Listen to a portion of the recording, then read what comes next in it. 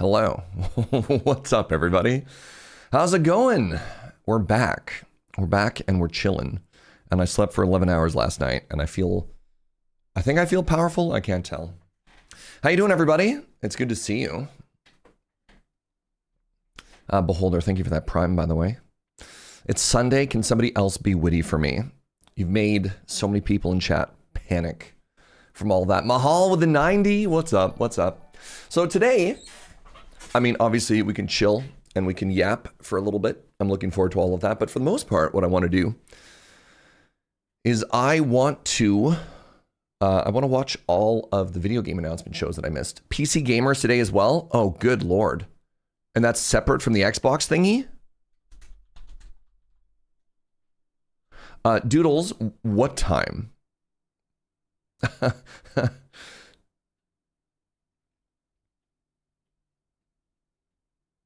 It's after Xbox. Okay.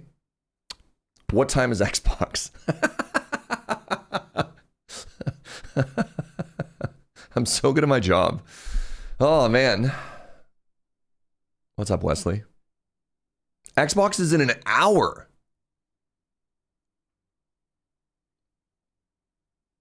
Okay. 10 a.m.? No, this is fine. This is fine. We might just do multiple days of video game watch-alongs, or I stream for like 17 hours today. I have a dinner plan with a buddy at 5, and I have a lot of work I need to do. So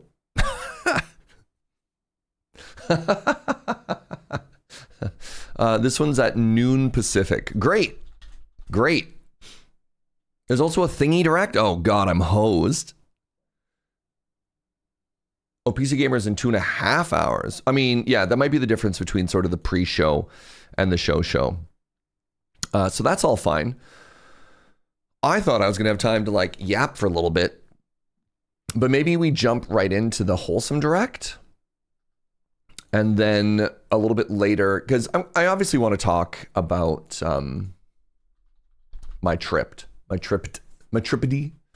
But I want to do it when there's more people, so I don't have to repeat myself. But what if... Oh God, stop it. But what if we just jumped right into this? Because this is less than an hour. So we could start with this watch along. And then once this watch along is done, wait, the countdown is over. Apparently this is all the countdown. Once this is done, then we could yap for a little bit, and then I could talk about who I like to call Hollywood Jaeger. You know? Big time Hollywood Jaeger.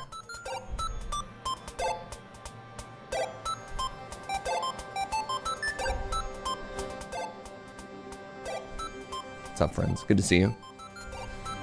My secret mission has been declassified? Yeah. Yeah, we're starting with the Wholesome Direct, which is normally an absolutely delightful series of curated indie games with a big old cozy vibe. This is only the third time you've seen this, not complaining? Welcome to Wholesome Direct 2026, your annual summertime celebration of joyful, thoughtful, and hopeful games. I'm Jenny Wyndham from the Wholesome Games team, and we have got a jam-packed show for you today, filled with first Let me know how the volume is. News and world premieres. So World premiere? add to your wish lists. If a game, or 2 or 3, catches your eye and you want to learn more about it, make sure to visit wholesomegames.com right after the show for links and details to every title featured. Now, are you ready? I'm ready.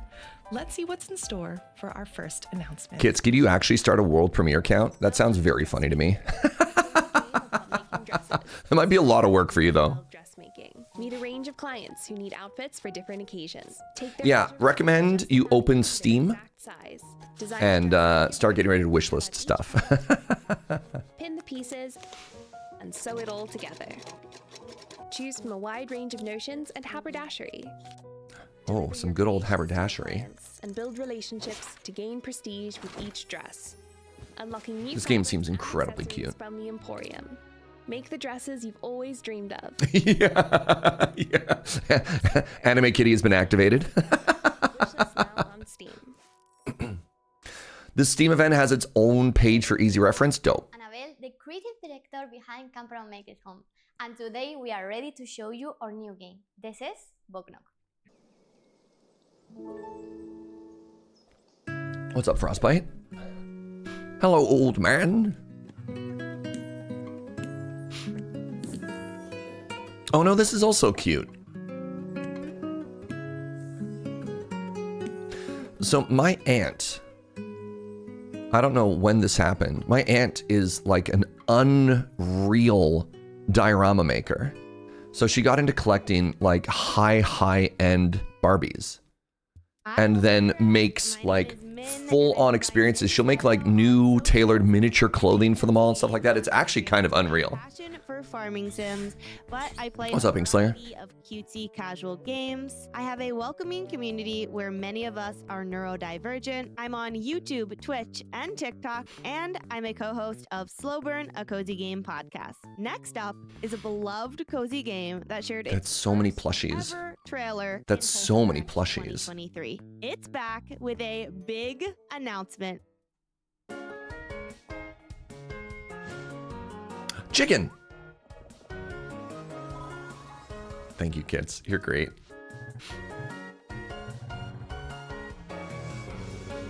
Is this Fields of Mystria? Joe says no from the other room. Oh, she said yes. She said yes. I apologize. Dog.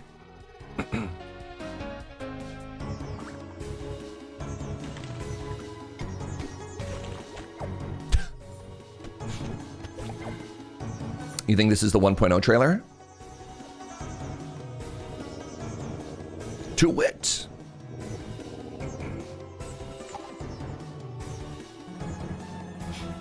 Joe, did you goo me? You already did goo me? I just sound like this is just how I live my life now?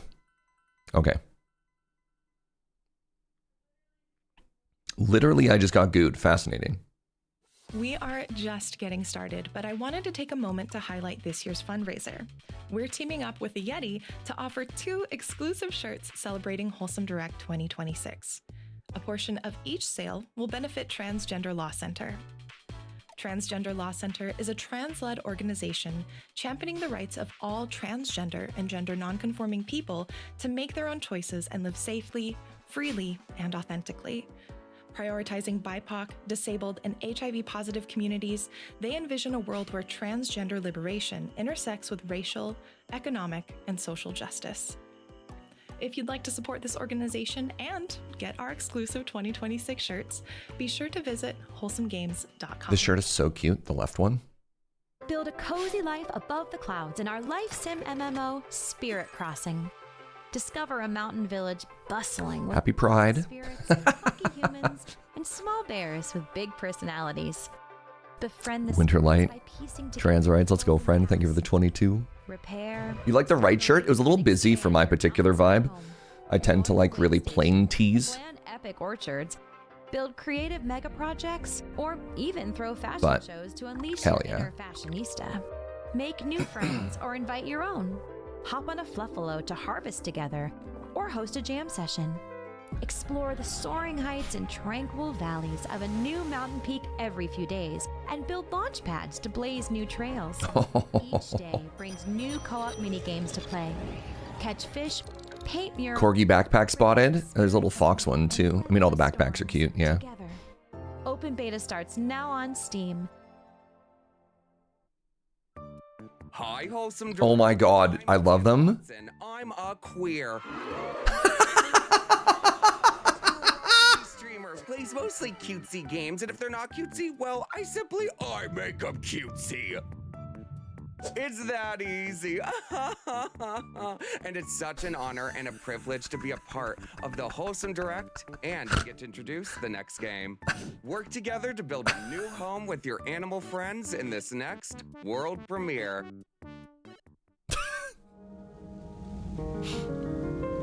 Oh, world premiere? World premiere mentioned? Who are all of these meow meows?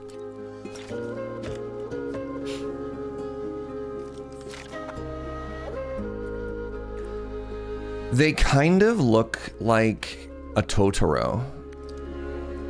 Like slightly different. The tail is kind of giving like raccoon, but the ears are more meow meow. What am I looking at? Oh, interesting. It's actual 3D. It has sort of that one sort of fixed camera angle, but they let you like pew. Yeah, pew.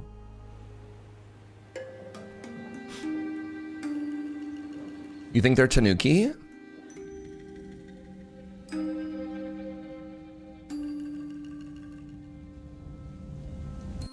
What is the mystery? Where are you going? Good morning, friend. My dear little vampire. Moonlight peaks. What an open. You're settling in okay. You've always been one to do things your own way. I guess that's what took you there in the first place. But know that I'm glad you're there. That old farm could really use some love. Have you met Fiona yet? I'll bet she's grown into a fine witch since we left. Maybe she can teach you a thing or two. Are you trying new hobbies? Don't forget to take time for yourself and have some fun. Make new friends and maybe even meet someone special. Oh. Anyway, Vampire I'm love. sure you've got many adventures waiting for you. Maybe your dad and I can visit sometime. Until then, take care of yourself and say hi to Hell Kitten. Love, Mom. Download the demo today. Hi, Wholesome Direct. I'm Yans with Yans Cozy Arcade, art teacher by day, cozy gamer by night. On my channel, I break down games. Yo, what's up, Brooke? Thank you very much for the 74. You in the loop on all things. I'm back down to earth. Dang. Everyone deserves to know what's going on in our little world. It's a space where you feel seen, informed, and right at home. And speaking of space, embrace hope in the face of wider challenges in this game all about fixing the internet. Ooh. Wait. This is a world premiere. World premiere count? World. Iterate the world premiere?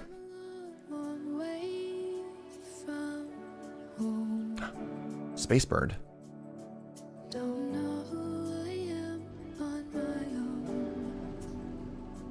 I love this aesthetic. What the heck?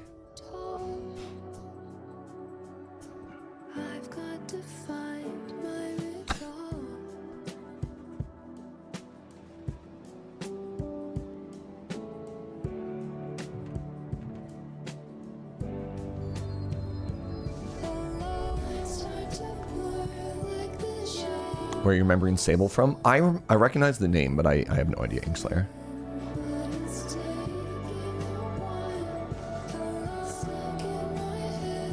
Space Smoke. Space Cat.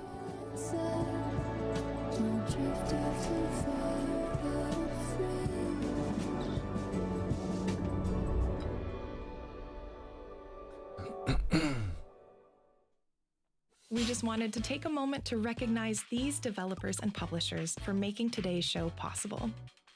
Thank you for your generous support. It means the world to us. Cappy? Oh my god, is this Cappy and Crow? Or whatever that game is called? About two best friends?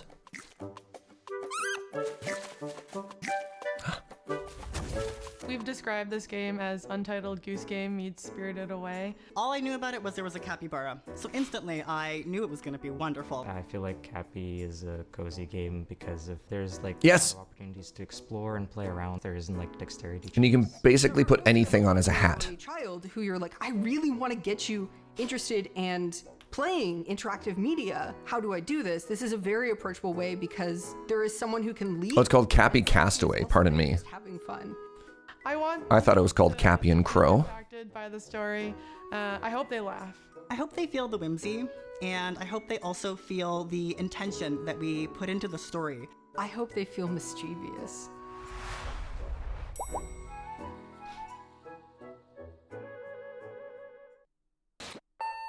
Everything's on sale proudly. Where are we going? Discounty.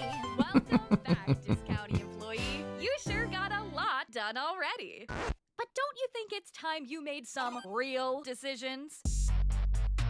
Blomkist yearns for change, but how it changes, that's up to you. Restore the town or crush their spirit. So, what are you waiting for? I feel bad for these game developers for putting all this time into making a cozy game where you can make evil decisions for people to never take the evil decisions. They're like, look, we gave you like the Jojo Mart playthrough option in Stardew, but like more of it. And you're like, okay. It's something I guess you're just... no one ever does it, right? Like, yeah. I have no idea how much content there actually is for like the Jojo playthrough in Stardew, because I don't know anybody who's ever tried it, right? Through co-op adventures or trying to one-up each other in competitive party games. Or even if it's all of us doing silly voices for characters while playing single-player indie games. Our channel calls back to a time when you would get together with your best buds. Joe said she just read the wiki, so she'd never have to play through it that way. And you're welcome to come sit on our couch too. The more the merrier. Now, grab your friends, a camera, arms and legs inside the minecart while we take a look at all. Minecart mentioned. A surprising amount of people do the evil playthrough, no shot. Especially like speed runners. You speed run Stardew? Huh.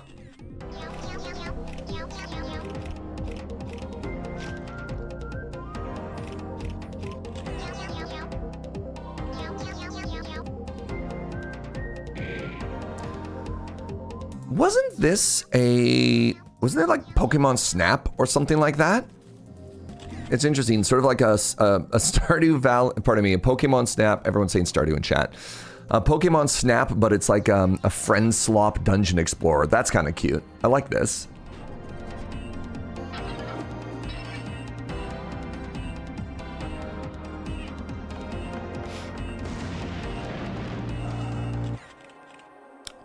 Dungeon Tourist, cute. Okay, well that's cute. That's really cute.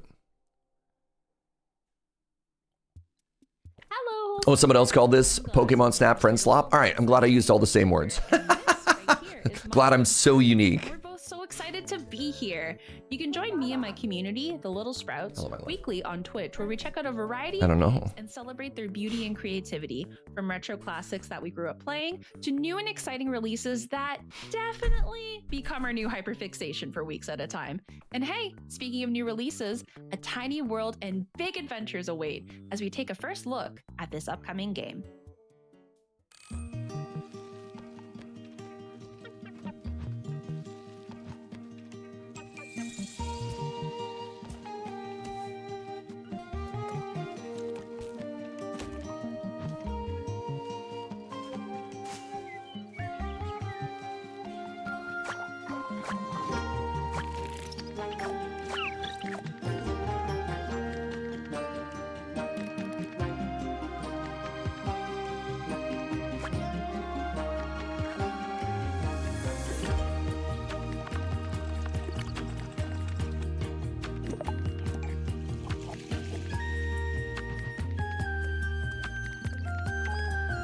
Joe signed me up for Big Beetle. This is for the Stardew players who really wanted to have really big crops. Right? Like, there's that Stardew players like, oh my god, look at the size of my pumpkin. And then like, let's make an entire game out of that. Right? Like, Titles you'll see are part of Wholesome Games. Happy Pants, thank you for the Prime. I appreciate you. Offers marketing support to some of our favorite up and coming developers. If you'd like to learn more about the titles we work with and never miss a beat, please visit wholesomegames.com and sign up for our monthly newsletter. We'd like to thank the nearly 1 million players who found a place in their heart for Is the Seat Taken? Oh, interesting. The Seat Taken is the social puzzle game. You have to like read what people want and then like line them up in ways so that like, you know, the introvert isn't seated next to the extrovert, etc. To announce Is the Seat Taken is coming to PlayStation 5 this. Nobody move, I need coffee. Can you bring me another one, Mowgli?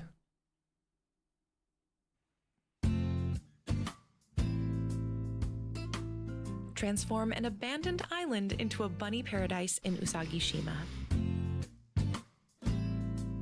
Craft a cozy retreat like no other by building cute shops and landscape features.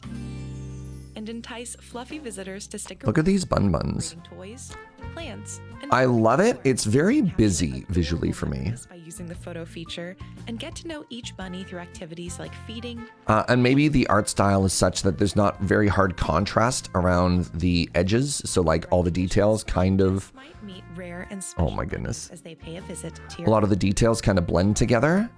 So it gives it like a very nice, like I love this as a painting. I think it might be a little bit challenging as a video game. Usagi-shima is coming to It's Where's Waldo busy? Yeah. Like kind of by design, everything is meant to sort of mesh together.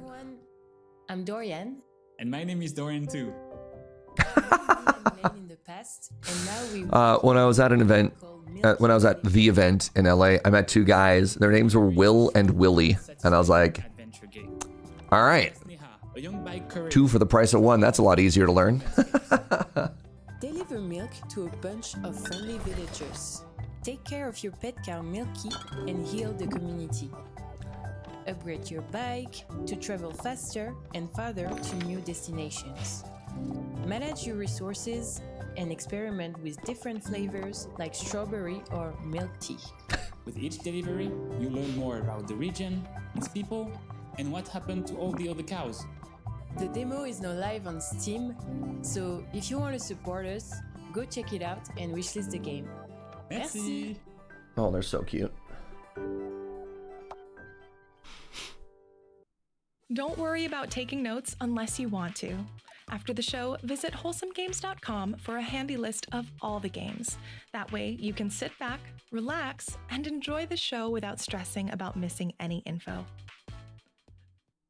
Hey folks, I'm Adriaan, and together with the rest of the team, I'm very excited to show, for the first time and after 9 years of letting it cook, the sequel to Hidden Folks.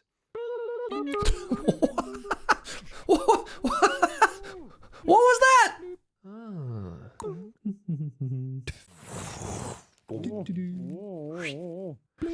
Oh, I understand. All of their sound effects are actually just like a cappella.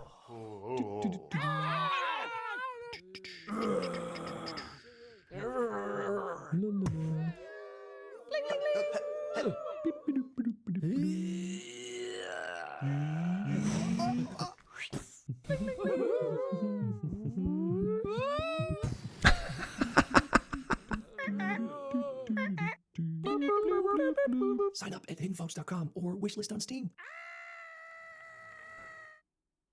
I use the word a cappella. Anime Kitty says mouth noises. Either way. Resources, clean up storm-damaged islands, and unravel the mystery of your Uncle Lou's disappearance. This exclusive release date trailer has another surprise in store, so stay tuned as we explore Lou's Lagoon.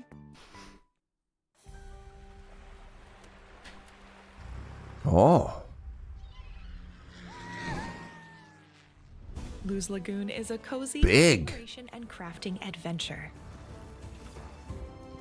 Explore the Limbo Archipelago, home to vibrant communities and ancient secrets. Claim your slice of paradise, then build and decorate your island base to make it feel like home.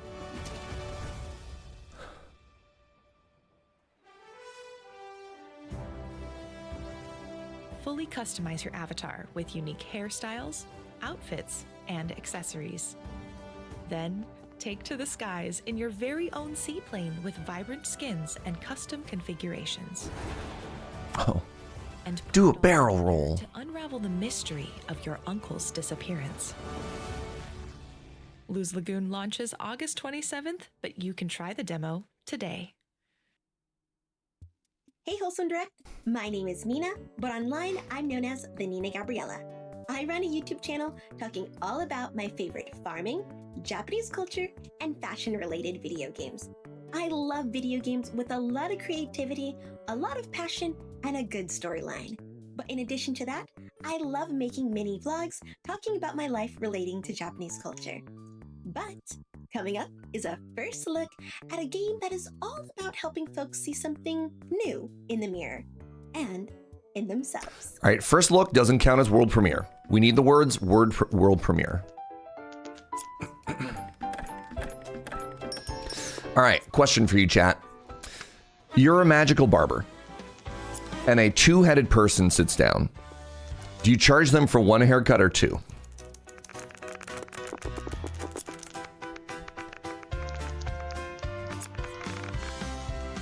Three? You're doing a haircut on both heads, but it's one customer.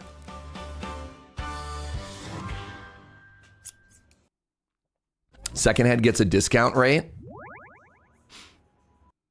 In case you missed it, we're collaborating with the Yeti to offer shirts that celebrate Wholesome Direct 2026 and support Transgender Law Center. Two haircuts. Transgender Law Center is a trans Two full price. Interesting. Interesting. rights of all transgender and gender non-conforming people to make their own choices and live freely. Pricing is a scale based on how much work it is. That's not true. Look how much they charge for women's haircuts compared to men's haircuts. I don't think that's true at all. When you purchase one or both of this year's designs, a portion of each sale will benefit Transgender Law Center's work. Using community... Joe thinks if I got my haircut at the salon, it would cost me more. I'm pretty sure women have to pay like easy 2 to 3 times as much for the same amount of, like same time amount of work. Visit Wholesome Games. Charged by the hair.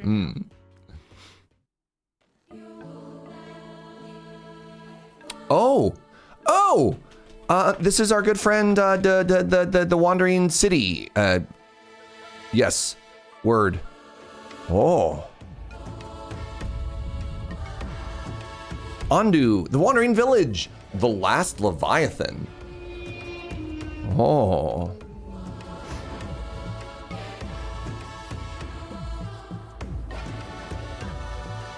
This is Fish Ambu now.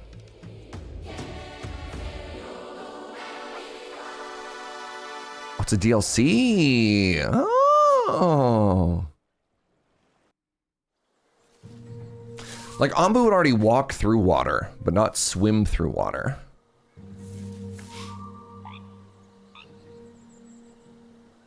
Yeah, Mahal.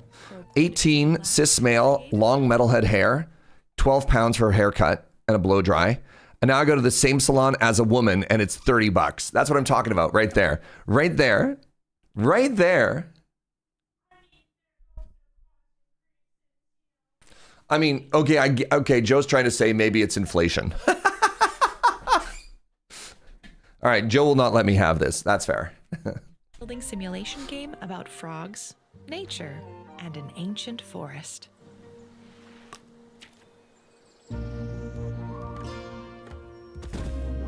Oh, those are at the time prices, already accounting for inflation? Sorry, Joe. Sorry, Joe. With an abundance of customization options.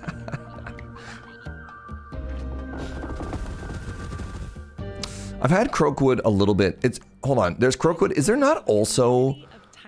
Is Whiskerwood not literally a game like this, but with mice? Did I make that up? Explore in old and Who are you, Stag Beetle? manage the economy as the townsfolk gather and craft each resource by hand. What's up, Kimmy Beans? Thank you for being a calming presence for your dog. What can I say? Huge in the animal demographic. This game seems cozier than Whiskerwood. Yeah, Whiskerwood, I believe, if I'm remembering the right game, was about like appeasing your evil cat overlords who sent you out into the colonies to exploit you. This does seem very cozy. This looks a lot more micro. Yeah, a couple people in chat using micro. Yeah. Hi, Wholesome Direct. I hope you all are able to find a moment to check in with yourselves today. I'm Memes, also known as MimiQ on Twitch and YouTube. I love drawing, story-rich games, co-working with you, and building community. Our space focuses on warm energy, continual awareness, and the belief that there is strength in vulnerability. Up next, a poetic platformer about a boy, a fawn, and their unique bond. Watching the game showcase is part work as you're working on your own game. You need to look at comparables. Yep. That's why I've never been a good product owner.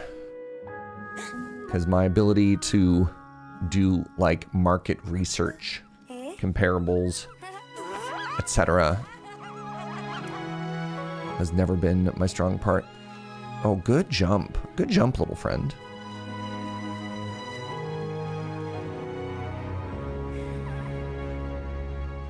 Is the American dream of jumping into the back of moving trains to explore the country still alive, or is that just something that exists in fiction now?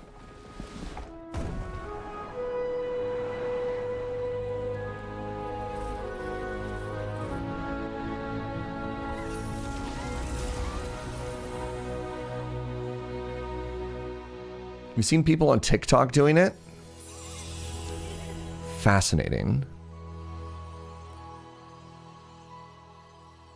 They just write them to make YouTube videos.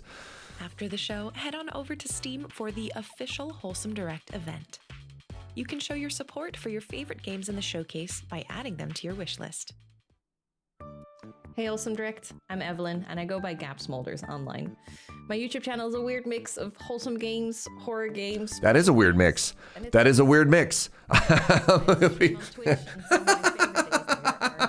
Chat and I work together on hidden object games or anomaly games. If you've been waiting patiently for the next game announcement, your wait is over. It's a world premiere.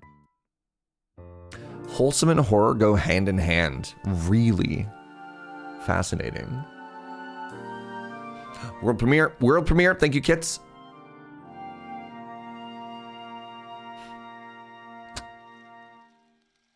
Welcome to Wattsburg. We're glad you're here. Patience is a Virtue is a mystery puzzle game about communicating with people you don't understand.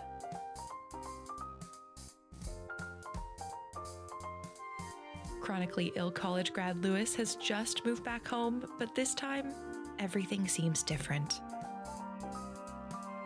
After encountering a mysterious entity that communicates only through a cassette player, Lewis must consult with it and the townsfolk to discover the truth.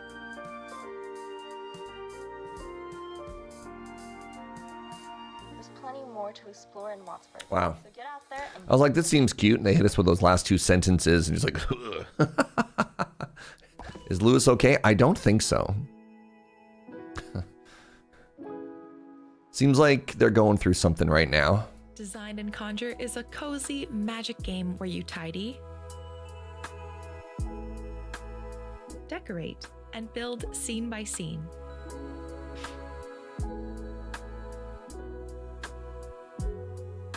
What are these little bouncing fluffs? Town, one space. Why are they sad? From A lot of horror can be about self-reflection and surprisingly slow-paced, much like a cozy game. Wild. Outdoor scenes. Set up camp, unpack magical picnics, and arrange your perfect spot. Yeah, a lot of people getting unpacking vibes right now. I've seen a lot of moving out likes recently. Interesting. Interesting that that is the genre name. A brand new creative mode. Why can't we call them like unpackers? Explore a world. Oh no, tried the demo and got stuck on like the first level on a bug. That's tough. Long lost friendship between humans. Ooh, organizers is such a better word, Dice Goddess. Thank you. Release date reveal for Dragon Shelter. Both, Yundinator. We're trying to catch up on all the trailer shows. We just started with the Cozy Direct because Xbox starts in 30 minutes, followed by the PC Gamer show. But then after that, I still want to try and catch the PlayStation Direct as well as the Summer Game Fest. So if you want to hang out and watch trailers for like 6 hours, that's what I'm up to today. Just trailers and yapping all day, maybe with some downtime in between. Well, I wanted today to be a catch-up day, and then I knew that Xbox was happening, and then somebody in chat told me that PC Gamer's happening right after Xbox, and I'm like, hold on. You wanted to catch up on all these shows today anyways? Man, Mr. Sarkhan, I got you. What's up, Doodly Doo? Sounds like a good day. Thank you, Lamina. Don't forget Day of the Devs.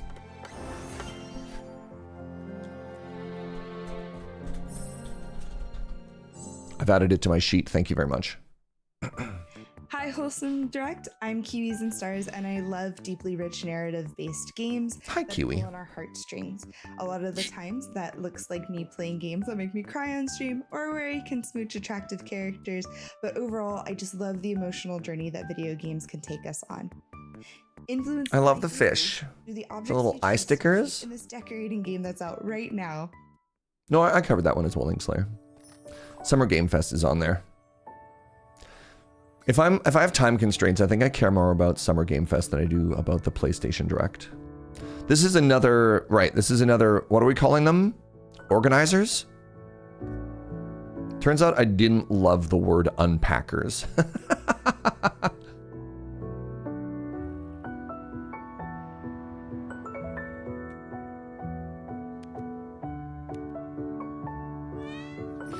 Meow meow.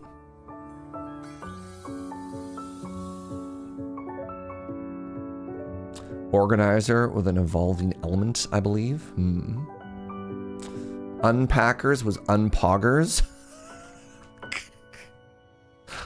Thanks. Org likes? Oh, no. Let's go with organizers. Org likes sounds like some type of like corpo speak, and I do not want that. The game was sponsored by the Australian government, by the way. That's cool. I wonder if there's like a program sponsoring indie local developers. Engaging communities through their love of wholesome and cozy games. A huge thank you to our co-hosts for being a part of this year's show.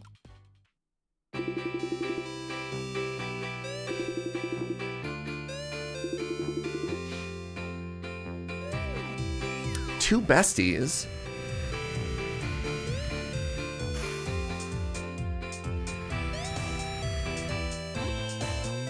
I typed it out, but I didn't consider the mouthfeel.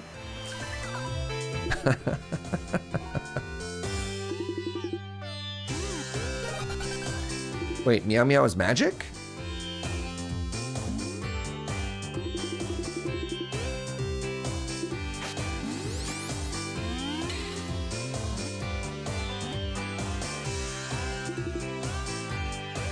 Hold on, Dice Goddess worked with the host Jenny on a game. She was one of the leads on Spirit Swap, Lo-Fi Beats, a match 3-2. Oh my goodness, that's fun.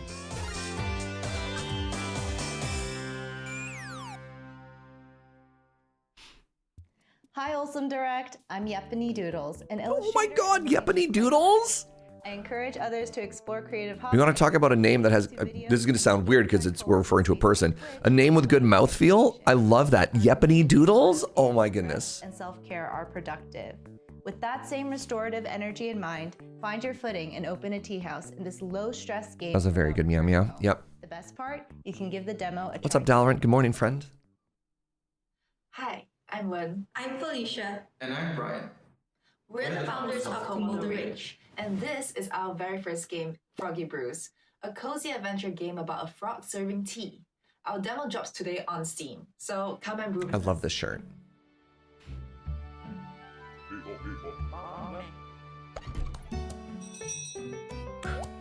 Who are you?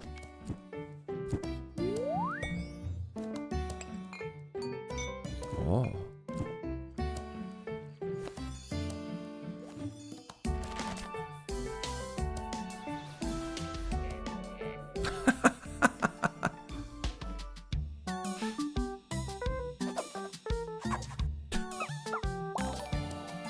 What's up, Zergen? Thank you for the 72. Appreciate you, friend. Big frog renaissance in media lately. I like it.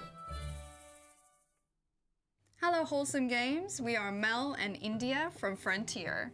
And we're so excited to be here today to show you Planet Zoo 2, the sequel to one of our most beloved games.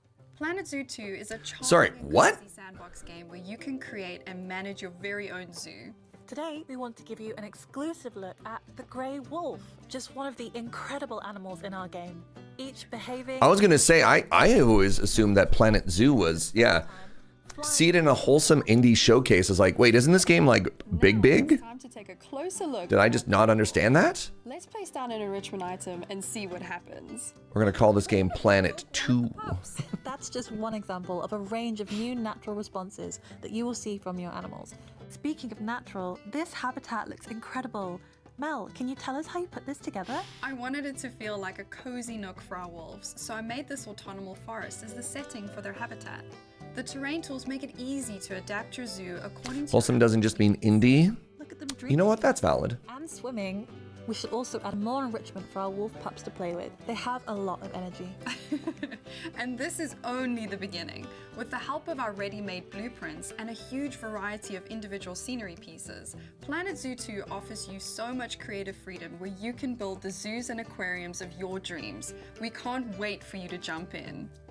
This looks like a different trailer they've made targeting the wholesome audience versus some of the other trailers. Interesting. Once again, a huge thank you to these teams whose support made today's show possible.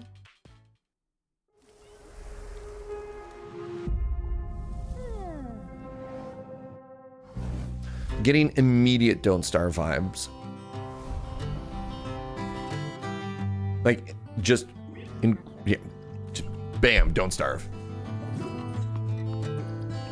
Joe says this is a camp game. Interesting.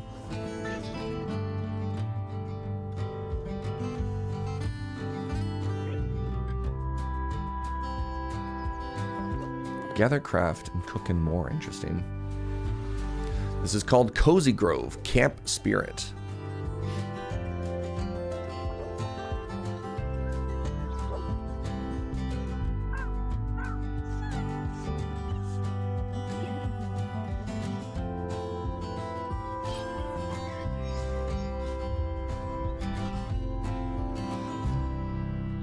You're a big Cozy Grove fan? Interesting. All right. Planet Zoo is made by and published by Frontier Developments, who are publicly traded, but in the scheme of all things, a smaller outfit. Interesting. With the help of its active player community, they're back to cut the ribbon on version 1.0. This is the game that was a Netflix exclusive, and I wanted to play it, but I didn't want Netflix. They're releasing it on Steam now, and I'm excited. Oh, that's exciting. Let's go, Cozy Grove. What makes a perfect town? Let's go take a look and see. Could it be a bustling high street, or perhaps a sense of community? Maybe it's the wondrous sights attracting tourists of every variety. Well, no matter what it is, your town is far from it. Roll up your sleeves, Mayor, and get to work. Interesting. This kind of feels like if a city builder intersected with like a 2-point game.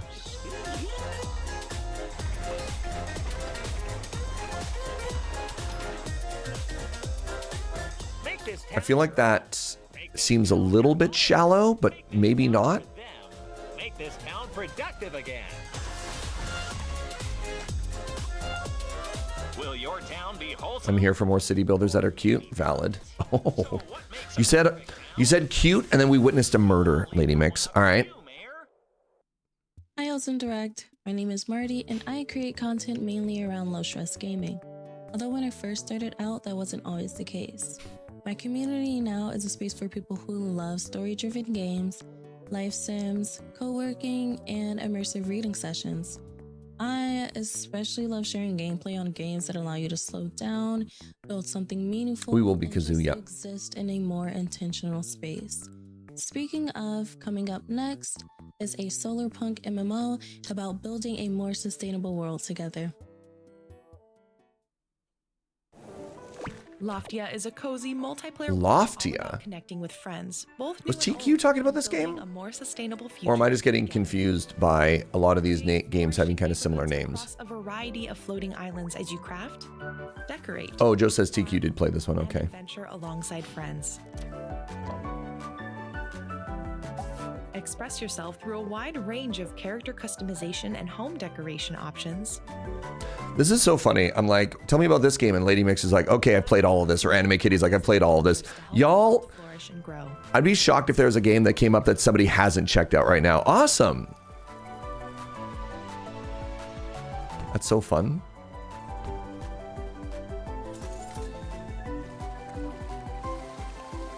After an exciting closed beta period, we don't have to wait long for more. Loftia is coming fall 2026.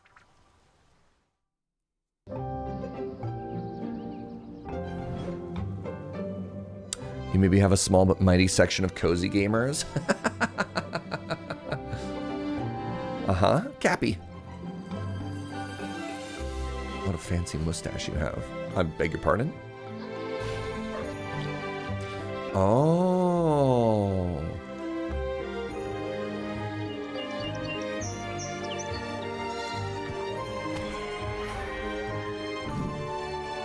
Fascinating.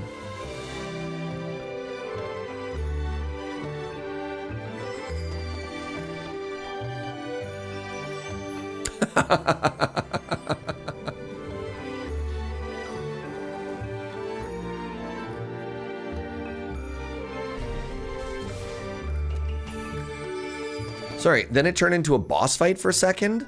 So this trailer's very interesting because it spent a lot of time focusing on all the cute animals and petting all the cute animals. I need to go back for a couple seconds here. This game actually seems huge because if you look at something like this, right? My survival brain immediately goes, oh, you have so much ore you've collected and the ore is time gated that you've actually built 5 smelters, right? You've actually made 5 different smelters in order to make this work. Like I'm looking at this, right? Like in the fields that have come out, this seems like it's a massive like survival-esque game with a bunch of cozy aesthetics. And then you get to this scene with the boss fight. Where is it? Hold on. Where was this? Here. Then you got this weird like Dark Souls looking like massive boss fight. I beg your pardon? How big is this game? Cozy animals, survival elements like resource gathering and crafting, combats. Holy moly. Yeah. I'm looking for anything during the Xbox showcase. I have no idea. I don't have any expectations. I just kind of go in for a good time and take notes. 2026 shirt designs created in collaboration with the Yeti.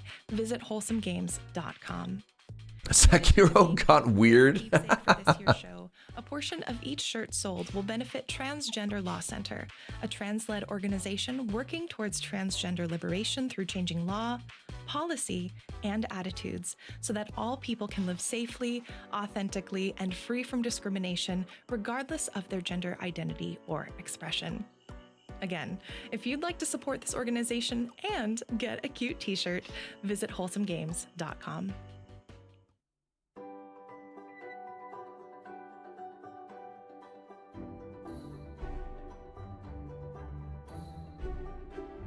Interesting.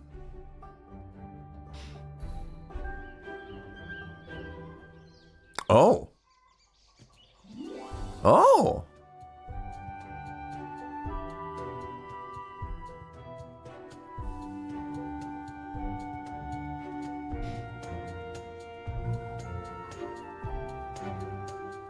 Joe said this is giving her big Popeye vibes. Interesting. This is cute. You're getting a little bit fatigued with GameSquare.cube? There are so many options. Oh my god, I love these chickens. Oh my god, you put the chicken in the fire and it turned into a fire chicken? Oh, this game looks like it has a lot going on, actually.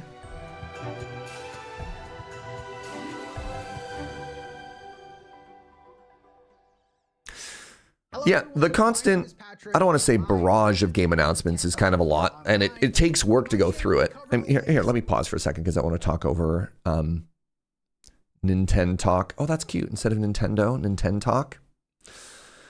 One of the reasons that I love doing these trailer day shows is an opportunity to catch up, because I found it was very hard for me personally to stay on top of video game trailers, video game announcements. And not just being like, oh, okay, what is everybody streaming on Twitch right now this week and moving on. And then, kind of exhausting to try and chase that hype, mind you, expensive. So yeah, just trying to find a way to feel like I'm informed and I'm playing the games that I'm excited to play and not getting exhausted in all of it. I got tired of the mechanic chasing from the games that get big. But that's always been the case, right? I don't know. It's very hard to make something new. It's very risky to make something new. Like, I don't know. Because there's games within genres. I mean, it's a little bit weird when you're like, great, it's another Survivor-like or something like that. But, like,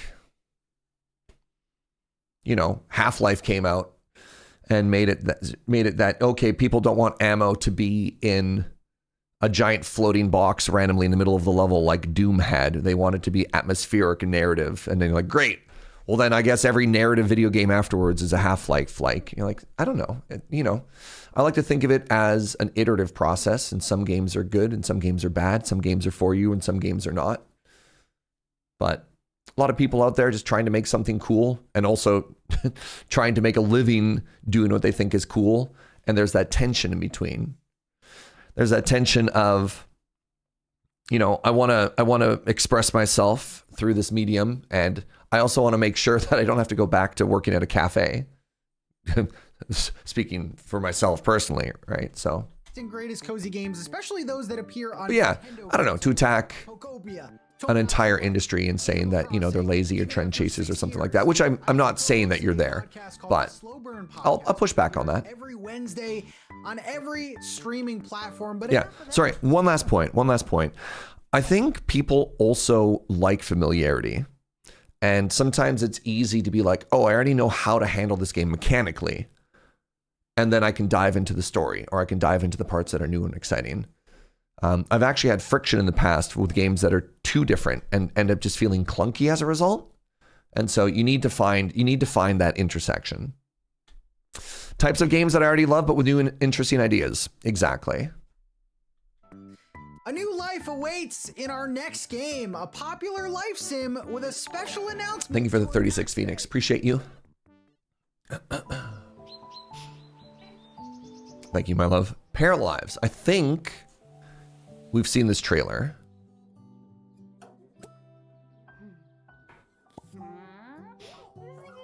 Is this the super ambitious Sims-like? Joe says, this Paralives? I'm like, yep. Oh.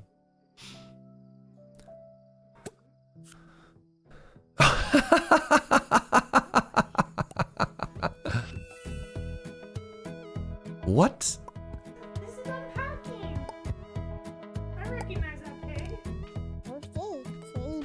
It's unpacking within Paralives as a collab, sweetie. Joe's very excited.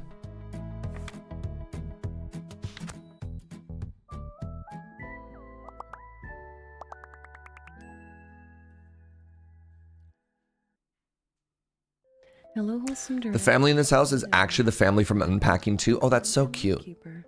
I love all things earthly and ethereal, creating trauma-sensitive and comforting spaces for gamers of all backgrounds, and I'm so honored to be. I like how she decorated her microphone. Wholesome Direct for the second year in a row. That is the same microphone that I have, but her display is so much cuter. Just as a heads up. What's up, S-Rab? Let's take a back and watching trailers. I missed the whole weekend. It's really funny because I was actually in LA while Summer Game Fest was happening, and I wanted to try. I don't know. I thought about it for a second to try and get a ticket to make it to it, but that just didn't happen. Oh, I got it. Okay, hold on. Xbox is soon. There's only 6 minutes left of this. We should be able to get there pretty quick. I don't think we'll miss the beginning. Thank you, Anime Kitty. What's up, Koo?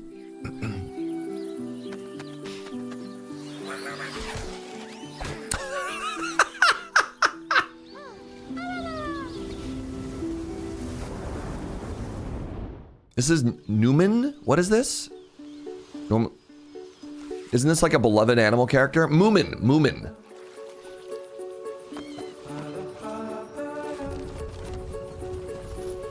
It's Finnish.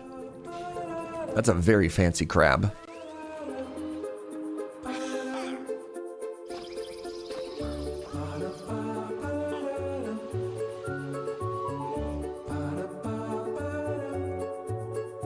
Midsummer Madness. This child seems like they're a menace. Let's take a deep breath together. It's time for one of my favorite Wholesome Direct traditions. The montage. These great games will go by quickly, but remember, you can find the fullest of titles after the show at wholesomegames.com. Now here we go.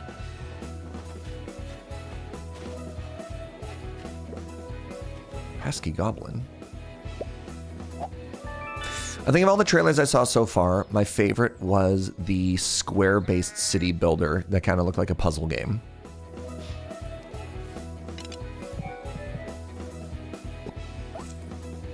I think the cutest game for my particular vibe, Cappy and Bird.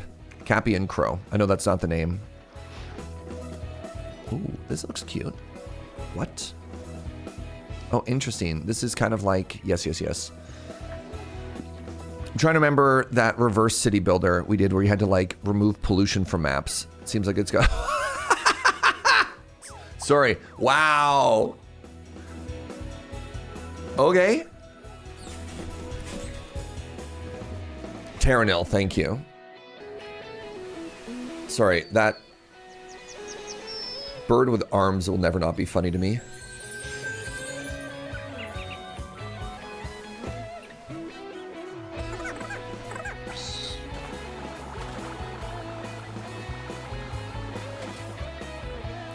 Little Cheese Works. Meow meow, no! What's up, Mungo?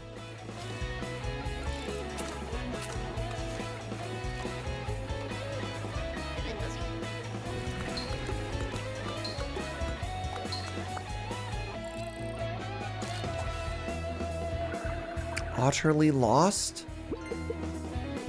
Favorite rocks?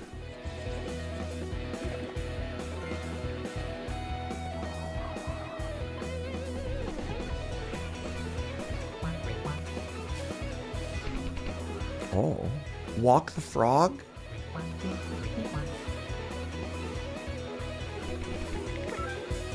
It's a good frog face.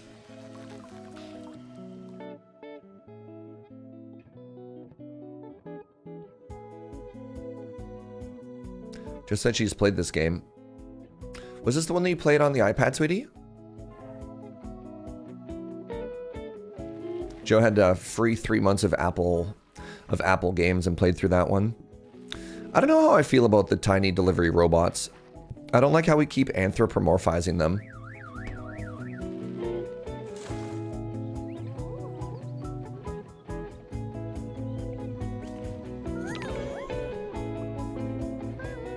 Like, I get that we all loved WALL-E. And I get that we anthropomorphize them so we don't, like, they don't get smashed, which is also a whole other problem, but still, just like, man. I used to be way more into robots before, like, the last 2 years. Yeah. Yep.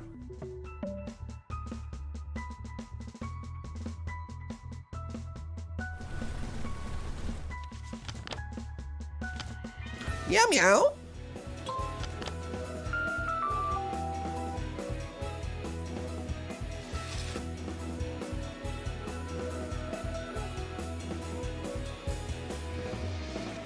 Oh, cute. Oh, clever puzzle game. You now have a noble steed.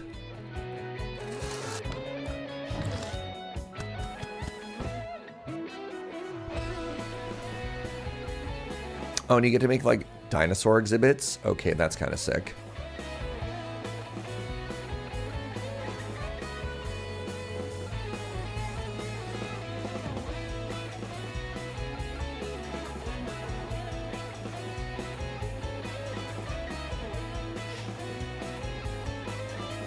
Oh no, not a museum game. Lady Mix's new weakness. This is a bit too fast. I don't have time to react. I mean, yeah.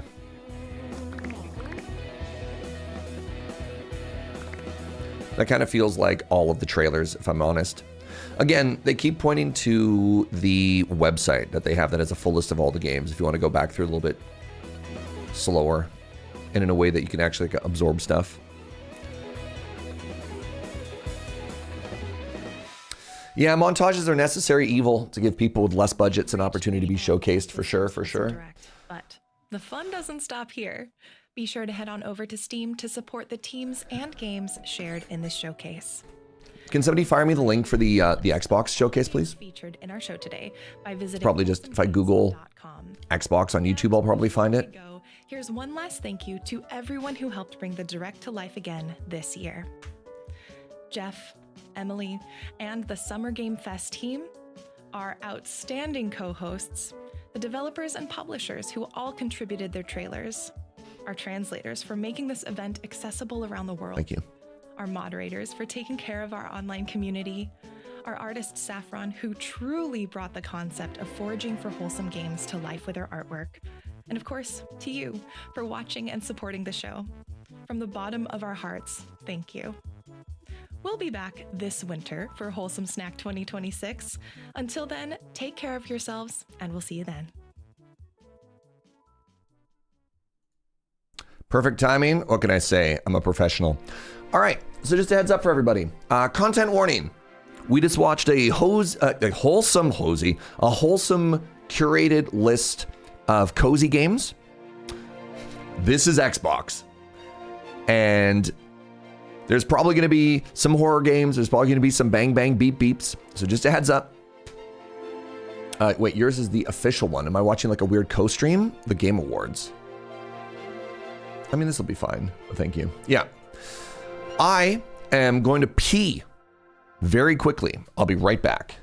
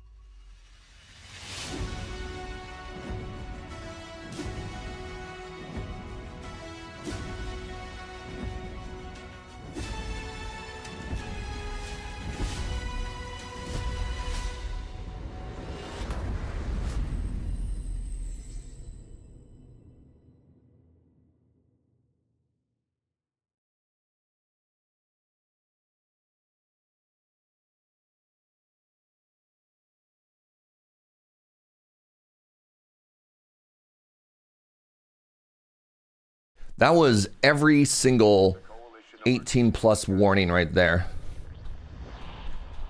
There are reports of multiple tremors causing minor damage across Kelowna. Stay sharp. Don't let them surround you. I mean, I think you have to, if you're going to have one trailer that's super violent, I think you need to kind of cover all the cases, right? This isn't enough. Even if not every trailer is going to be hyper violent. We're gonna have more firepower there. Right. Oh, you think this is Gears of War?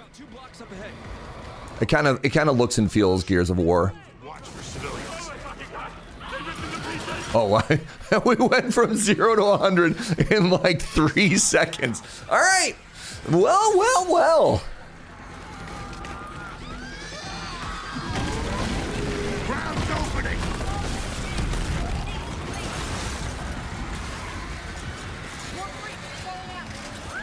So is this like before, I guess this is the fall of humanity before they turn into like, all around me are familiar faces. Wasn't that like the first Gears trailer?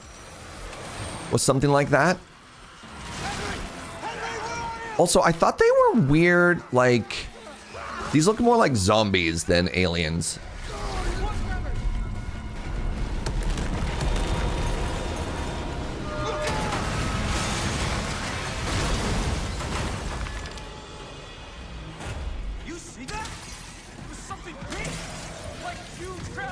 Can't aliens be zombies? I don't know. I didn't play a ton of Gears, but I thought they were like sort of these like bipedal.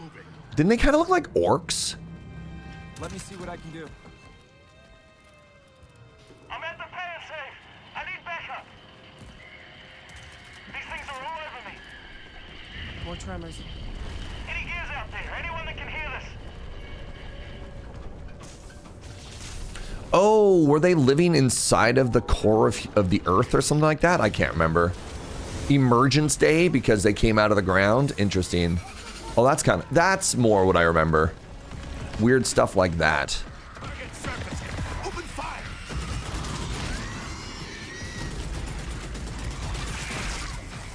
I am the Mole Man.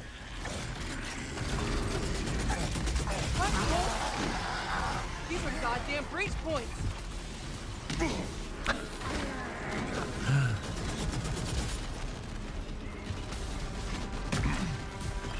Reloading. Cover me. Oh, you have to play a little mini game for the reload?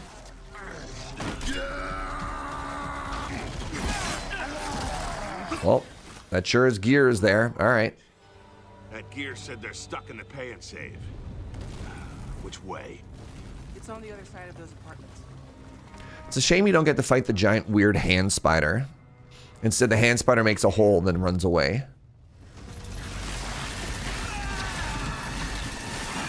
Too slow.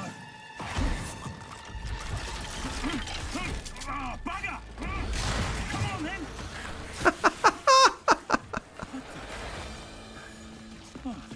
So people in this world already had weird super armor, I guess? We heard your distress call. Well, you saved my ass. But we need to make ourselves scarce. These fuckers keep pouring in every few minutes. More trappers, watch! Right on schedule. You guys here? Yeah. Who are you? Is this Loftia? Sure. No. This is a startling tonal shift.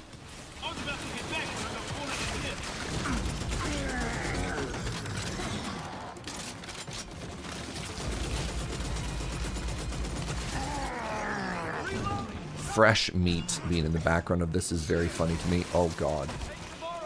These things been coming in waves?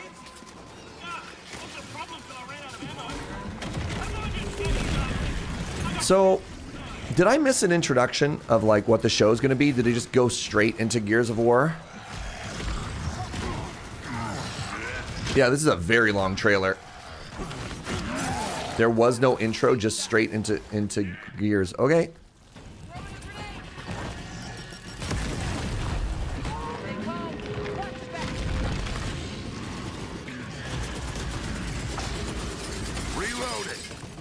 That is such, sorry, this is such a gratuitous show off of the glass physics they put in. Somebody is so proud of this moment. Like, this is kind of cool, right? Like, this is actually, okay. Somebody is so proud right now of that glass. Somebody is so proud of that glass. And then vaulting on top of it afterwards, yeah.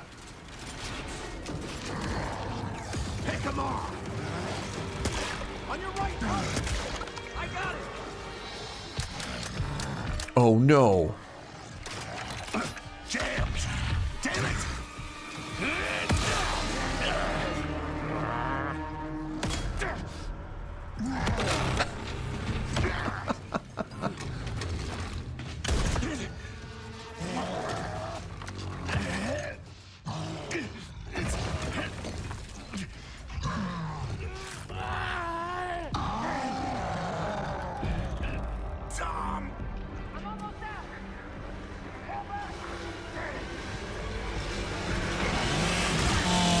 Oh god. Well, there's the chainsaw.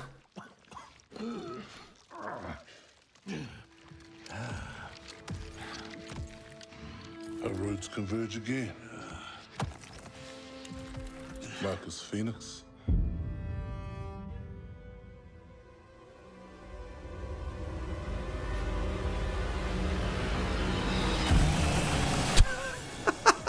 Cut to another chainsaw. There you go. Now we're at more of like a classic trailer. All right, good. More chainsaws.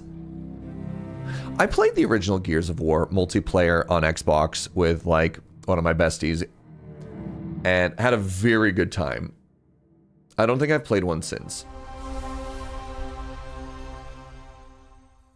I mean, yeah, this was less uncomfortable than the Divinity trailer that we all sat through. All right, anyways, welcome to Xbox, everybody.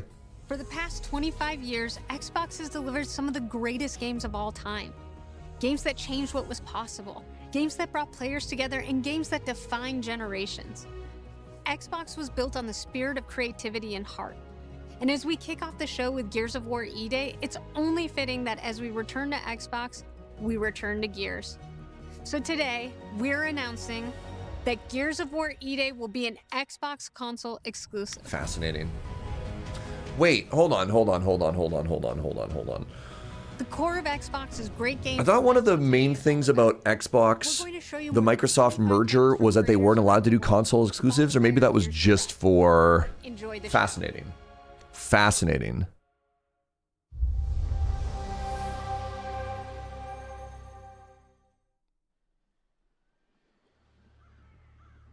That was for Activision Blizzard, right? And that was making sure that the other shoot bang bang game. What was that other war game that comes out every year? They're like, that cannot be console exclusive. Call of Duty, right? That was one of the conditions, was they couldn't make Call of Duty console exclusive. Whilst holding onto my sister. Wild. Anyway, sorry, I'm talking over whoever this is. I remember her fingers gripped so tightly in mine that her nails drew blood. Until I lost her grip. But she stayed away.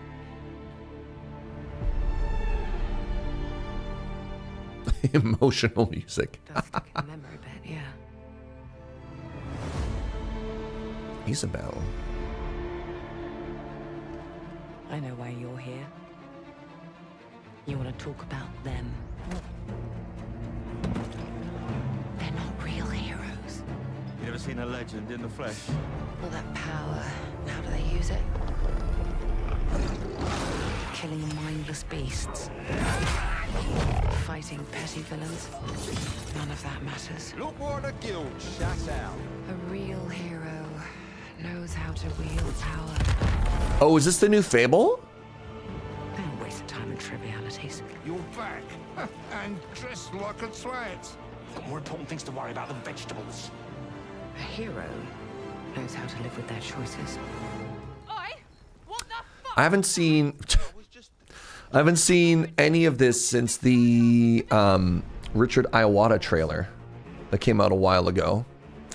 And I'm a little bit disappointed that because they had Richard Iwata and they had a bunch of swears in that trailer, and I was like, man, this means I'm probably not going to stream this game. And it looks like they've kept that. They've definitely kept that. Man, I also loved the original Fable. I thought 2 and 3 were a little bit weaker. This is the 4th Fable game, right? It needs a hero. You're a monster. And that hero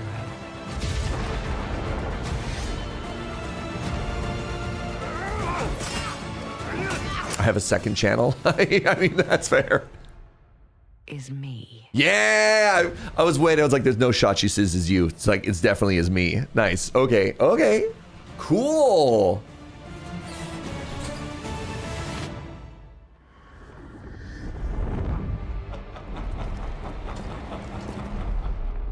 February. We have a date. Okay, and Steam and PlayStation. Fascinating. That was a strong trailer. So far, we're 2 for 2 on sequels. They haven't used the word world premiere yet, because again, obviously, all those games have already been. You've heard the story. Oh, is this another Halo? What is this? Halo. Yeah, it's another Halo. Stuff of legends.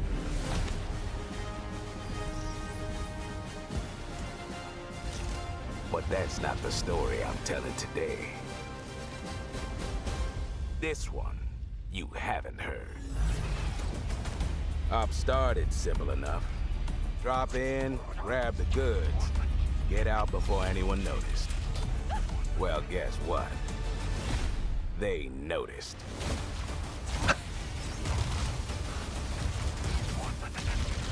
It's funny, I haven't played a Halo game. That's not true. I guess I played, there's that like online multiplayer shooter, which was interesting. But that one didn't look as Halo. This one looks so Halo. Oh, do you think this is a battle royale? Oh, hold on. Is this like a 5v5 hero shooter? Wait, what's happening? More of a freak show. No. No, no, no. And trust me, I know freaky. Have you enjoyed your stay so far, Demon? Sorry to interrupt, but we're on the clock.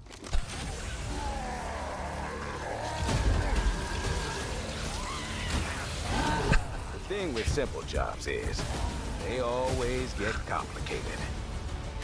I don't know. I gotta say, this one seems like it's got a good amount of like humor to it, and I'm really enjoying this. My advice, bring a Spartan.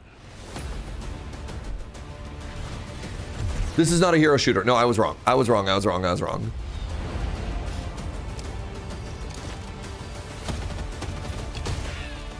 So this is before we know about the flood. So it's just Master Chief versus the whatever the aliens are called.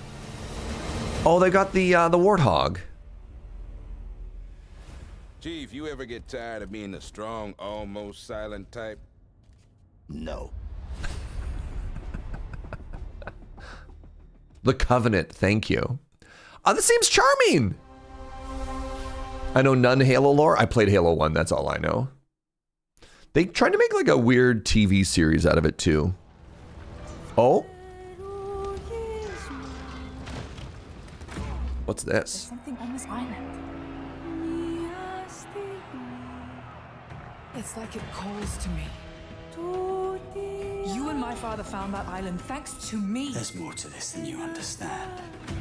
More than you can handle. I've proven myself. Have you? Have you really? A sword keeps you alive. A dagger wins the fight.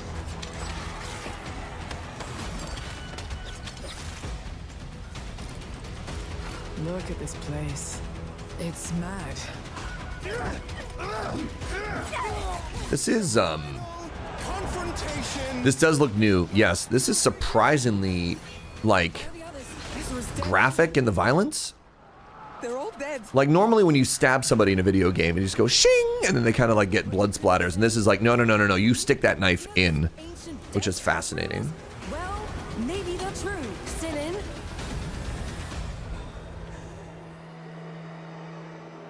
Is this still the Wholesome Showcase? No. No, we've switched over that. There you go. Look.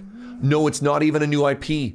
Resonance. They couldn't even give it by itself. They had to say a Plague's Tale Legacy. Why?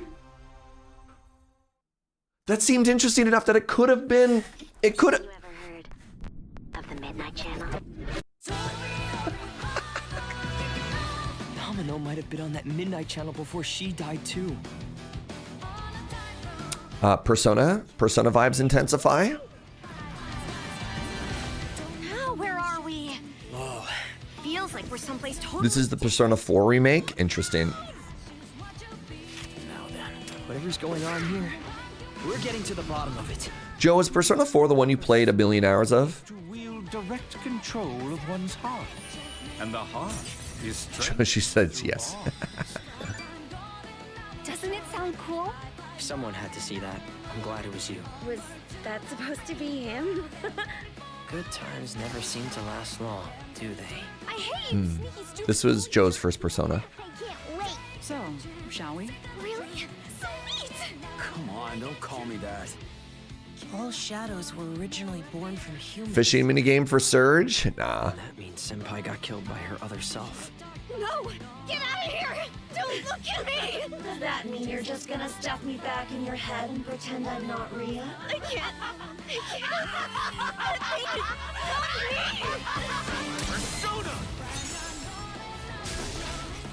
All right. Which means that we also gotta catch whoever's tossing people in here. I think I'd like to help too. I'm not running away from this. Well, but I have no problem taking down shadows. It's over! So yeah, I'll be counting on you, partner. Then let's team up and catch this jerk. Let's end it. Here, go. Persona.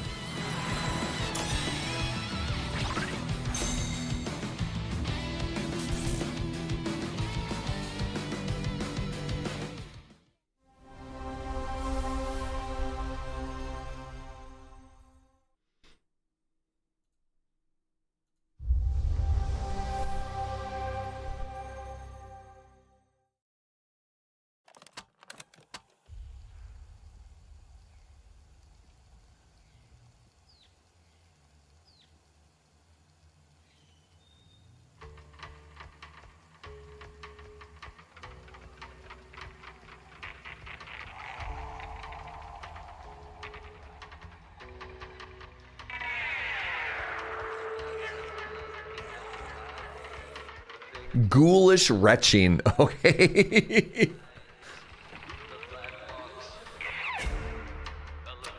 Yes, we are at no new ideas so far.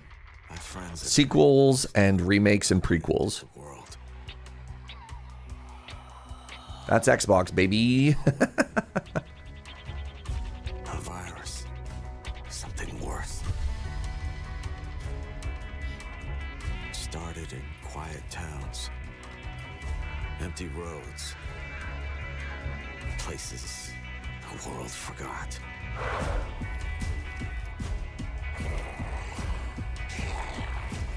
I have no idea what the song in the background is. It's a big zombie.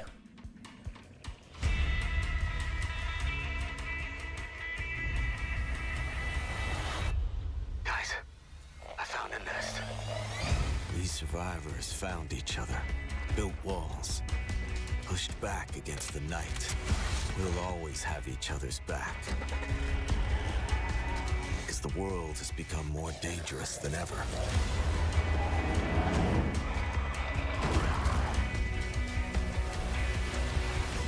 The dead aren't just wandering anymore. They hunt.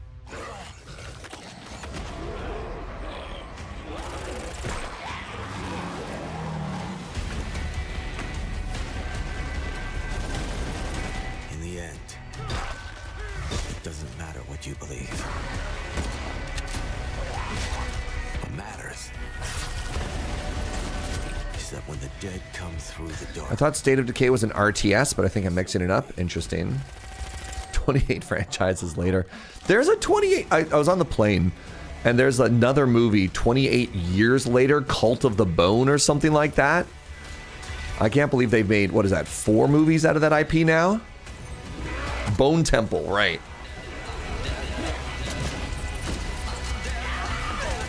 Well, rip that person.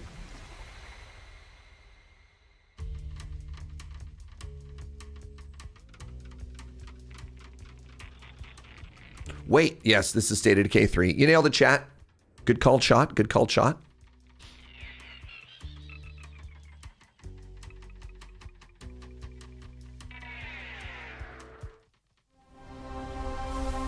Wait, 28 years later is the start of a new trilogy? Oh, God. Okay.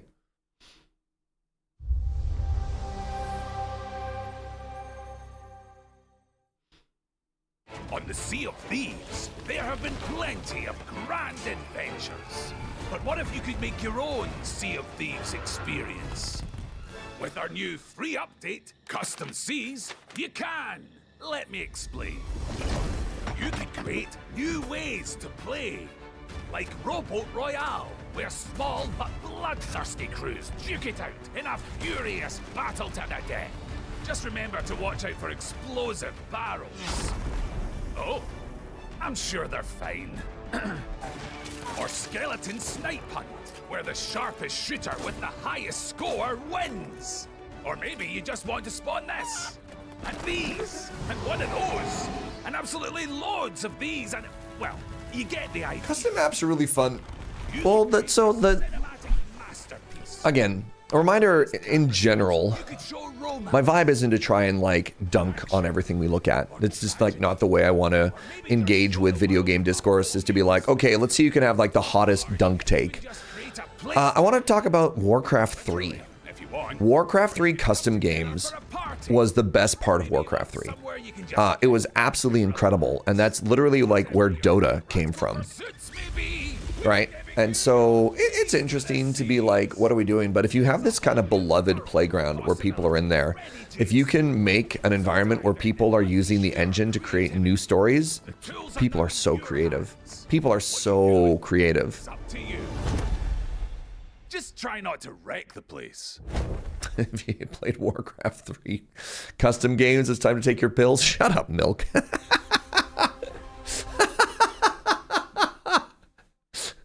Come on, buddy.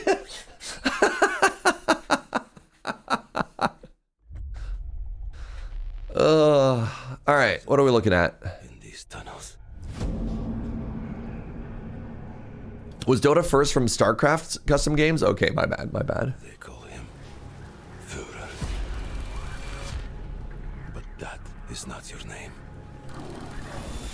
Your name is Hunter.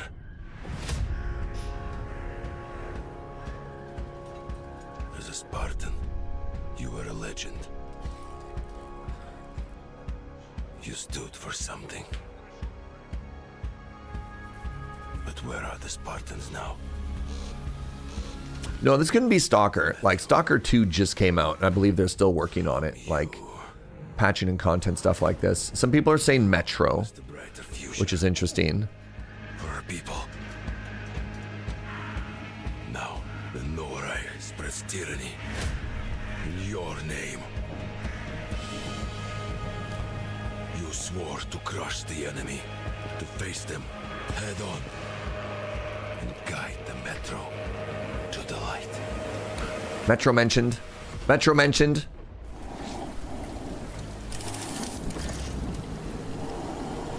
But darkness consumes you.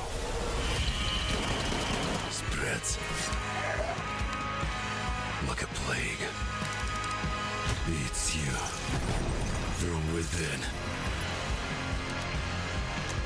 Every step and every move.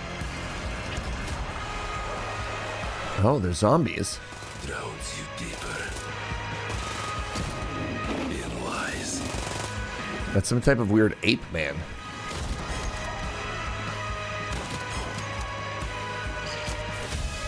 Your lies, and now, Hunter, that legendary Spartan is gone. Turn to ash. I won't stop until the Führer burns with him.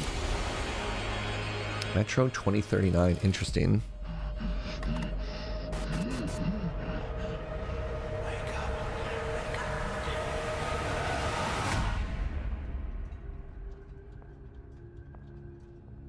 I'm sure there were a lot of very interesting, like, narrative references to the other Metro games and the characters, but I'm like, dog, I don't know who a Spartan or a Führer is.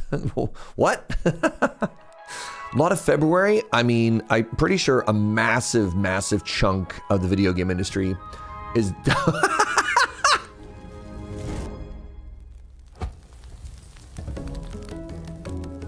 Wow, they took Goose Game but made it even more evil? Fascinating. You're just a crow out to do crimes? What is this? I'm calling it right now. This is a new IP and it's gonna be called like Criminal Corvid or something like that. No! Come back! No! You can see it has a bandage on its wing that shows why it can't fly.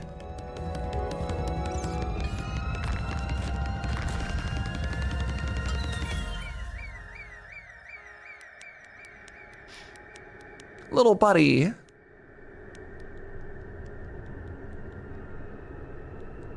Hello?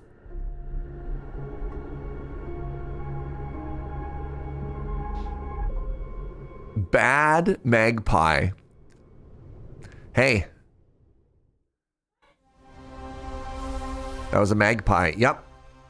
The little hoppies. Yep. I love it.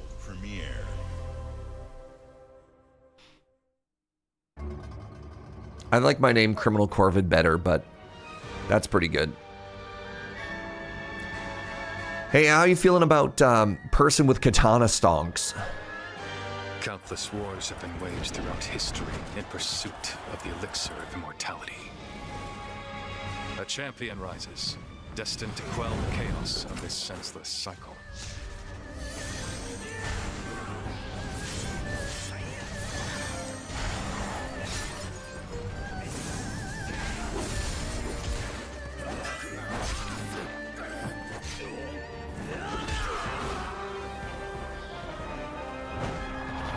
Wait, did they say world premiere on this one? Awaken. Phoenix. They did? Iterate the world premiere? Thank you. Thank you. Oh. No one got this one right. Wolong 2. So, It was you who set the Red Cliffs ablaze.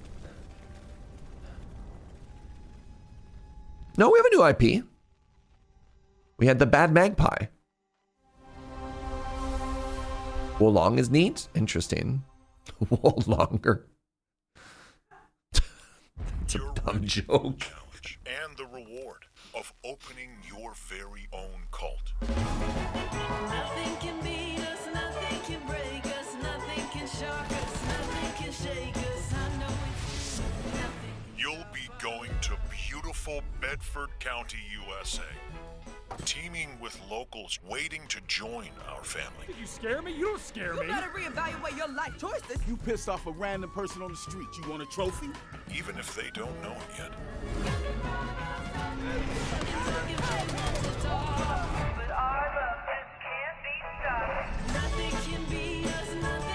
Build a cult, and I will shield you from the apocalypse. Join us. Join us. Nothing can stop our love. Looking for the owner of a severed human head. Come and collect it, or it will be given away on a first-come, first-served basis.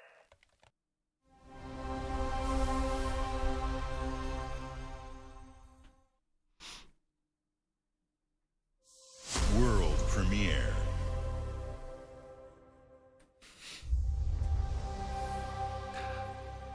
It's very rare for me to watch. It's very rare for me to watch a trailer and actually be speechless. I don't know what I just saw. Join us? World premiere, chat.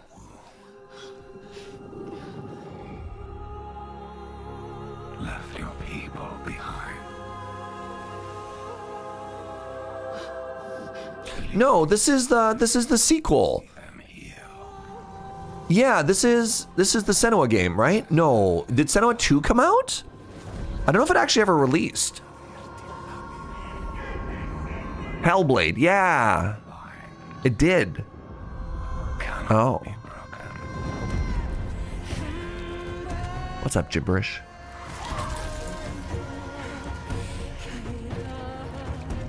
That was in 2024?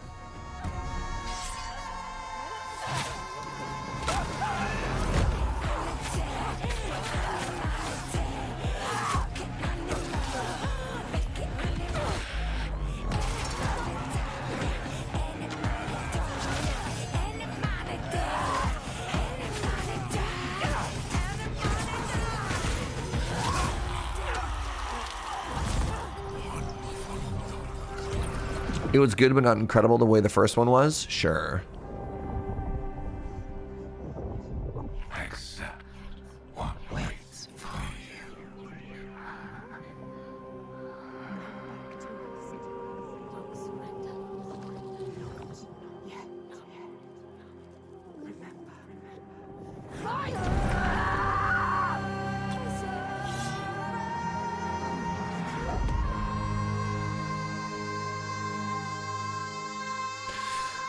I thought the first one was a metaphor for mental health.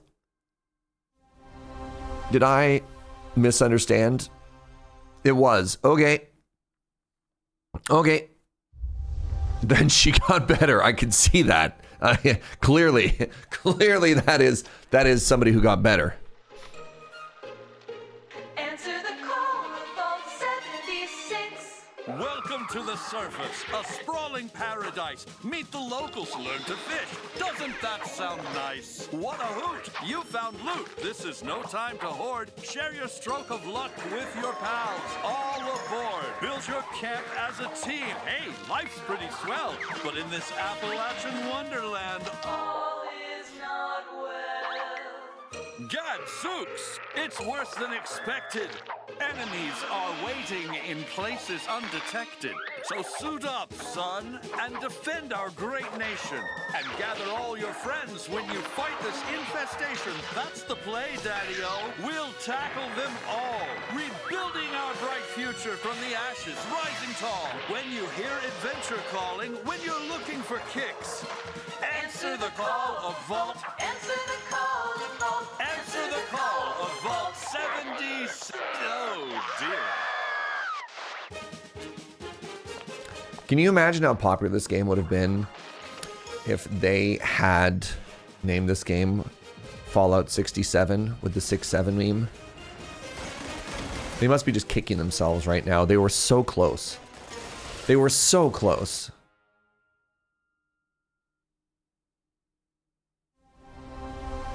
You're hoping for a new Fallout game? 76 has gotten really, really, really good. Today is literally June 7th. Let me have this, Raven. Let me have this. Our flock has been led astray by your acts of defiance. Another Doom game. This is the sequel to the new Doom Dark Ages. Man, I should have come out with the 6-7 expansion. Yo, you know what's up. You know what's up, Counting Coup.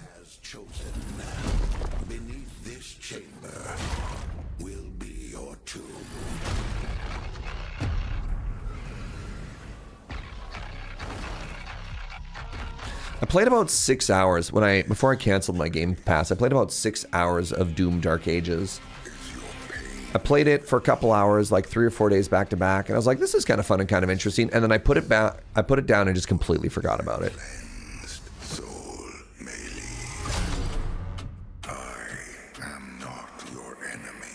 They've worked very hard to try and like staple a narrative to everything that's happening. Yeah, it's a bot, but I feel completely uncompelled to play more. Yeah. And then one of the other things that they've done, it's very arcadey. It's very, very arcadey. They're like, oh, did you know there's like 6 different like hidden special things that you didn't find on this map? And you're like, oh, that's kind of neat. And then if you collect special points, there's like a character upgrade progression to get you more. No, they've added narratives now, Lamina. They've added more narratives. This is the equivalent of an action movie you watch on the plane. Yeah. The rhythm game is not there as much, Marvo. I felt like, not with Dark Age. A little bit before Dark Age, I felt like it was more of a rhythm game.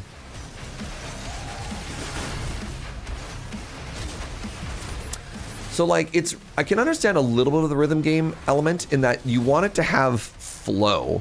You constantly want to feel like you're moving and it has impact. And it's got sort of this weird, like, it does have kind of a rhythm to it. But I think the word in shooters is like, I think that word is flow.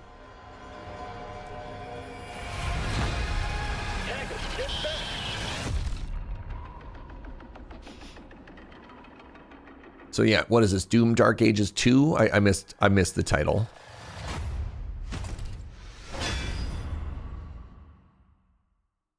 The Dark Ages Revelations. There you go. Doom subtitle. The Dark Ages. Bottom text. Revelations. Ugh.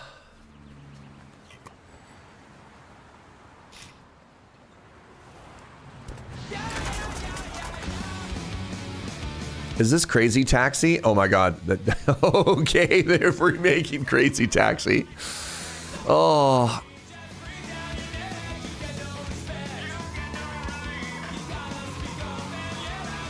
Unfortunately, I just don't know if in 2026 you can get the music that Crazy Taxi and like Tony Hawk Pro Skater 2 had access to, right? Even early like Guitar Hero, like just the music selection is so much harder to get now.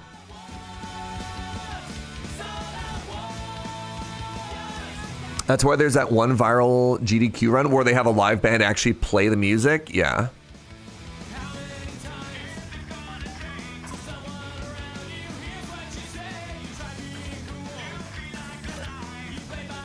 Time to check in for your flight. It's so cool that they finally put Guy Fieri in a video game.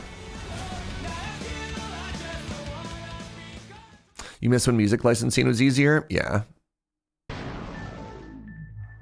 More like Fred Durst.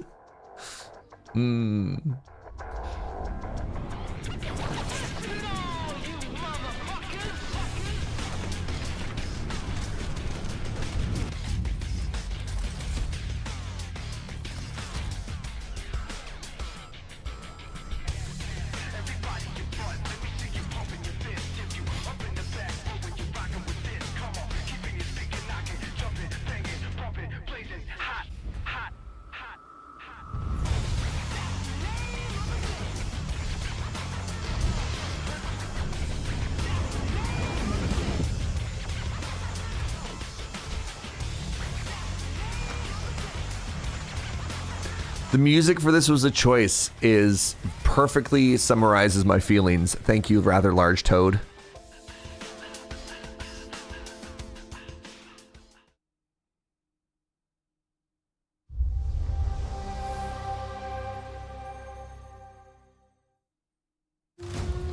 In the frozen north, we know only one way of life. We know the thunderous crash of the waves against our Yeah. ships. Xbox is happy to announce a new partnership with brand Mountain Dew. Check out our transparent Mountain Dew themed 25th anniversary Xbox. The moment of peace is only temporary. They're still making expansions for Age of Empires. Age of Empires esports is massive. Though ironically, I think the competitive scene still prefers Age of Empires 2. I think. Please let me know if I'm wrong on that. But like they have massive, massive Age of Empires esports events still.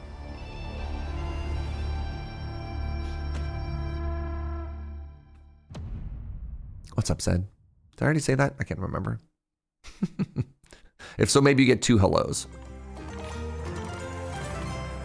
Mojang. Is this the announcement for Dungeons 2? Because I watched Minecon live. And then I got to meet S Major.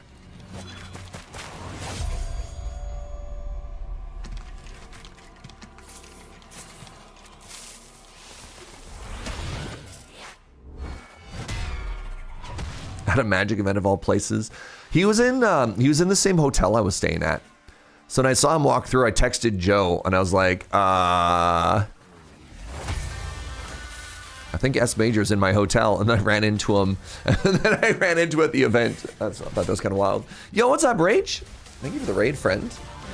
Welcome. Welcome to the co-stream. This is very interesting because the way that they advertise Dungeons 2 to the Minecraft audience is very different from how they're advertising Dungeons 2 to the Xbox audience. There's no narrative, there's no talking, there's no like, we're so excited to show you an even deeper look into the world of Dungeons. We're exploring the deep dark.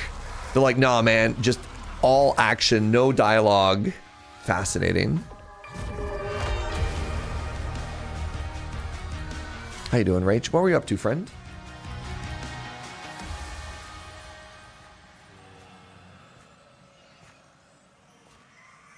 Is Dungeons any fun? I had a good time with it.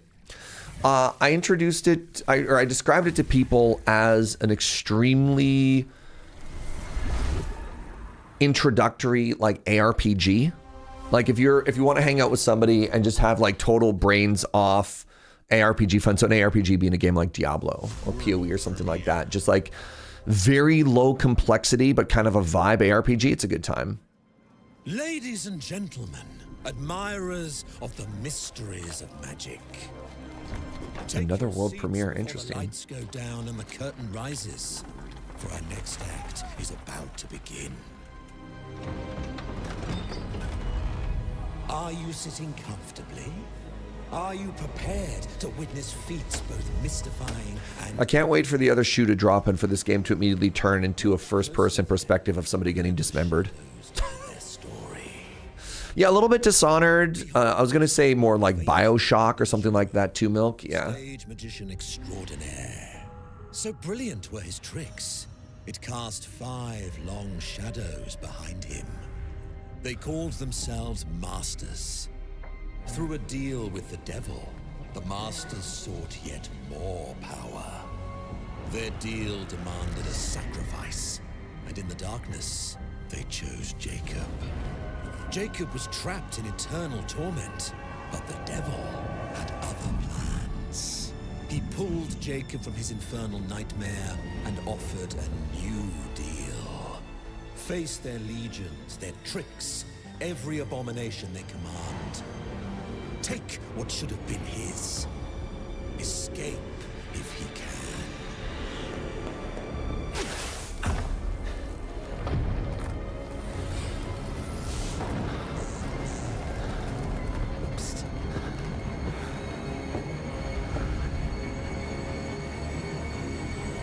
That's your cue. Run.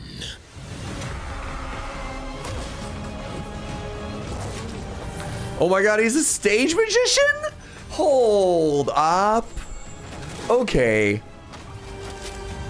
So what if we had sort of like, yeah.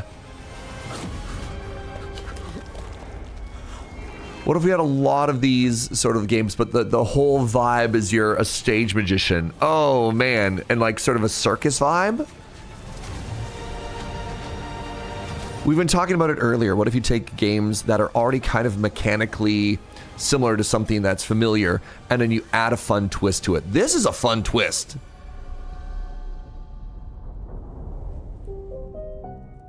A deal's a deal, Jacob. I'll see you soon. Magicians, the Devil's Deal. Fun. Fun. Okay, okay. That's a new IP. Yes, that's number 3 today. Oh, this is the French Legion's Dark Souls or whatever, I believe. What would you give for victory? Your life? Is this French Souls? I can't remember what we were calling it, but it's like, yeah. Very Napoleon versus the undead. The line between... This is just France. It's always on fire. That's fair.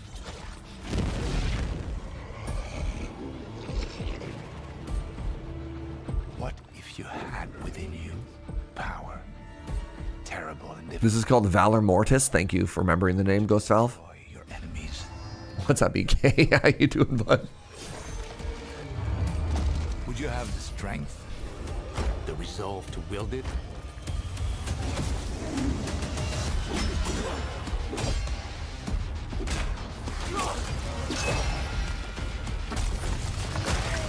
If destiny was there, within reach, could you sacrifice everything? Give me 1 second. I need a sweater.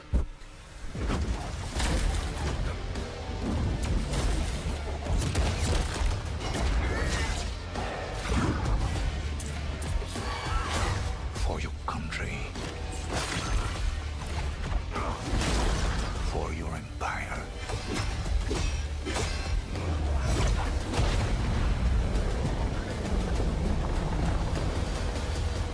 For your emperor.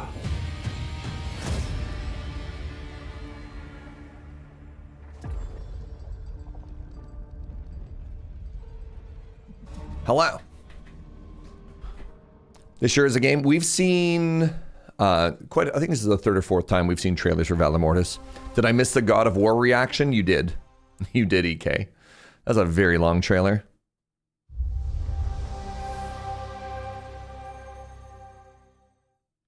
Looks more like Doom than Souls. Some of the other trailers had a lot more like back and forth, like... What is it you're after? It's the wrong way, but we've been watching. You've got talent and a lot. The boss fights made it look a lot more Souls-like in other trailers. Winterlight. With like parry and dodging and blocking and yada yada yada yada yada. About planning a real heist, partner? Welcome to our Thieves Guild. Dog. Our members will show you the ropes. This job is going to need every trick in the book. I heard that caravan should arrive tomorrow. If you have wares, because she has steel. Some jobs call for slick distractions and quick fingers, but you never truly know what's behind a door. Or if that's not quite your style, step out of the shadows and take a direct approach.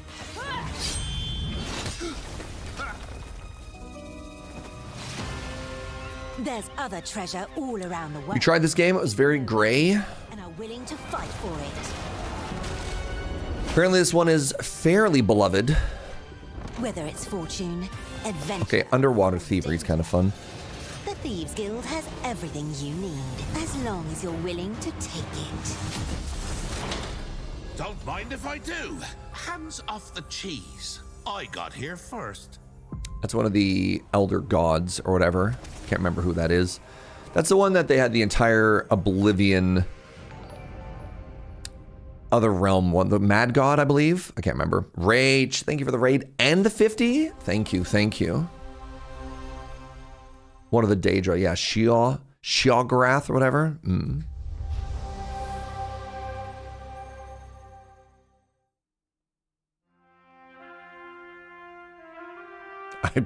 Sorry.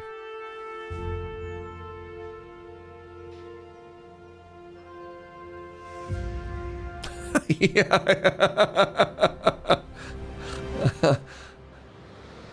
Oh my god, is it for Flight Simulator? Oh. Man.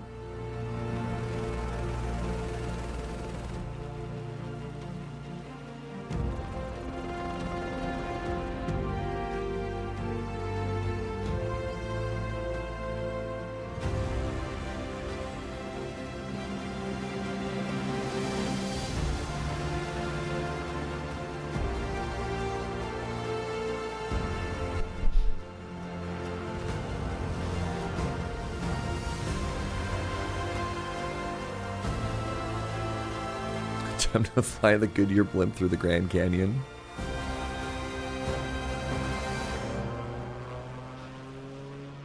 Your dad's gonna love this? Heck yeah.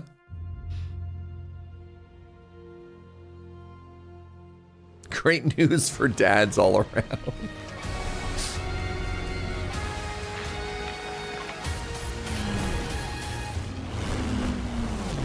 Just what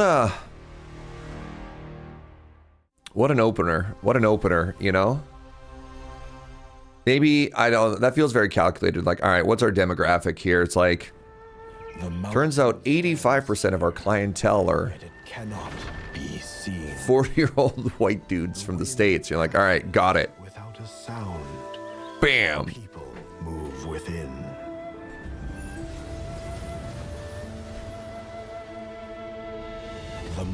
Oh, interesting. So the Where the Wind Meets was this is an MMO that kind of exploded on Twitch for a little bit. As the old order begins, And I believe a lot of this game got a lot of flack when it came out. I believe it was because of a bunch of AI stuff. I can't remember.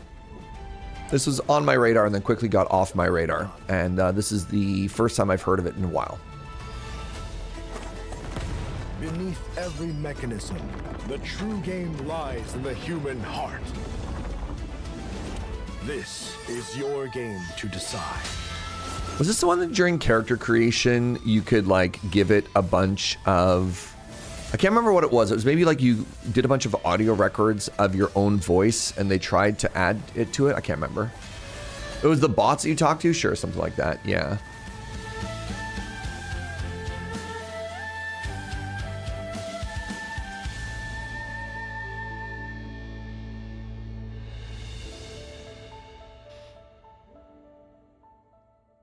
Oh, was it you gave it a photo and it created you? Something like that. There's a weird like self-insert thing that you could do. Is just ahead. I have come here to destroy you, just like my father, mother, and their allies before me. Is this the Castlevania made by the Dead Cells people? Because this looks rad. No one believed me when I said the newest Belmont would be a girl.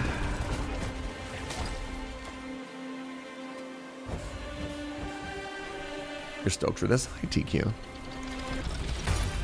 God has given you another chance. Also, hi, making breakfast. Ooh. Use it wisely to better control your curse and strengthen yourself.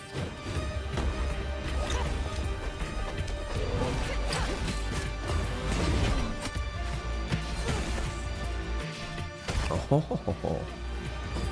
You are no more than an irritating thing. What makes you think you can stop me this time?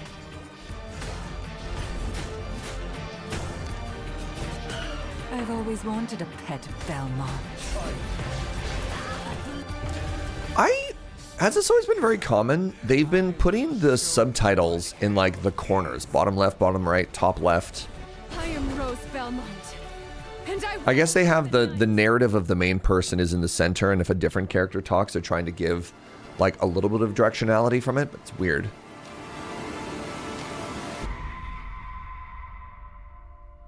Oh, release date, October 15th. Cool.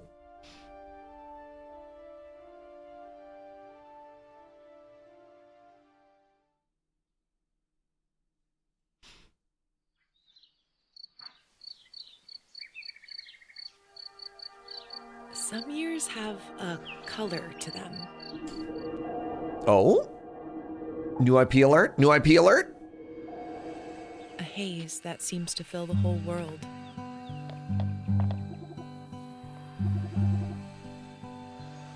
In its glow,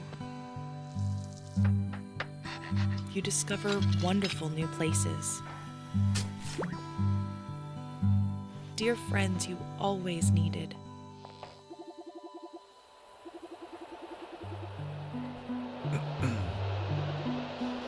And golden moments which linger on the warm breeze. This looks like a movie, not a video game.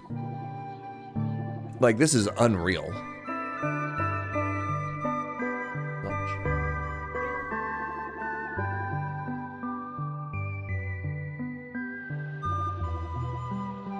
Oh, that friend is a doll. That friend is not another human. As dreams.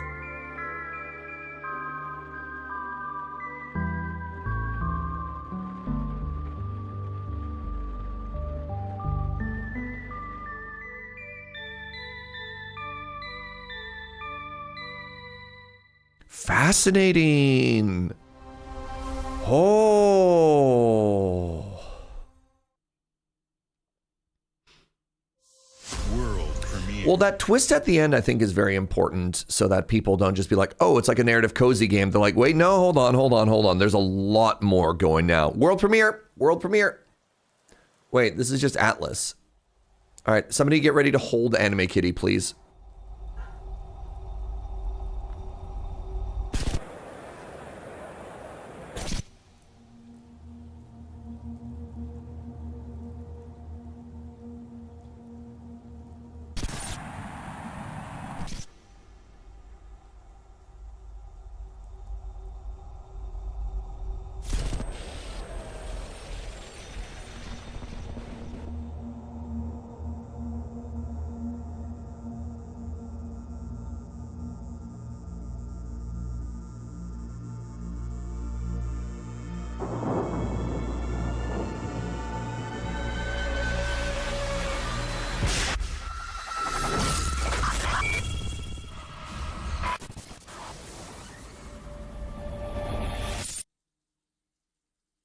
Sudden brief silence. Yeah, there you go. There you go.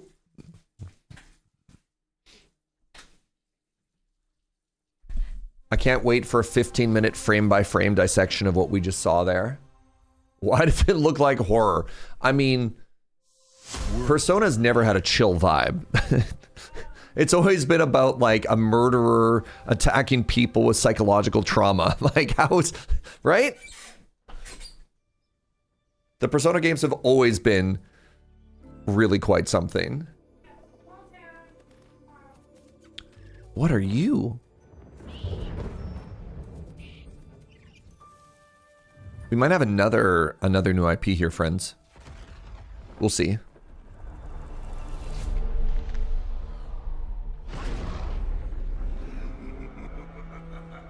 This trailer is so quiet.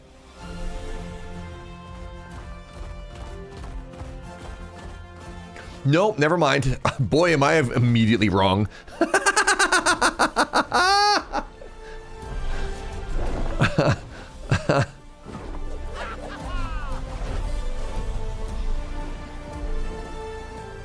Yeah, new IP, everybody. New IP.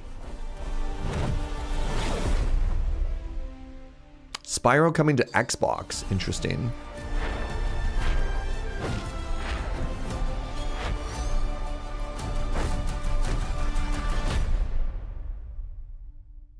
And PlayStation and Switch. Fascinating.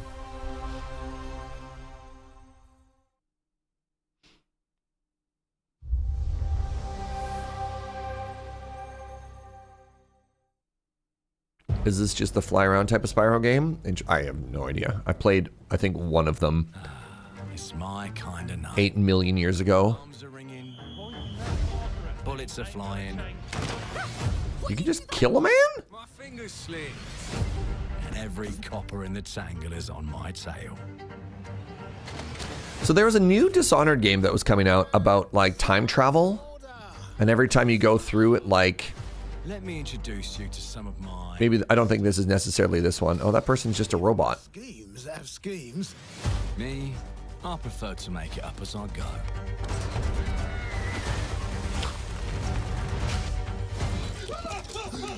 Morgan! Oh, you'll have better odds getting through without me. Everyone knows you're easy pickings for someone with any sand. Then give my regards to the Sandman. Cheap rubbish. A corpse in hand is worth two in the grave, as they say.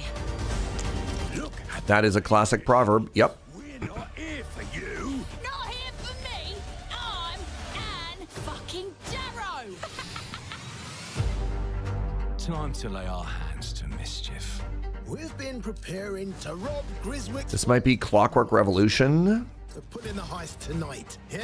Morgan, get to that crane to lower the ship. Greetings. I am the Miracle Industries auto-loading crane. If you have the authority, I am at your service. What happens if I fired a few holes in you? The lift is now unlocked. Ah, defeat. How sad. You were all doing so well. Do you expect us to go quietly? Well, I certainly don't expect any trouble from some of Avalon's most disposable citizens. The butler bot, they gave it a little fancy mustache. I can get you out of this.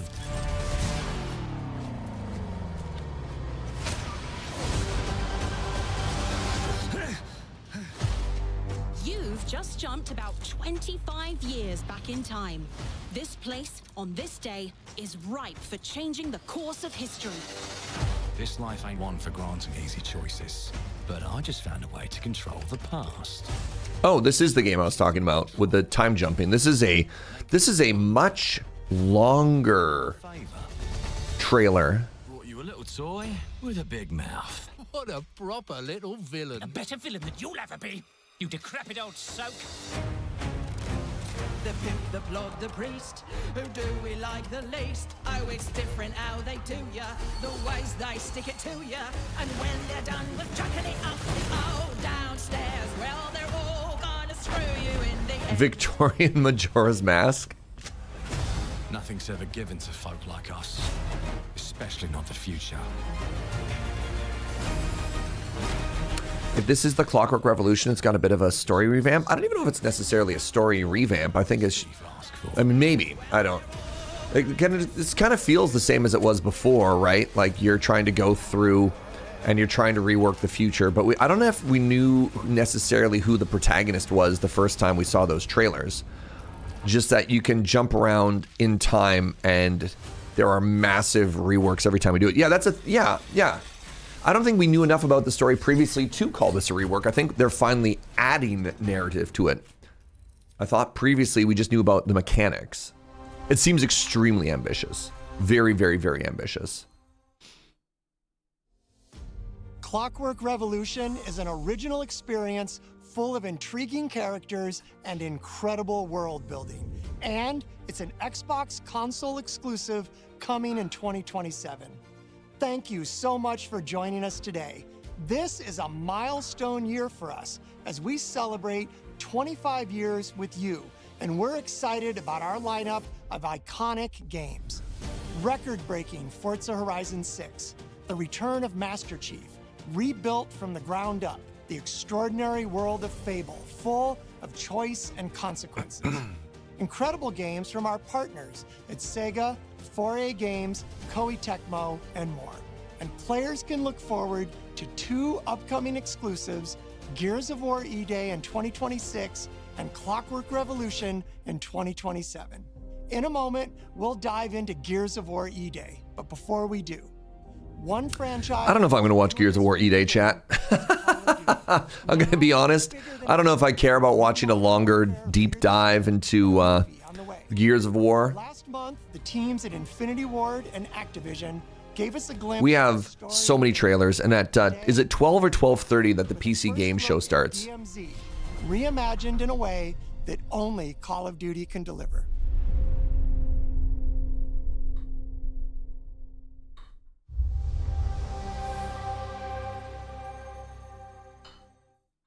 Well, I want to watch the entire Summer Game Fest, SRAB, and I haven't seen the PlayStation State of Play either. It's at 12? Okay. Thank you. Pardon me.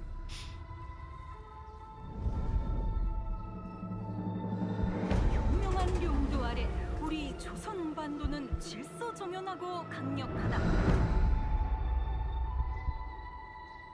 남부 차단 구역에서 발생했던 산업 사고는 우리 공화국의 용적 투쟁으로 이미 수습되어 조국의 안전엔 흔들림이 없다. 차단 구역은 안전하다.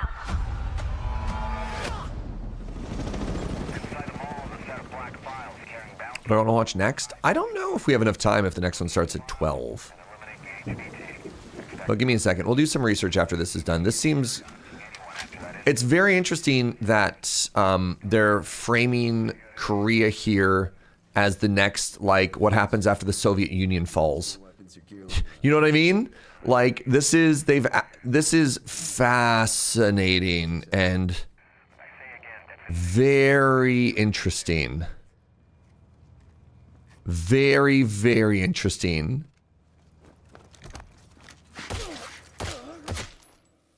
Damn, he's down. Let's go help him. Hell no. That's on him. I told him to get his ass up here. Copy. Where are we at on the intel? Got it.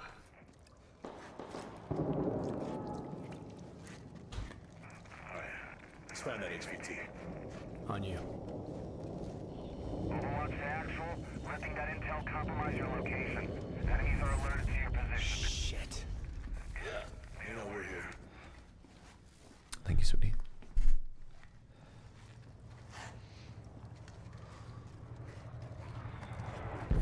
Damn. Okay.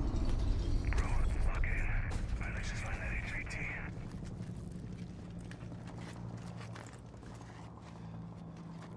Sorry, there's also a helicopter out my own window right now. This is very weird.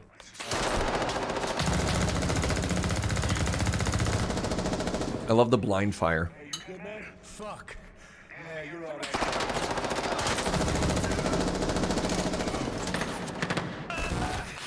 Well, congratulations. You just broke both your legs.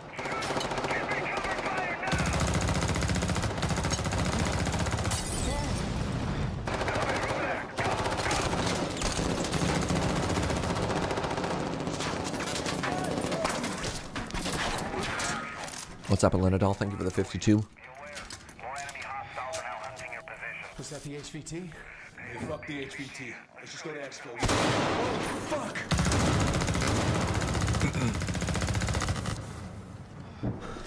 I got you, man. Yeah. You good? Yep. Let's just get out of here. All right. Let me get some ammo. Yep.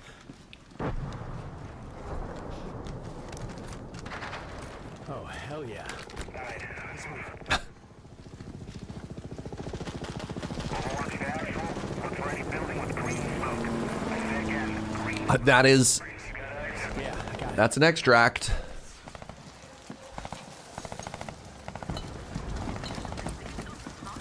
Oh, shit.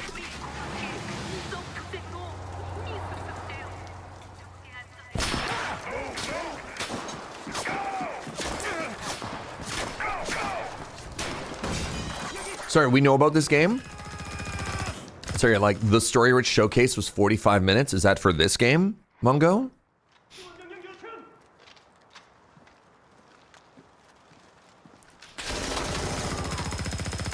You think this is a Call of Duty? I'm inside. Get your ass to the roof right now. Copy. Please have medical. Oh, thank you.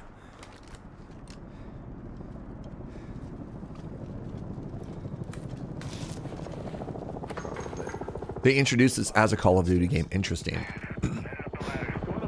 All my streams are sponsored, TQ. Exclamation fractal. Oh, goodbye helicopter. Oh, hello other helicopter.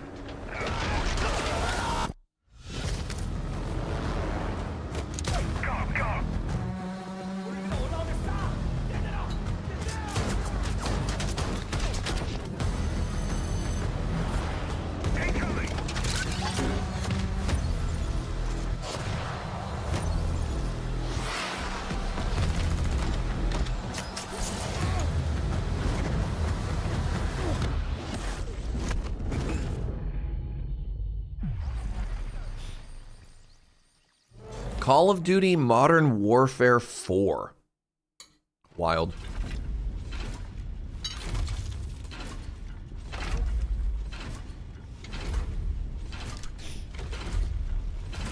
All right, I don't really care about the giant Gears of War showcase. Pivot. All right, we have 51 minutes, y'all. Give me a second. Let me eat some food and hang out. And then we'll take a look at how much time we have and figure out something else to watch. There's nonstop video games all day, so I'm not too worried about that.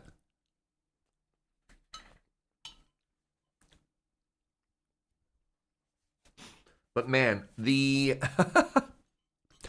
the tone shift between the Wholesome games into the Xbox showcase is not funny to me.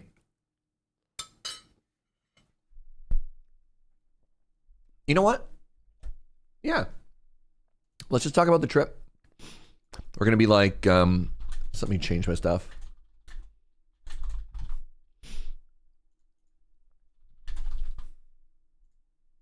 Shouting, hello. Hello. As some of you may know, and some of you may not know, I just got back from LA. And this is very exciting. I got invited down to I went to an LA red carpet event, which is kind of unreal. I went down to LA for the official Magic the Gathering Marvel release party or something like that. And the fascinating thing was they didn't tell me anything. They didn't tell me anything about what it was going to be or what to expect. And anytime they asked, they just said, oh, you'll see, winky face. It was very cool. So I'm at the hotel. They load us onto the shuttle buses. They drive us around the corner. We're like, okay, we're going to an event. We don't know what the event is. And as we drive up, I posted some photos about this in Discord. Maybe I'll bring up those photos. You know what? Why not? As we drive up, I'm greeted by this.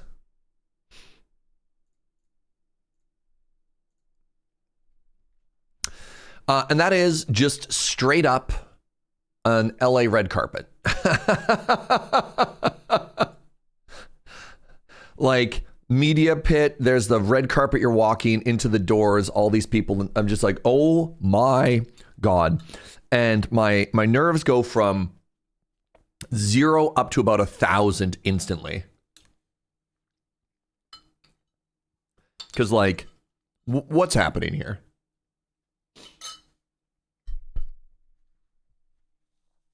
I don't understand. And so, yeah, I wait on this red carpet while people walk down. I'm probably standing out there for like, I don't know, 20 minutes while the line kind of goes through. They, they take some photos and whatever. Give me a second. Let me find another photo for you all here. Yeah. Here's me just being like, okay, I guess I'm here. Okay, thanks. Trying to figure out what's happening. And yeah. So they invited a bunch of Magic creators, myself included, and then just a bunch of other people who've been getting increasingly into the Magic hobby. I don't know if you know them. I got to meet the Spell Slayers. This is Irene and Bosco of Drag Race fame. They've created a YouTube channel. It's fabulous. You should check it out. this part's weird. I got to meet Thundercat. And yeah, we were chatting. He's like, I really like playing black red decks. Really speaks to me. I got to meet Thundercat. Like, what? That was weird. You don't know who that is? Very famous bass player. Yeah, not only does he have his own songs, I believe Thundercat. I'm probably mixing it with a couple things like that, but there's a famous American hip hop artist who passed away tragically, named Mac Miller. If you want to see a really cool show, there's this Mac Miller on. Oh my goodness, help me out. There's a YouTube channel that brings people Tiny Desk. Mac Miller's Tiny Desk. Thundercat flew out to play bass for him. It's an incredible performance. But yeah, he's collabed with a bunch of people. The Thundercat's collabed with a bunch of people. He also has his own singles. It's very funky. We were talking earlier about Minecraft people. So this is S Major, aka Scott, aka Dang, that's a really long name. He hosted the Twitch Awards and was there. And he's like, yeah, I've just been getting into Magic. I've been checking it out. I think one of the other advantages that this event had is this was Friday, literally right after the Summer Games Fest happened. So a lot of these people are already in town and kind of overlaid it. Yeah. And then, of course, there's all the Marvel stuff. So they had an interactive art exhibit that you could walk through.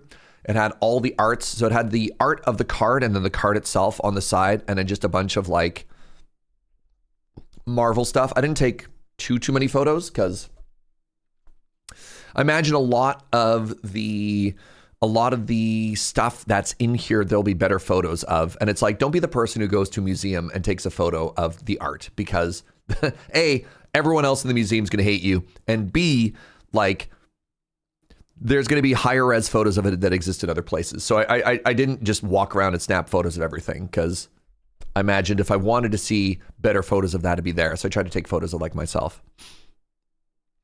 Never seen Corey not a t-shirt? Yeah. Yeah. I liked her fit. They asked us to show up in recommended cocktail attire. And then boy, did I feel underdressed. I mean, I felt okay, but other people felt a little underdressed.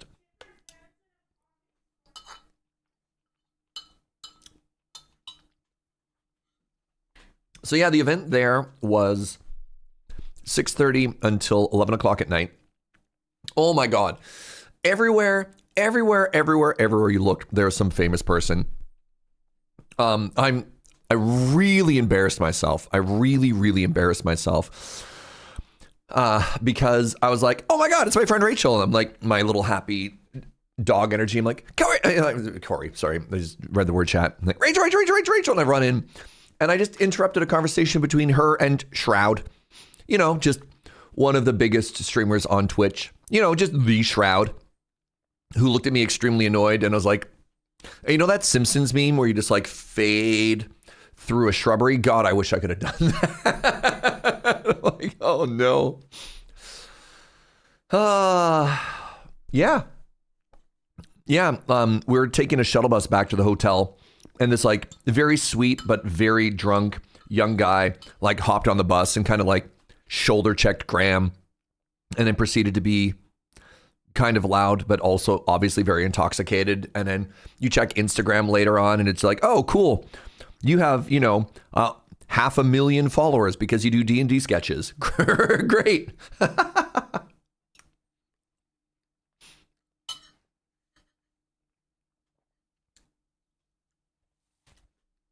You can not care about Shroud's feelings? I think he's fine, isn't he? I don't know. Either way, I don't want to like be rude to people. It's just extra funny when you're like, oh God, you're a super big deal.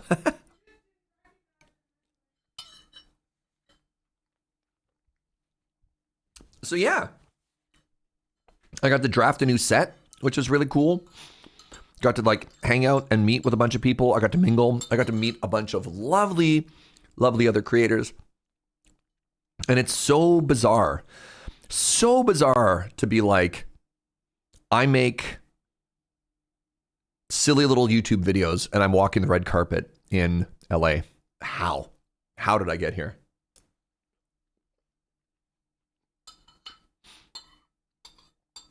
Just bizarre stuff.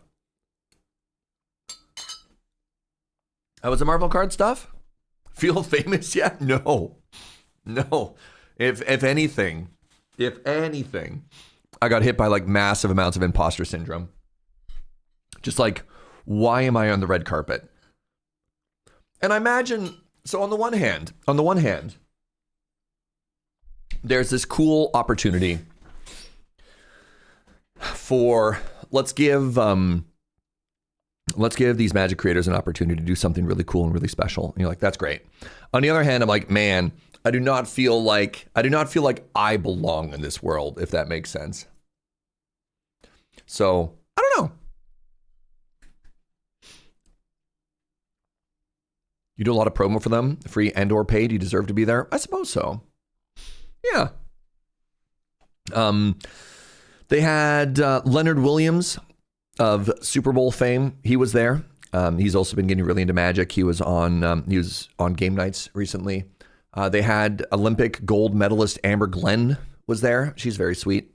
A lot of people, if you recognize her and you asked her, you could take a photo with her in the gold medal, which is incredibly cool. They had a lot of the like higher end celebrities.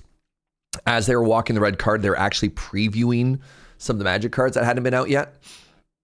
So that was kind of fun. You're like, yeah, and here we have, Jimmy Wong on the red carpet talking about his preview card, Shang-Chi. You're like, that's so cool. And it was an interesting intersection between like very enfranchised magic people and people newer to the hobby. And I don't know, there's like a cynical take of, WotC keeps trying to hire people who don't play magic to spread the hobby. It's like everybody there loved magic, right? To various degrees of like how much they've made it their entire personality. But, they're there because they genuinely like magic. Like even when I was talking to S Major, he's like, yeah, checking this out. It's been fun. So you don't know any of the people I mentioned? That's okay. Everybody's got their own fandom, right? And that's sort of the thing with the internet. And especially when you talk about micro-influencers. Micro-influencer is a person who's not like genuinely famous, but a very big deal in certain circles. So like I'm a magic micro-influencer, you know what I mean? Amber was literally cracking packs in the Olympic ceremony parade. I don't know how many people took them up on it, but one of the things that they told us you could do is you could crack packs on the red carpet if you wanted to. There's some creators who do like carpools instead of carpool. You like hang out with a bunch of people in a car and crack packs and see what you get. So yeah, that was my LA trip. I flew down. I was in LA less than 48 hours. You and Funko do that? I love that. Hi, Gunner. Am I a very big deal in certain circles? Sure. What a weird world, though. Yeah, I never in a million years. So as we're traveling down, as we're talking to other creators, all of who have been given zero information, very deliberately, they gave us zero information. They wanted this to be like a big surprise. We're trying to speculate, what this event could be. What are we doing? Where are we going? What is happening? Why is this all happening? And the best theory I had sort of come up ahead of time was this is an opportunity for Marvel people, not in magic, to mingle with magic people, and magic people could like teach them about the hobby. That was not what this was. Yeah. So yeah, 6:30 until 11. And then my favorite part was they know how big of a deal like LobbyCon is at all these magic fests. So they literally rented out the lobby of, it was a boardroom, but of another hotel, and then bussed us. You like gave us transit to get to the official LobbyCon after party of this Marvel event, and then to like hang out and play magic with people until 2 a.m. So yeah, I'm still trying to process everything that happened. It was very cool. It was very bizarre. Who did I play Magic with? I only got to play Magic a couple of times. I played some Pai Gow with Rachel Weeks, who's I like her a bunch, good friend. And I did an 8-person draft with 3 of the Wizards designers who worked on stuff. And then my pod was the 3 of them, myself, Rachel Weeks. I'm always going to get his name wrong, and I'm so sorry. Toralf from Card Market. That's 6. And then, this is so embarrassing. I can't remember what his channel's name, but apparently he's like a huge deal Twitch streamer. His name, I can't remember if his name was Willie and if his agent's name was Will, or if his name was Will and his agent's name was Willie. But the 2 of them. The guy was in like an all red suit and he had a fabulous mustache. He kind of looked like that one Jack Daniels guy. And apparently he's like a huge deal Twitch streamer, and I wish I could remember his name. But yeah, that was my 8-person pod. And the guy beside me, the agent, was newer to Magic. And so I was like literally teaching him how to draft as we're going. I felt so bad. I didn't explain all of the intricacies. The poor guy was drafting the basic lands because he's like, I don't know how else you're going to build a deck if you don't take them. I'm like, no, that's on me. That's on me. I didn't explain that we're going to provide basic lands afterwards because he's like, should I draft lands? I'm like, yeah, you know. You want to grab them if you think they're good for your deck, but I forgot to mention the literal basic thing of like, you don't need to grab basic lands. Are you looking up a channel here?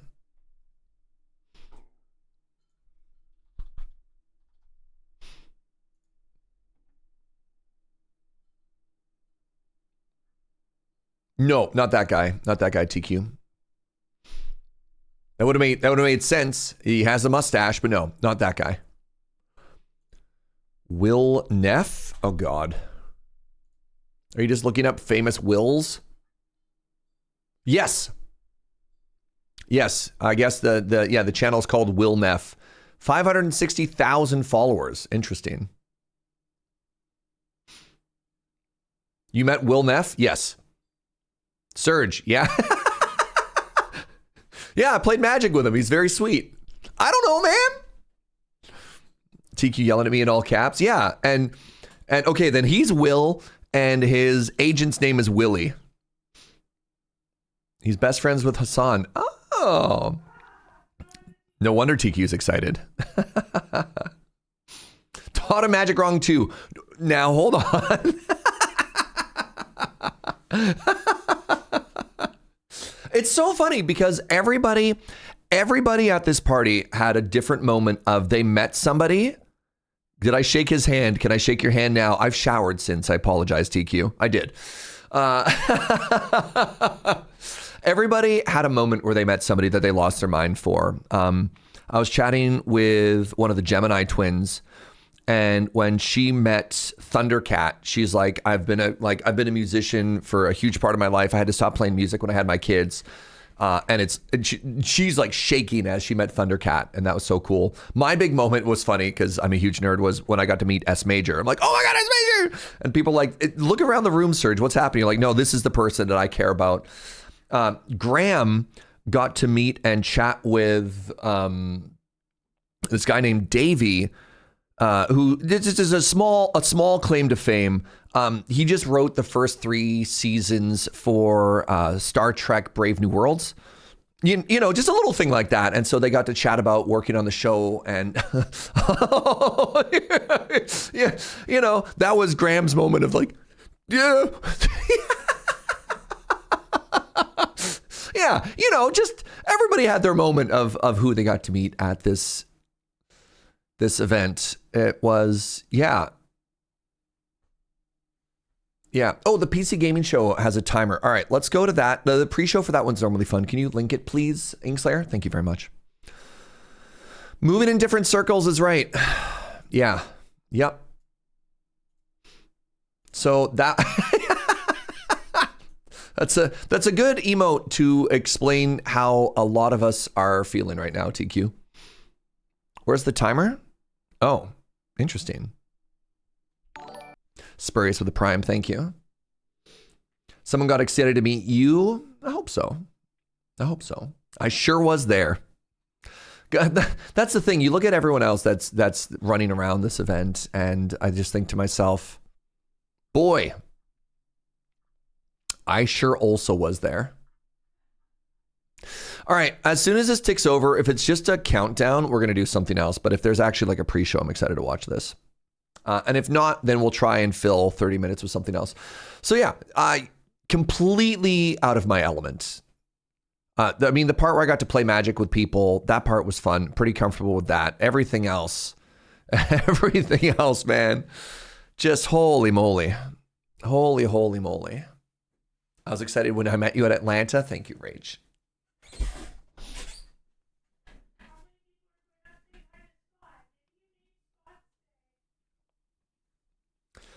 Joe's asking me, maybe I got to make Scott's day. Yeah, I mean, I'm sure there's a lot of people who knew him. We could also just chill and chat. I don't know if I got 30 minutes worth of stories in me. I always feel like a very bad just chatter. Hope to meet some of the Loading Ready Run crew at a con. May I recommend Magic the Gathering conventions? Seems to be the only thing we go to these days. Did I try the jerky coffee?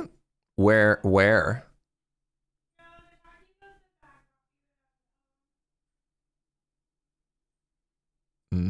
What are my deepest, darkest secrets? Well, then they wouldn't be deep, dark, or secrets.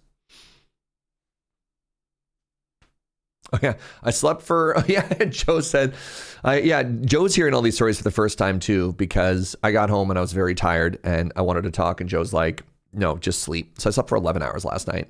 God, I was out until about 2 a.m. at this party, and then I was just so overstimulated that I don't think I fell asleep until like, I don't know, closer to 3 a.m.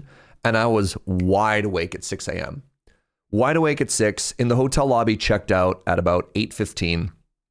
Go for coffee, breakfast, fly home. Okay, it is just a... Yes! Oh, that's great. Oh, you can show it. Yeah, you're still going to shake my hand? That's fair, TQ. Yeah.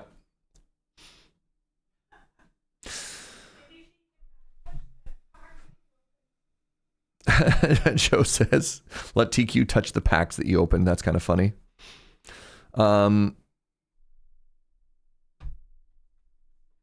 Yeah, if you want to see more photos of... Oh, wow. Some people got way better photos with people than I did.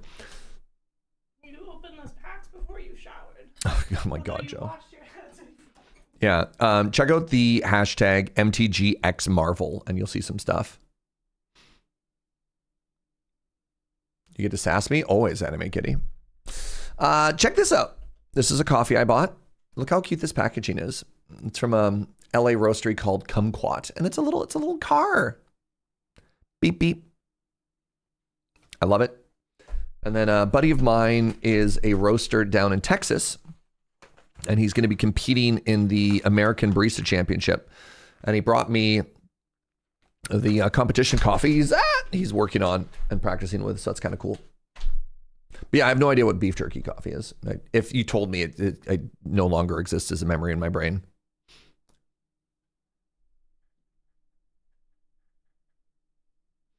Are there any various command fests on Loading Ready Run's radar? Probably only if they're in Canada.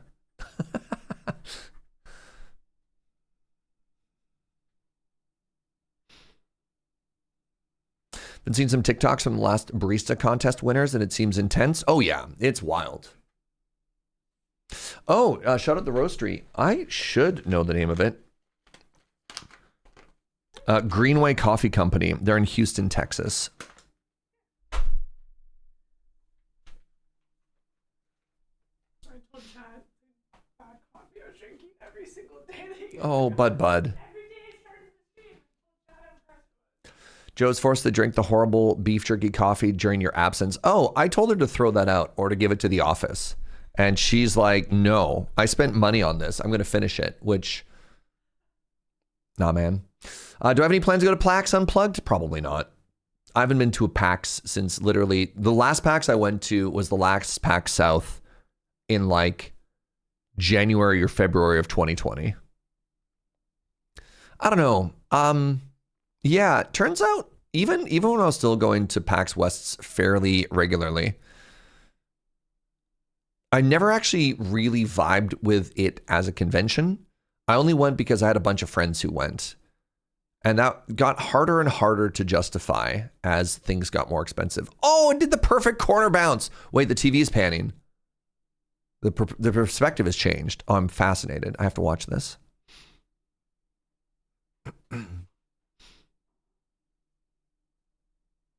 PAX is hanging out with friends, the convention. Oh, the camera is just, it's got some movement to it.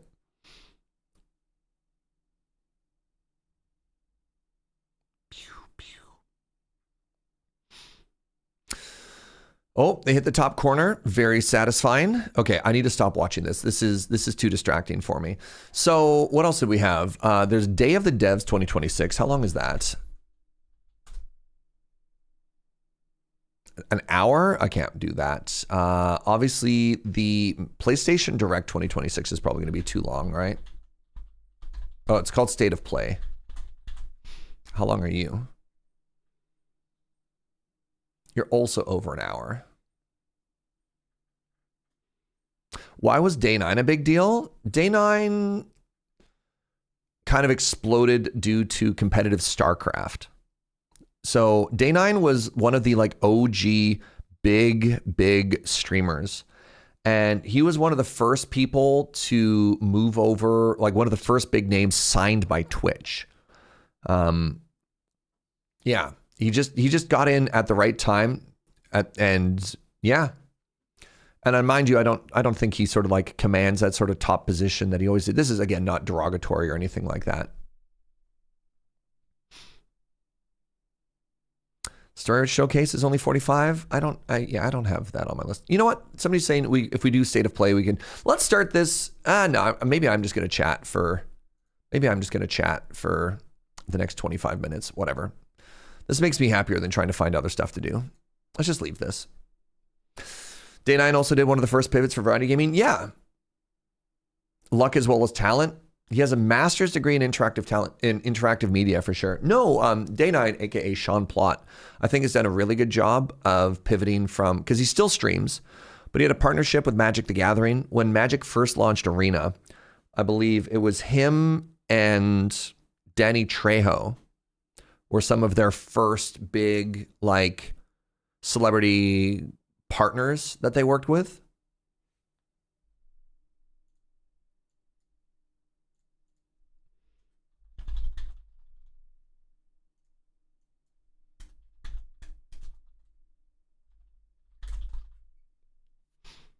You forgot about Trejo? Yeah.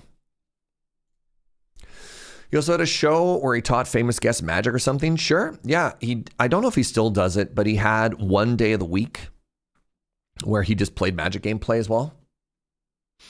Did you hear about Graveyard Keeper? Yes, I did. And I'm going to hold off my opinion on Graveyard Keeper until it comes out. The sort of lead dev guy has gone full AI weirdo, which is kind of a bummer. And so I don't necessarily know if I'm going to hop on that game right away. The Sean Plott show was called Spellslingers, ran for a couple seasons. Cool.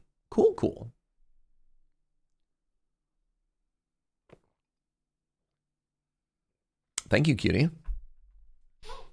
Was he like the first streamer on Twitch? He was one of the first big names. I know they signed him to Twitch, other than just like early adopters. I'm just going to keep watching this anime, kitty. I have decided this is all I want to do. So that's fine. All right, hit me up with questions, I guess. This is probably an easier way to do it. What do you want to yap about as we hang out and we do this? Because, you know, I'm just treating this like a fish tank. I'm hanging out. Thoughts on House Flipper Remastered? I never really got into the House Flipper game. I've played a little bit of, the closest game I've played to something like that is Power Wash Simulator. And that's always neat. But never enough to like grab me to do a full playthrough. I don't know. I think I've streamed about 6 hours of Power Wash Simulator 1 and then 2. So I guess, what are my thoughts on Home Flipper Remastered? Completely ambivalent.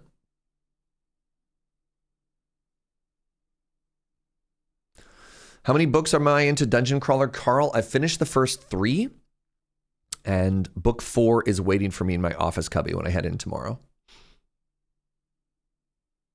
So we'll get there. We'll get there, I suppose. Anything about The Last Caretaker? I played the demo and it seemed like a Surge game. Yeah, The Last Caretaker was sort of this like raft adjacent game. I don't love the ocean, as some of you might know. Parts of that kind of terrify me. Big fish, landmine sort of stuff. I don't know. I watched a Let's Game It Out, and while there's no shortage of games in 2026. There's no shortage of games, and the biggest shortage so far seems to be time. But yeah. You also have to dive into the deep ocean, Last Caretaker. God, man. No. I hate this. How was the food at the random party in LA? They had a massive spread, like the world's biggest charcuterie board sort of thing. And I was told that there was going to be food at the party. There were like, I'd describe it closer to being light snacks. And then I left the party absolutely starving because I assumed there was going to be dinner. And so my dinner at the big LA party was a pretty dope Mexican street truck right outside of my hotel. So like there was a lot, like, don't get me wrong, there's a lot of like charcuterie and hors d'oeuvres and like snacks, and it was all very high quality, but there wasn't an opportunity to sort of like sit down and just eat. The only sit down spaces there were to play Magic the Gathering, and I didn't want to put man. I mean, imagine so much of this is public. I had to sign so many NDAs for this that anything related to actual Magic, I'm being kind of hesitant to talk about. Let's just say I stole a playmat. Well, I didn't steal it. Well, I have one of the playmats from the event. So anyways, yeah, I didn't eat. But that does remind me, it ended up in my bag at the end of the night. It ended up in my bag. Let's just say that. So one of the really cool things they had is they had 5 different bars. They had 5 and they open bars, but I digress. They had 5 different bars, and at all 5 of the bars, they had 3 different signature drinks. 2 of which, or like special cocktails, 2 of which were themed to the room. So they had like one room that was all Squirrel Girl, which was kind of fun. And then at each of the drinks, there was like mono green, mono blue, mono red, mono white, mono black, like the Wooburg colors of Magic the Gathering, which is kind of fun. Wait, what's this? Oh, we are getting started. The last point of the story that was really neat is they also had a non-alcoholic alternative for me. And that made me very, very, very happy. So shout out to them, which was funny because when I was talking to Corey about it, she's like, oh, I saw the name of the drink, I saw the list of ingredients, and then I read bottom text. And I'm like, yeah, that bottom text was non-alcoholic options for people like me. So anyways, welcome to PC Gaming Show. Let's lock in, everybody. Have you heard about no CC. Okay. Is breaking news. The price of RAM. Hi, Frankie. It's still higher than Woody Harrelson at a Snoop Dogg concert. What else? AI has been in the news. Have you heard about this? AI is everywhere now. This is true. I downloaded an AI app to create cue cards for this joke, and not only did it spatula tennis hubcap, it completely messed up the bleachers safe to drink. Okay, folks, let's get started. Give it up for the pre-show band.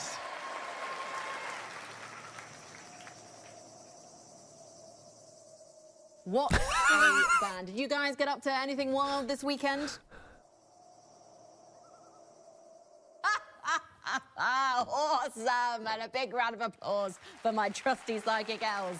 Thanks, Frankie. It's great to be here. And speaking of sidekicks, I was recently reading about where the term sidekick comes from. Some say it derives from pickpocket slang because the front pocket was called the kick and it was the safest place to store your valuables. So a sidekick is someone you implicitly trust. Wait, where's my wallet? You only have a $5 in here, but you do carry around a photo of Withers Big Naturals from Baldur's Gate 3. Let's move on. You know who gave Please welcome Gareth Damian Martin. Oh man, Withers Big Naturals is never not going to be funny. I don't make the rules, but that's peak comedy. Congratulations on yet more nominations for Citizen Sleeper 2. Yeah, no awards, but 2 nominations. That's 6 total, so I'll take that. Honestly, I think the nominations are all you need, though. I know that's easy for me to say as someone who's never been nominated for a BAFTA. But it does mean that the peers have selected you, and games are so subjective. But also, games have always been this hybrid medium inspired by the likes of film, TV, theatre, and tabletop games. Why do you think, or what do you think the influence that tabletop games have had on the medium? Yeah, I mean, kind of all aspects of games, really. Without tabletop games, you know, we wouldn't have health points or experience points, any of these kind of formative structures. They all come from Dungeons and Dragons and early tabletop games. The idea of how a character progresses, or that a berserker should rage, and how rage works mechanically, and all of these like weird little things that we think of as kind of truths to video games, I think are kind of all drawn from tabletop games. Which aspect of tabletop games do you think that the gaming industry, or the video gaming industry, I should say, is overlooking and should actually adopt or learn more from? Really, video games' idea of what a tabletop game is still stuck in the kind of old days of Dungeons and Dragons. And I think that actually tabletop games are incredibly broad now and full of really, just like video games, full of strange, independent games and systems being made. Good answer. Good answer. Which are really, really cool and really interesting. And I think if you look at where tabletop games are, they're in this space where they're still in this kind of like burgeoning of genres and ideas constantly coming through. And so I think if games can bring a bit of that energy back, I think looking at tabletop games and kind of taking ideas from tabletop is a way of bringing that kind of way of refocusing on what's the experience the player should have, and how can we design a system that will fuel and build that. So being able to build the person you want to be in a game is something that appeals to you? Yeah, definitely, but also building systems that reflect certain kinds of experiences. Obviously, the most challenging thing about bringing tabletop ideas to video games is that in tabletop you have people in a room, and so you can say something and it becomes true. Yeah. And in a video game, it takes years of work to make something true. Yeah, it's not possible if you want to make The Witcher 3 and you want to be, so you can have a custom character, and you also want to be able to have like infinite possibilities and all the quests, and they're all going to readapt. And of course, that's not really feasible. But I think if you change the idea of the representative tools you're going to use in the game, so you might use text, you might use static art, you know, maps, all of these structures that are kind of suggestive rather than illustrative, I think then you can kind of start to achieve these things. Like in Citizen Sleeper, you know, you can find your path. God, it's so fun to listen to smart people talk.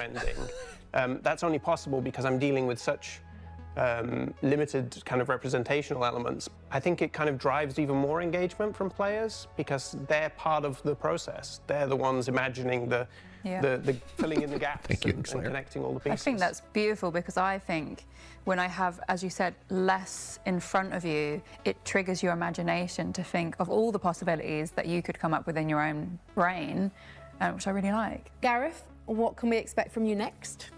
So I am working on a brand new video game, another role-playing game as well, but I don't want to tell you any more than that because we are literally tens of minutes away from seeing the first trailer later on in the PC Gaming Show. I think, Gareth, you should sit here because you've just built anticipation for the main PC Gaming Show, which is my job and Elsa's job. So thank you so much for joining us on the show today. If you want to see what's coming up from Gareth, then stick around for the main show. Milk. Hey there. Looking forward to Citizen Awake. Okay. Wielders of the Essence. This is you, a small frog on a big quest. And This looks like an interesting intersection between Heroes of Might and Magic and a... Oh, we've seen a trailer for this. Heroes of Might and Magic meets a Survivor-like. I can't remember what this was called. Magic. What's up, Catgeist? So, how do you get troops and good magic? Well, after every run, you build and unlock new troops, spells, and also improve your skills. Then you get back into the fight. It's called Wielders of Essence. Thank you, Larkinus. What's up, friend? Base building horde survival game. The demo is out right now. Frog's Action Dark Ages Revelation. This is why I can never ban Milk, no matter how much he deserves The it. game releases on 5th of November. Why are there trailers before the show starts? A shocking turn of events. Pretty sure the Game Awards does that for literal actual awards sometimes too, but you know, here we are. Retirement after completing a storied 25-year career in video games, spanning Stardock, GameStop, and Night Dive. Please welcome Larry Cooperman. Larry, we've got so much to talk about. How old were you when you actually entered the gaming industry, though? You were heading into your 50s. I was a very young 45 when I took the first job, and I was 58 and how shall we say between things when I was rescued by Night Dive. So. And what made you want to get into the gaming industry? Was it literally playing Wolfenstein 3D in 1992? Was that the moment you went, I will someday work in this industry? It wasn't until towards the end of 2000. What is that shirt? It says it's all about the execution, and I believe that's one of the French kings. It's very good. It's very good. You published many games at Stardock. Yes. Was there one that you were particularly... I don't know exactly who it is, but it's some European ruler. Presumably either somebody who loved to execute people or somebody who got executed. One of the two. That's Henry VIII who did a bunch of beheading? Sure. Okay. And then afterwards we the one with 6 wives. Well, and I would have liked that if they had like the French monarchy who got beheaded. It resonated with me, and it's really obscure. It was a game called Lightweight Ninja. But the reason was both of my children found it wonderful, found the character wonderful. When you moved on to Night Dive, so that's where you were last working? Yes. Until your recent retirement. What was the most difficult game to remaster? Probably the toughest game, and one that we did the best we could with was Blade Runner. Part of the reason for that is the source code was lost and could not be found. There were other PC versions available, but ours was the first that was brought to console. And you know, it doesn't need to be said that the console audience is far larger. This was the only way that those people had the opportunity to play the game. So. Why are remasters important? I suppose you've kind of covered it there, really, like bringing. Why are they important? Thank you. Different platforms. I view games as art. And to my mind, art deserves to not only be preserved, but deserves to be shown to as wide an audience as possible and to be as accessible as possible. The largest project that Night Dive had done to this point was not a remaster, but a complete remake of the System Shock game. And I don't really need to belabor it, but think about System Shock as the seed and all of the games that came from that tree. Deus Ex, Thief, BioShock, of course, you know. But to understand how those games came about and why they're important, you really need to go back to the beginning to understand the history of it. Thank you so much, Larry. We really appreciate your time. Thank you so much for joining us at the PC Gaming Show pre-show. I hope there's some stuff in the main show that you enjoy. That's such a fascinating answer to such a tricky topic. Frankie, I'm not sure what I want to do next. Talk to another great guest or watch another great game trailer. I've got the answer. Let's do both. Take a look at something exciting coming up for Warhammer 40k Darktide, and then stick around because our next guest will tell us all about it. Why not both? I had fun with Darktide when I had a couple of friends who were all playing it. They've added the... God, what do they call these? Like tech priests or whatever? It's been a long time since I played anything 40k related. Loved Vermintide. Darktide didn't do as much for me. Oh, this is the Adeptus Mechanicus. The tech priests of Mars.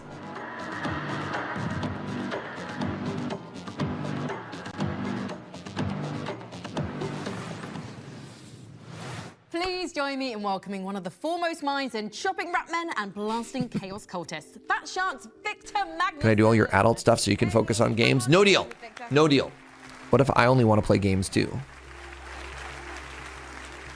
For those people out there who, yeah, I'm judging you. I'm really judging you right now. Who don't know what Warhammer 40k Dark Tide is, can you just give them a synopsis? But it's a 4-player co-op game set in the Warhammer 40,000 universe. And you are trying to save this planet called Atoma Prime, specifically this hive city called Tertium.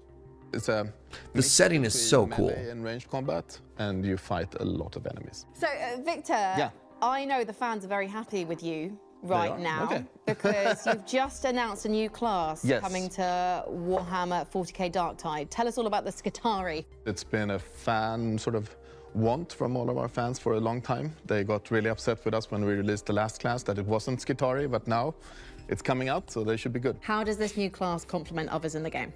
So it's very sort of broad and very open, and you can sort of spec it out exactly like you want to. So it can fill a lot of different roles in the game, which is cool.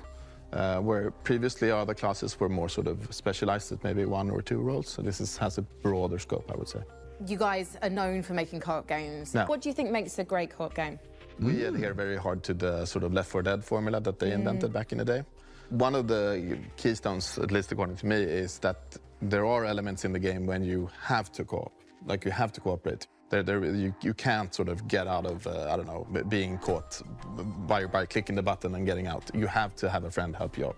I think that is super important. And also having, like, it's also, we have stuff that we call like drops in the levels, where if you stay behind, you'll get caught and they can't go up and help you because they have jumped down. It has multiple functions. One, it's like a mini puzzle for the group that they need to sort of gather up and then jump down together. But also it tells the players that they know that they're on the right way. And what gave Fat Shark the confidence when co-op games weren't being released as prolifically to stick with that style of game? It was, I don't know, foolishness maybe. It was the story goes that we are now he's the chief creative officer, Anders. He was the game director back in the day. He called up Games Workshop and said, "Hey, I have an idea for a game." He called their customer service. I want to make a game with that's Warhammer and Left 4 Dead. They're like, okay, that sounds cool. Maybe you should call the IP people. So he did that, and then we flew over to Games Workshop and said, so we have this idea. We've done these games, and we want to do a game where we combine basically Left 4 Dead with Warhammer. And they're like, yeah, that sounds awesome. And we did that. Are you working on any other IP right now? Anything you can tell us about? Nothing that I can talk about, sadly. But we will continue to work on Dark Tide. There will be more stuff coming in the year. In your career, what's the proudest thing, though, that you've shipped, or even like a small moment that to others might not seem significant because they're not playing it on their computer screen? What's the thing that you're proudest of? I do think maybe when we released Vermintide 2, we had the release party, and my boss came over with the PC Gamer, and we had gotten, I think, a 90 or something in PC Gamer. And that was like, that was... What's the difference between that and Space Marine? Really cool. The simple answer to that would be the people in Dark Tide suck. They're like the bottom of the barrel and barely scrape by. Or in Space Marine, you are like a god. June 23rd. June 23rd, so in just a couple of weeks' time. And if people haven't played Dark... Well, not just the lore, but I mean, like, I think mechanically that represents a lot. Everywhere. You can get it on Steam, Xbox, Microsoft Store, and the PlayStation. Fantastic. Thank you so much, Victor Magnusson. No, and good luck. I think the lore is the difference. Interesting. Isn't Space Marine also single player? I thought Space Marine is single player, and Dark Tide is 4-player multiplayer, like Left 4 Dead. But maybe it has co-op, but it can be played like single player, though, right? Or like with a buddy.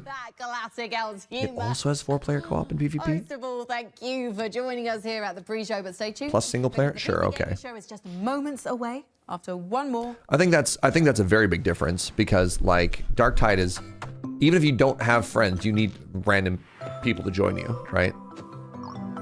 Sorry, this is cute. What is this? Oh, wild. What an interesting puzzle game. Huh.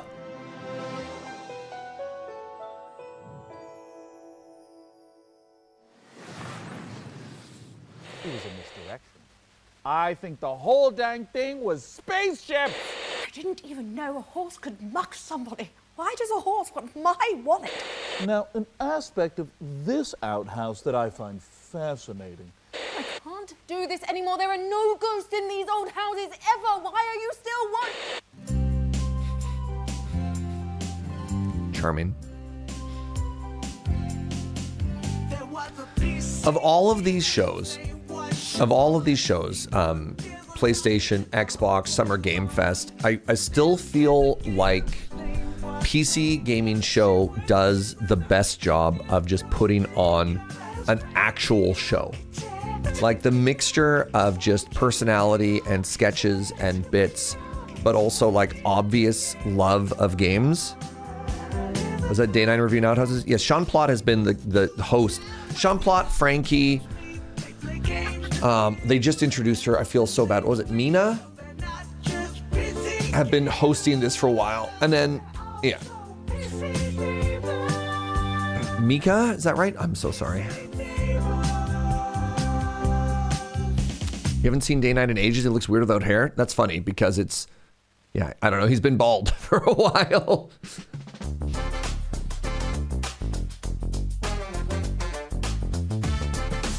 I try and watch this every year. Mika Burton. Oh, LeVar Burton's daughter. Fascinating. That's cool. She's a great co-host. This is their set this year. Incredible. It sure was a long day of doing architecture for me, Sean Day 9 Plott.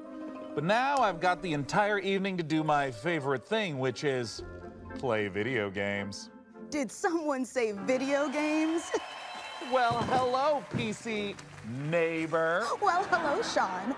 What game do you want to play first? I've got them all. We have. I like the joke on that box. Video games with the space crossed out. Video games, one word underneath. My personal favorite, Best Friend Simulator. Oh, Amika. Hello? Yes, this is Sean. What? When? Today? That can't be right. Well, all right. Thanks. Bye. What was that, Sean? It seemed serious. Well, we can't play video games tonight at all because we've got to host the PC Gaming Show. Yeah! For this year's PCGS, we've harnessed pure nostalgia to reconstruct our own little pocket dimension of the 1990s, a time when life was punctuated by slap bass, movies were stored on little rectangles, and using the internet didn't involve as many streamers saying painful and confusing things to me. I don't understand this term slang. I don't get it. See, it wasn't even us. That was just a thing that happened in the 90s. Well, what fun. But basking in the warmth and laughter of a bygone decade won't keep us from bringing you plenty that's new. We've got a full 2 hours, that's two, of trailers, over a dozen world premieres and developer deep dives for upcoming games. That would have actually been pretty impossible to imagine in the 90s. Our brains were too busy managing our... It is a lot of hours, yeah. We're gonna build an awesome gaming PC. I might have to do more than one day of show watch-alongs, y'all. With 3 huge world premiere trailers. There's no closed captions to turn on, unfortunately. Sorry, friends. All right. And it begins. We boldly explore the unknown. Is this another world premiere? And piece by piece. Oh, another Star Trek. Build an understanding. Is this Star Trek? I can't quite tell from the... I'm guessing this is Star Trek. Captain! Our sensor array is getting unusual readings from... What is that? The lift has opened! Repeat! The lift has...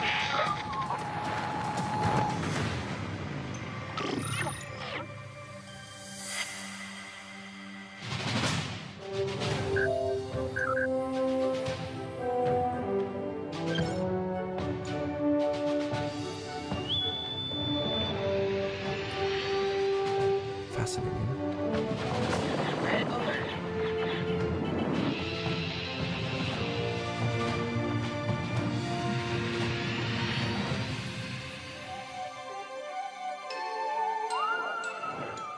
Star Trek Outposts Unknown. All right, please iterate up the world premiere thing. Look, Surge, your perfect game. Can I do another lore-accurate Star Trek playthrough? The information superhighway. A world ruled by the transistor, where power is measured in hertz and bytes. A place where us freaks and geeks can be free. No nations, no race, just ideas and knowledge. They call me a criminal, a hacker. While corporations spy on us and governments control us, they murder and kill and tell us it's for our own good. I'm not the criminal. I'm a freedom fighter with a motive. They can try to scare me, but they'll never stop me.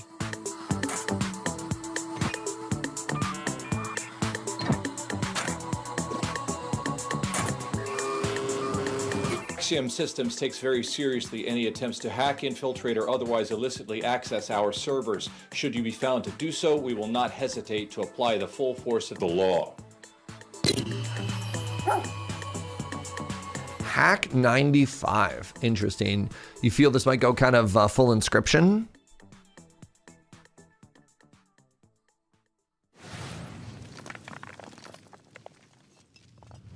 So we need to iterate the world premiere 3 times in total. Relic, they're based out of Vancouver. Actually walked by their offices a week ago. Wait, this is the original Call of Duty. Wait, is this a, no, maybe it's not Call of Duty. Maybe this is Company of Heroes, maybe?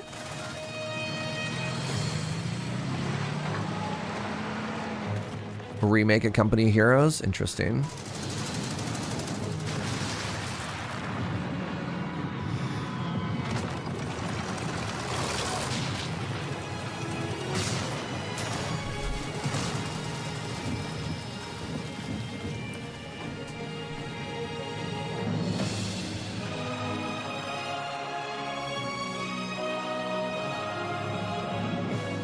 I got one. I called it before chat did.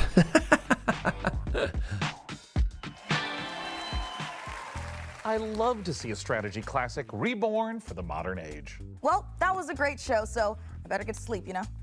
Mika, the show just started. Yeah, but you know how every morning I like cook an entire full breakfast and all of our friends come over to eat it and hang out before we go to work?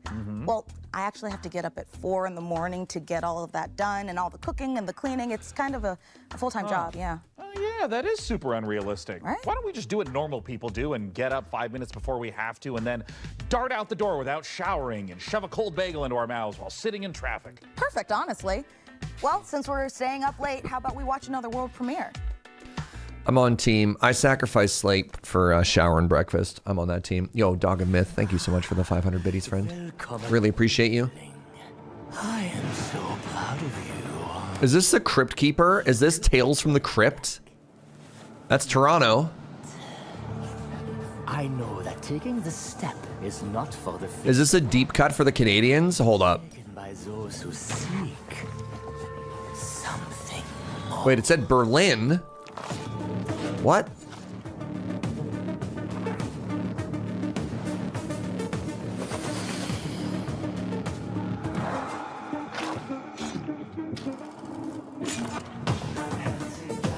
Is this an alternate past where the Goths won? Oh wait, no, they're vampires. Okay.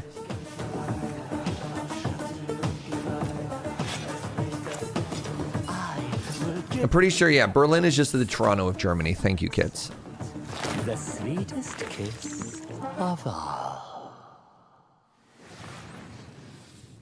Listen up, you donut. I'm gonna test you on everything it takes to run an arcane restaurant. If you want to earn a mithril star from legends like Guy Fawkes, Julia Cragchild, and me, Gorgon Ramsay, then take my advice. You need to cook up tasty combos, hire the right crew, and stand tall in the face of cosmic horrors. We've seen this a different version of this trailer before. Yeah, Guy Fawkes was very funny. A lot of puns. Like a troll turd, play the demo.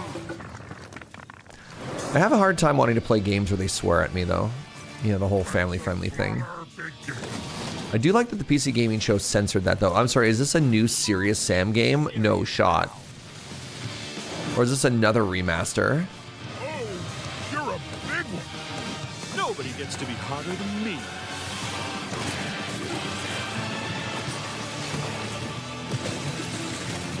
That's a blast from the past? Yeah. It's obviously weird because, you know, Quake and Doom existed, but this felt like one of the first games that really tried to just push waves of enemies coming at the player. Like Serious Sam, I feel, did some interesting things for the shooting genre, I think. Yeah, a lot of walking backwards. Yes, that's such a good way to put it, Pazzy. That it feels like one of the first games where you spent most of the time back running and firing instead of pushing forward through waves of enemies. Well, 6 shapes to be precise. What are you working on there, Mika? Is it a grocery list? No, Sean, I'm catching up on my handwritten correspondence. A lot of jumping, yep. Tell us was a treasured pastime of the 1990s, just like mammoth hunting, dying of the plague, and all the other things we loved to do before, you know, we learned that joy in life lives in our smartphones. Oh, it would be charming if I knew how to read.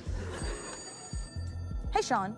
The phone changed. I don't think it's possible. Society hasn't been ravaged yet by same-day delivery. Hello? Am I about to die? Oh, I'm just messing with you, Sean. It's me, Frankie. Oh, hi, fellow PC gaming show host, Frank. Let's keep our eye on the phone and see if it changes in every shot. Filming the hottest late-night talk show of the 1990s? Oh, Sean, you should know that no veils can obscure my piercing gaze. Also, we just wrapped for the day. Now, listen, I hate to interrupt the anachronisms, but you're about to be rolling on an exclusive new look at Control Resonant straight from Remedy HQ. We are? Just say the thing, Sean. World premiere. Here's an exclusive new look at Control Resonant, straight from Remedy HQ.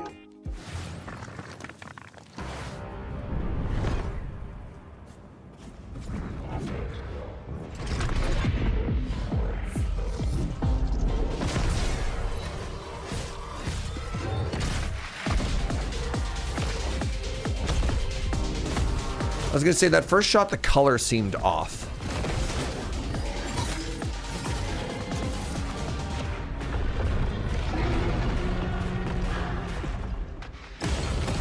This is Control Dark Ages Resonant.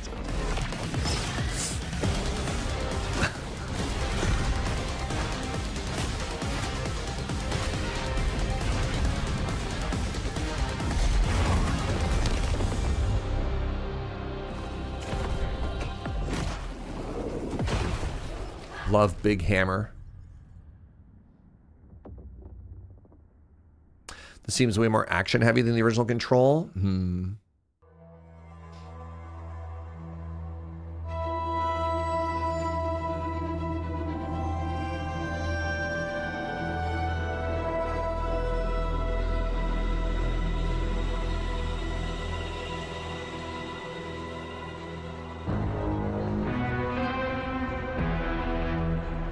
Control Resonant is a third-person action RPG where you combine the use of supernatural powers and melee combat to fight against otherworldly threats. You play as Dylan Faden, and all of this is taking place in Manhattan, New York.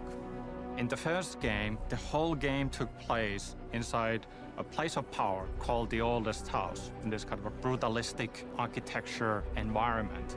With the sequel, that whole thing is kind of broken open.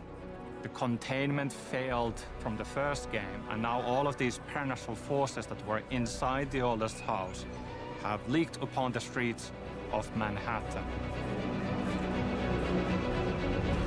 There's a new threat affecting Manhattan in our game. It's called the patterning, and it is basically taking what is already there and restructuring and reorganizing it with this strange, otherworldly algorithm. And the resonants themselves are often found in this epicenter or this focal point of this localized patterning. And it becomes more than just the creature design. The bosses are almost married into the surroundings and into the scene, so they get patterned into the world. And it is not just a gimmick. The patterning is at the very core of the whole experience, so it touches all of our themes. Feels like they cut off that sentence there. All of your teams, what?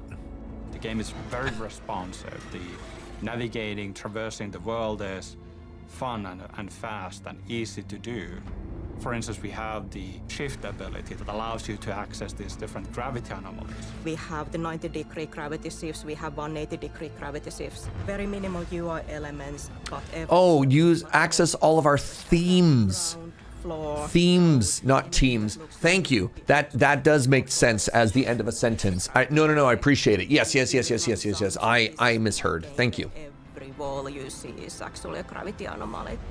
And you get into this really mind-bending sequence where, yes, you kind of lose yourself a bit as well, but you kind of react to the immediacy of the situation and so on. And then it becomes part of your natural way of moving through the world. Incomprehensible in one way, but once you kind of get it, you just get it. There was a shooter that came out in like the mid 2000s that involved rotating the perspective, like shooting through portals. And in the first like 30 seconds of gameplay, they literally had your protagonist like throw up from motion sickness. There was one of the, definitely in that era of like trying to be edgy. Not that that's changed. No, I don't think it was. I don't even know if it was Prey. I think it was much more puzzly, like the whole thing. All right, maybe inversion. We have always wanted even the paranatural things to somehow feel connected. And I was like 20 minutes into that game, I was like, I cannot even watch somebody play this. This is so motion sick inducing. For example, it still should feel that it's strenuous. It doesn't come easy to Dylan. Dylan is fighting dirty and he is able to perform these powerful telekinetic pushes and ground slams, but it does have a toll and it does hurt him in the process a little bit as well. So there's this The physical... long control feature, the sequel to Control is very, very, very anticipated. Even if the thing that you perform as a player is inherently somehow superhuman or otherworldly. I imagine too, with the reception from Firebreak, they might be trying to be like, wait, no, come back to Control. Because their online shooter game did not do particularly well with leveraging like a lot of the good vibes from Control. We create this really interesting sandbox and you feel like you have all the means to improvise. I think it's unlike anything else.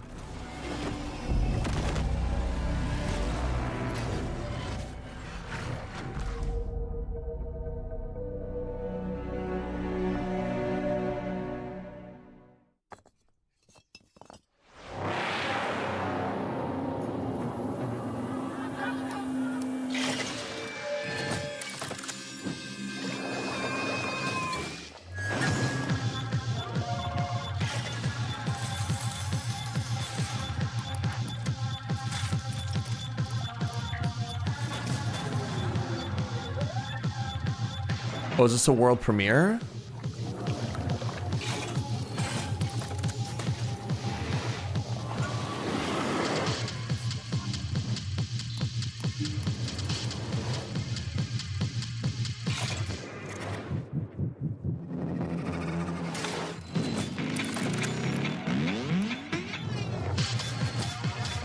Yeah, kind of. The first thing I was thinking is similar to that slot machine game.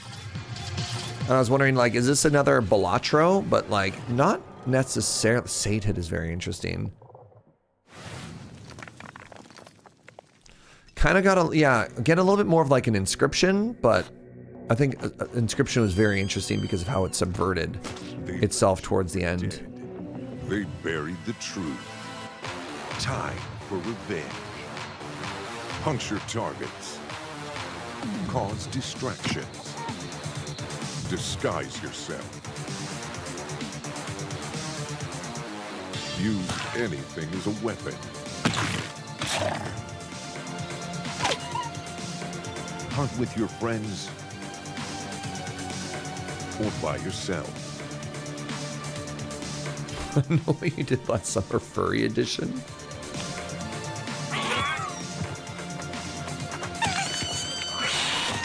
Every run is different. Revenge never dies. a cooperative roguelike assassination game. Gone Feral. Wishlist on Steam now. Weird.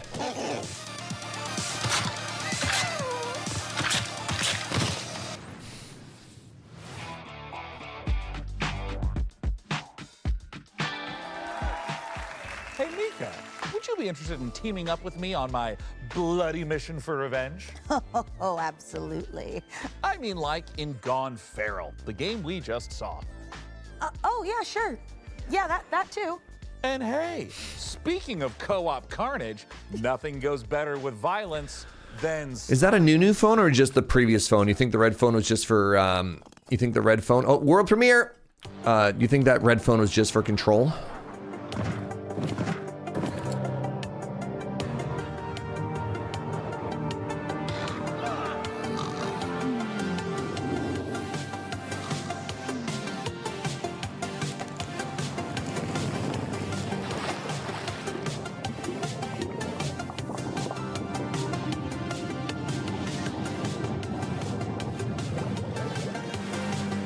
I'm getting some big Half-Life 2 mod vibes from this, pardon me. Massive Half-Life 2 vibes.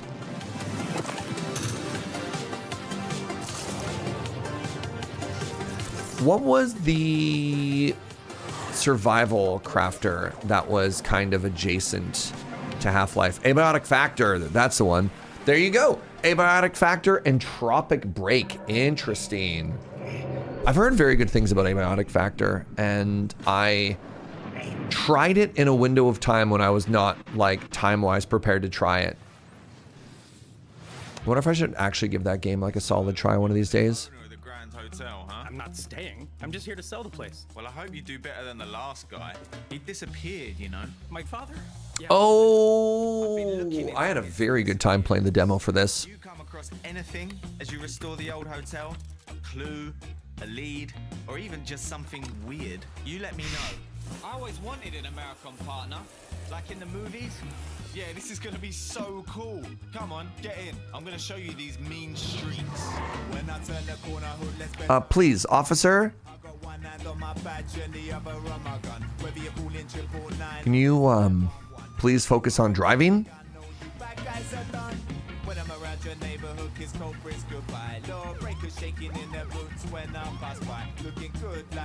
They're shaking in their boots because you almost hit them, officer.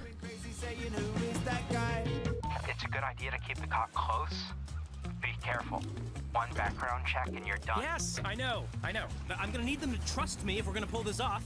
But don't worry, they don't suspect anything. I'm not worried about them. I'm worried about that hotel. That place messes with people's heads. This game is called There Are No Ghosts at the Grand, if you've never heard of it before. It is a massive narrative. It's got a little bit of like House Flipper, a little bit of Power Wash Simulator, but that's a very small part of the game. It's like a narrative puzzle adventure game with a lot of music. And Britain's most crappiest. Oh, this is really beginning to creep me out. Listen, I've been through worse than this. I'm sure I'll manage, seriously. It doesn't look that hard. One of these days I'll show them something. One of these days, yes, I'm gonna go far. Get out of this place so I know it's coming. And the old sorry was. Yeah, one of these days I'll show them something. One of these days I will heed the call. Remember this face, I will want for nothing. Gonna be a star. Yeah, we've been seeing trailers for this game for a long time.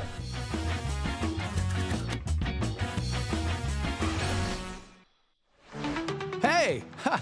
Hope you're all having a great time at the PC Gaming Show. As captain of the ESS Starseeker, trust me when I say, this crew is ready for anything.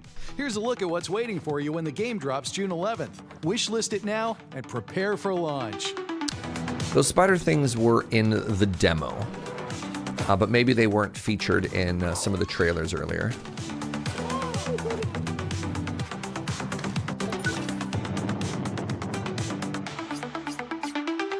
This is not Astroneer? What game is this?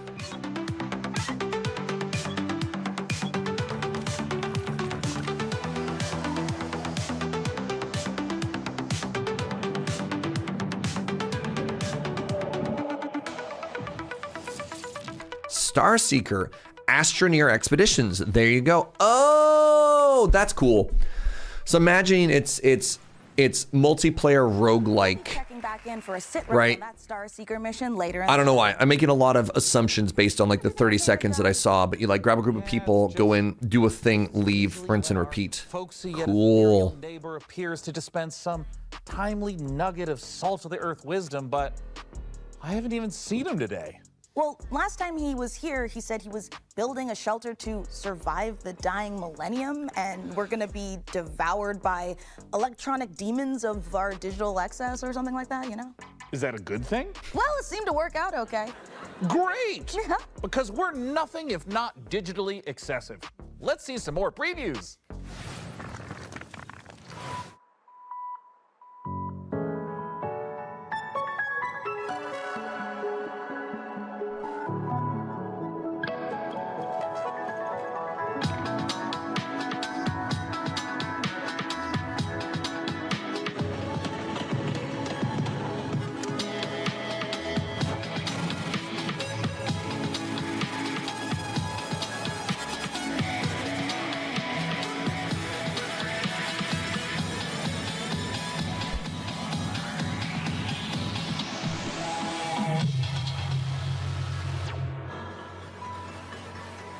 Art game. Holy moly.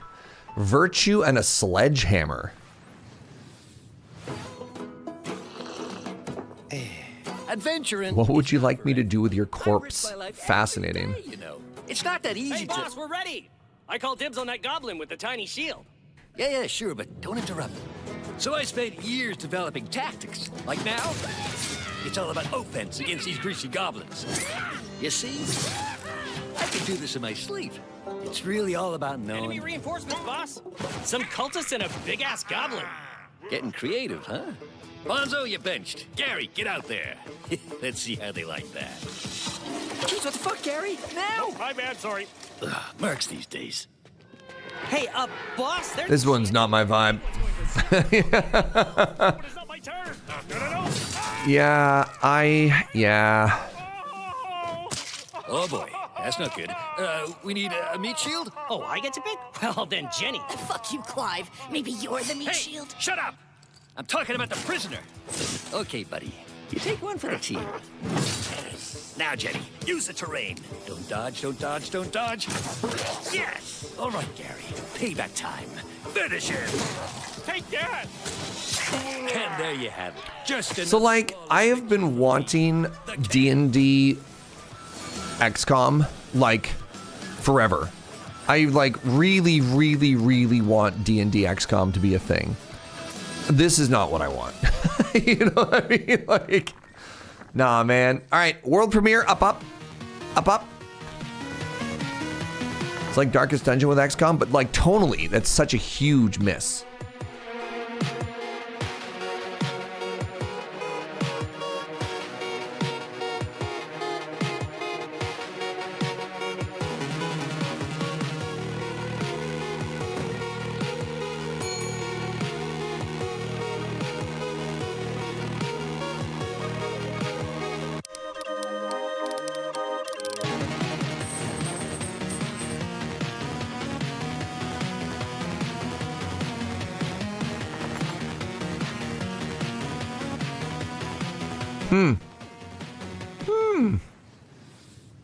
All the games from today's show can be found over on the PC Gaming Show Steam page. Head on over to pcgamer.com/wishlist to check it out.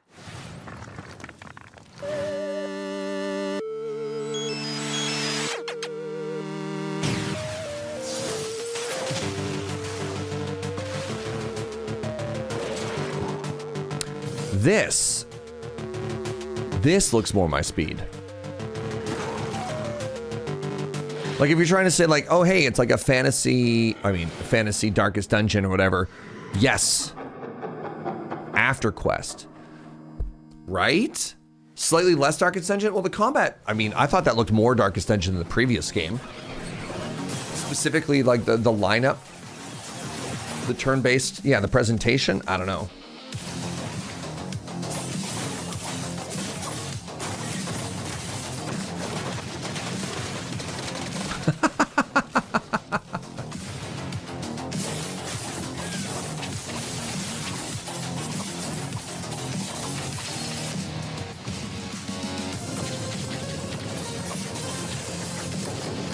Interesting decision in a game like this to have the time to kill on these enemies be so low. But I guess presumably it's so that you could spend more time doing like really cool animation stuff, but like that is a long time and a lot of moves to have to hit an enemy in like a side puzzle platformer, right? Like typically in a game like, you know, Hollow Knight or Silksong or something like that, unless it's a pretty major encounter, you're normally expecting to kill an enemy in like one to 4 hits. And that was a lot. That was a lot of juggling there, you know? What was the name? I talked over it. I'm sorry, Mel. Will technology ever get better than cassette tape? /0, thank you. Fit 7 songs on a single tape. And you can get as many free songs as you want by recording them off the radio, and you're only going to get like 10, 20 seconds of an annoying DJ blowing over the top of it. Honestly, that's not bad. Wait, this cassette tape, it's not music at all. The label says monsters. Wait a minute. Monsters on cassette tapes? That sounds like an extremely skillful segue into our next world premiere. Is it the Monster Catcher, Monster Cart Cassette Beast or whatever? Have a cassette player too. Please iterate the world premiere, please. Thank you, Enemy Kitty. You've done all this before. Been lost on another world. Turned into scary monsters with cassette tapes. All of it. Increment, maybe. Come on, what have you dragged me into? Count up. There you go. Turn to Earth. Are we not on Earth? You first came to Elmwich looking for your friend, correct? You see, I have all these guys helping. This is a very cool concept. They've had a previous game like this already. This sounds like maybe not a sequel, then another game in the franchise. Because Cassette Beasts, I don't think it was this this 3D. The 21st century now. The time has come for change.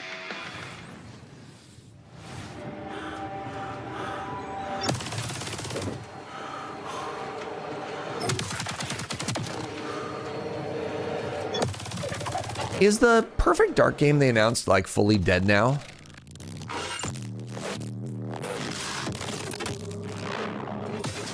That's too bad.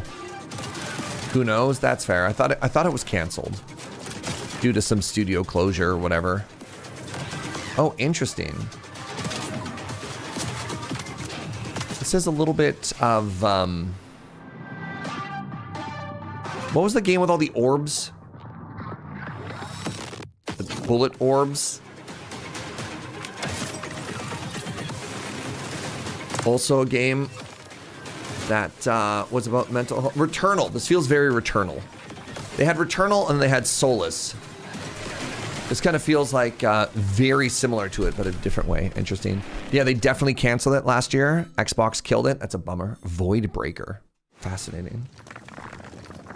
Game with orbs, extremely specific. It is. People are like, no, that's Returnal. That's a game with orbs.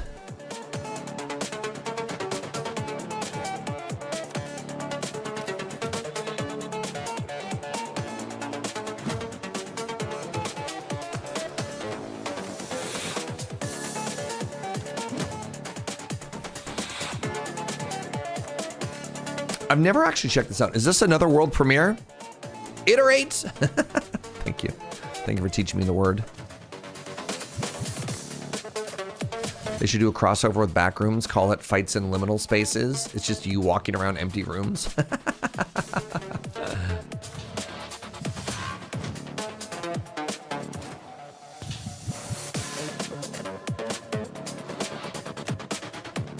Oh, God. What's up, Foxmar? 2 fights, 2 tight space, 2. It really is called 2 fights, 2 tight spaces. And oh my God, I was trying to make fun of it. love a good shadow drop, don't we? 2 fights. I was deliberately trying to read that as poorly as possible. And that's actually what the title is called. That's incredible. The mail, and it's addressed to my lord. It says, The granary is full, sire? Oh, I know what that means. I don't. Another world premiere. Our next title. Iterate the counter. That's been around for more than 25 years. Here are two of our very favorite PC neighbors to tell you all about it. Hello, everyone. I'm Ben Starr. And I'm Samantha Bayard. And Ben Starr. Excited to give you a first look at our new game. Stronghold 4. It is a new Stronghold game. RTS from Firefly Studios. You're kidding. Right, another chapter in Stronghold where you can once again launch cows from trebuchets. Sounds absolutely delightful. Let's have a look at the new exclusive reveal trailer. Welcome to Stronghold 4, my liege. Have there been a bunch of bad ones? Oh, that's unfortunate. But did those bad ones have Ben Starr? Seen better days. But I'm sure you're up to the task of bringing the place back into splendor.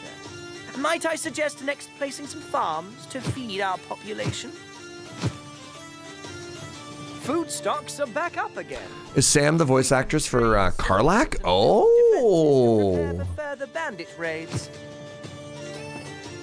So Stronghold was like the OG medieval tower defense game, right? You'd have like either assaulting castles or defending your castles, and bridges were OP. That was the game where you'd have like the bridge and you put like your melee units and then fire arrows across it or whatever. It was like the most powerful part of the entire game. Huge invasion force is marching on the castle, my liege. Another village taken then. Make no mistake, I'll keep fighting. Sorry. That's good physics. Hell with you.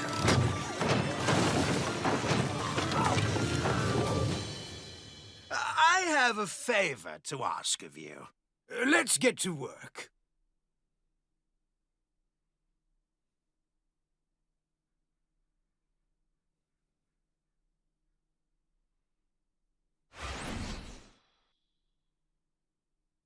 Yeah, I did not see another Stronghold game coming, that's for sure. I didn't realize there had been more since like the OGs. I was gonna be like, what, it's been like 30 plus years since we had one, or no? I thought the old Stronghold games were, 2, 3, and Legends were disasters. Fascinating.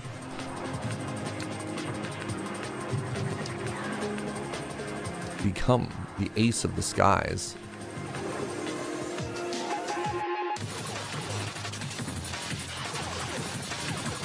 Oh, interesting. It looks like they're trying to do like a take on the OG bullet hell genre. Huh. That's kind of interesting. Iterate the counter. My brother has betrayed us all.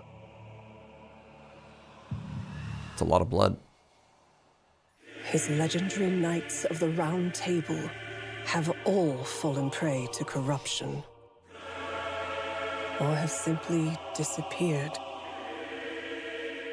Avalon, once a glorious kingdom, is now falling into despair, and corruption ravages the land. That's a very cool visual.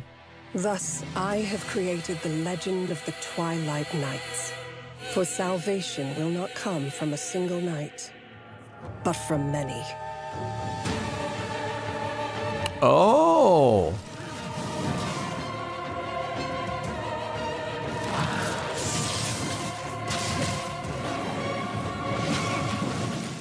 Wardens of Avalon. I was kind of looking at it as like a, I didn't even think of it as an RPG. I was almost thinking of it as like a fantasy. Oh, Gauntlet. Gauntlet. Dual-tempered carbon. This my master nailed it. Yeah. Excalibur. Sean? Nope. Remember what happened last time? I was gonna say Left 4 Dead, but third-person fantasy. You're like, that's just Gauntlet, dog. Well, don't worry, everyone. I promise I won't do it. See, I said I wouldn't. I don't know why you would think otherwise based upon my tone. Look, our new neighbor's rooster sure makes a racket, but I've been thinking it must be worth it for some of those farm-fresh eggs. First, roosters don't lay eggs. Second, that was an elephant. Wait a minute. That's an elephant. Do elephants lay eggs? Oh my God. Can you imagine? The omelets you could make would be massive. Well, he'll be gone for a while. The real reason our neighbor has an elephant is because we're here to see the world's first gameplay reveal for Planet Zoo 2. This is so cringe. The whole thing has been. It's delightful. I love it. This is only Planet Zoo, Zookeeper. Oh my God, you've gotten rid of my ability to say words. Planet Zoo 2. Welcome. I'm Eric, the chairman of We saw a trailer for this in the Wholesome Direct as well. I'm curious to see how tonally different this is. We're here to help you on your journey in building and managing zoos, as well as restoring wildlife reserves across the globe. You'll be creating habitats for all kinds of species and making sure they're well cared for. Sweetie. Not to mention... When did Day 9 go full bald? Like 5 years? With that in mind, let's begin. I actually don't remember what he looked like with hair. Meet Lamarty, the Maasai giraffe. He shares his space with a pretty... Thank you for coffee, my love. So we need to make sure there's plenty of vegetation for everyone. And with the warm weather, we need to keep the fresh water flowing. Speaking of water, we'll need an aquarium large enough to house several of our aquatic species, including our endangered hawksbill turtles. Turtles! Mia and her family. You'd be surprised how quickly these tanks get dirty. There goes one of our keepers now. We have one more stop to make. We're building a brand new kind of habitat. An aviary. It'll be the perfect home for our white... Apparently, sea eagles. Hamish there's an incredibly cool and famous raptor sanctuary on the island. and Like all of the big old cool birds of prey. I should definitely go up there and check that out. Fenn's most important goal. Like in the Scottish Highlands, where we're releasing our eagles into our wildlife reserve. We've done a lot to prepare this environment for them. Something you'll be sure to do more of on your... Beavers! You mean like velociraptors? The very same. Together, we can create... It's amazing? Okay. ...all living creatures. So, are you ready? I've been following them on Instagram, and I'm just like, I really need to go. I really need to go, yeah. Yeah, I don't know if I'm allergic to birds. I'm allergic to everything else. You gotta bust a move.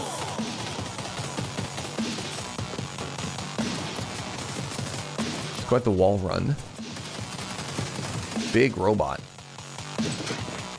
You gotta bust a move. Now bust a move. Twitter OB ain't got the juice. I wanna do what the fuck I wanna do. It used to be in G-Shock. It's still in Tone shift? I mean, that's trailer day, baby. Like, with the exception of maybe Day of the Devs or the very curated indie showcase stuff like that, these are always a lot.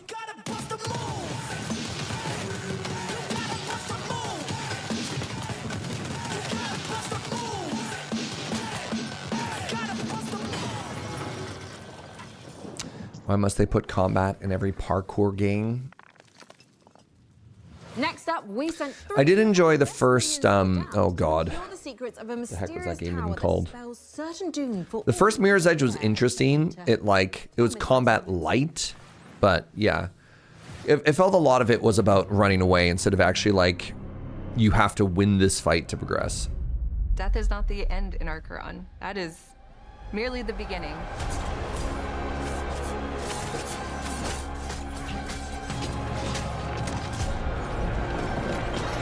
This looks more traditional ARPG than that sort of gauntlet game we saw. Arc Heroes, interesting. Archron is a top-down isometric game where you play as an Echo, and you find these very powerful items. And then you play as a team of 3 to ascend in this very dark fantasy, hauntingly beautiful tower.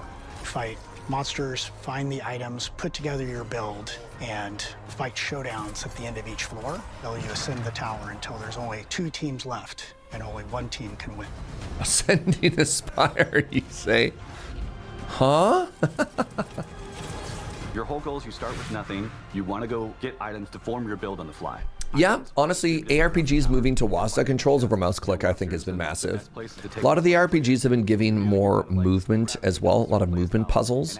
I think taking inspiration from a lot of I think the big one I can remember, there's like a Korean MMORPG that was like, what if we had sort of like WoW or Final Fantasy style boss fights in our RPGs instead of just DPS checks. A ranged build or a hybrid build or a dive build just on the fly what you uncover. We want you to land and feel the tension of... Even League of Legends has a WASD option now. Yep.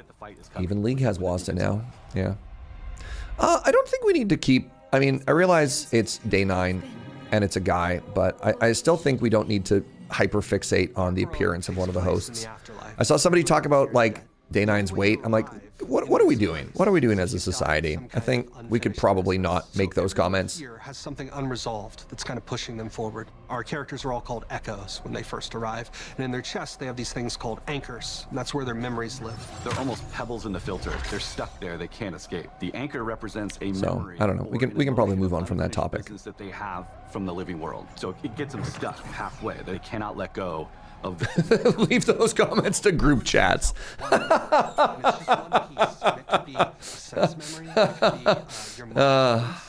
It could be just a thought, and from that memory, the echo. Yeah.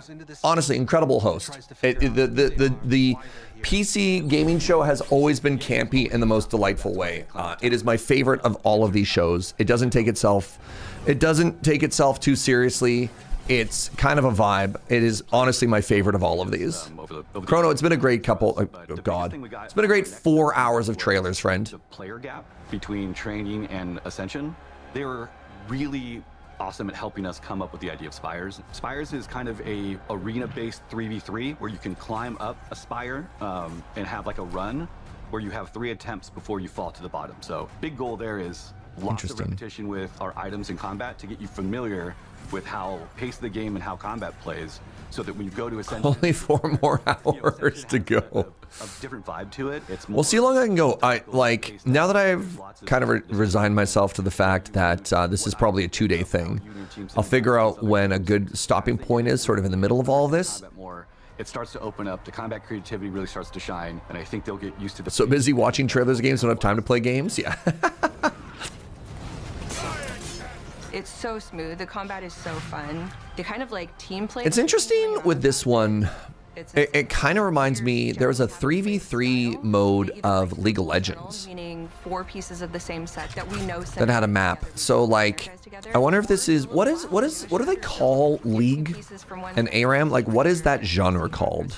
But it's very personal play style. You get the benefit of 2 set bonuses with Shatter builds. You get the benefit of the Eternal ability if you do full Eternal. When you fall in combat, there's so many MOBA. ways to come back. You can be... This looks like it might be more MOBA than they're crawling around on the floor. Than ARPG, huh? Totally clutch moment that happens sometimes where you've died. Especially if it's team-based PvP. This is actually a very interesting game conceptually. You could just start all over, pick your stuff back up, dust yourself off, and get back in the fight. Kind of makes you think of like a PvP Risk of Rain.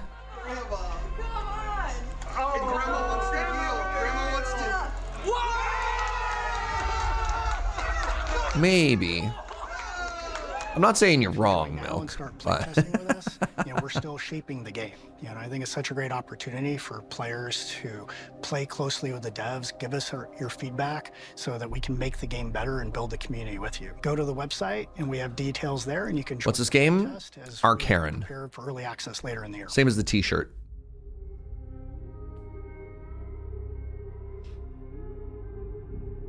You love seeing all the new games? All day today, DD, probably a good chunk of tomorrow.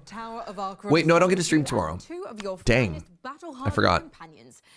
Literally just remembered I'm busy tomorrow. I have to do filming.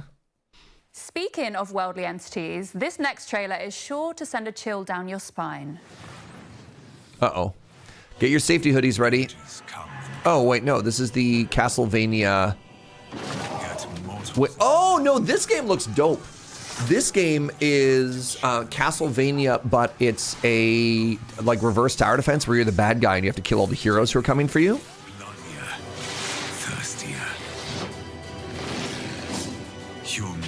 This game looked really cool. Yeah, you set up encounters and then it fits so well with the Castlevania lore as well. Night after night, for all eternity. eternity. It's a very cool concept. Yeah. Also, like the Castlevania castle itself in lore is like constantly shifting and moving. It works. This game looks really cool. Kind of a dungeon keeper, I think. War Dogs is a tactical all-out warfare FPS. Give points for that. Where 100 players There's no, the points are worth nothing. Revamp is also very good. Yeah. Earn themselves cash. What makes War Dogs unique is its underlying persistent economy. Okay. Every life you spend in-game cash, building your own custom loadout, purchasing whatever equipment you want to suit your playstyle. If only there was ever a shooter that used money. Counter-Strike. No one's ever had an econ thing in a shooter before. To the control zone, or building bases and even resupplying and selling items to other players. Anything that helps your team win earns you cash, with profits from every game banked into your account to spend in your next match or next time you play. Investing in better equipment is risky, but the right choice at the right time can yield massive returns. With this unique cash system, 100 players fighting across 3 teams, destruction, base building, playstyle freedom, with unlimited... I'm really curious how you balance this. 46 Northeast. Because if you want to make it so that like the currency is impactful, I mean, maybe they just have to have like rank-based matchmaking or something like that. Because this is the sort of thing that if the amount of money you have makes a big difference, then the people who play better will just snowball, right? What we're trying to do. War Dogs is coming to early access later this year, and we're opening our closed pre-alpha testing to new players this month, which you can sign up for right now. This is the new face of tactical all-out warfare. A lot of war games have this kind of resource management. It's possible. Interesting. War Dogs. Neat.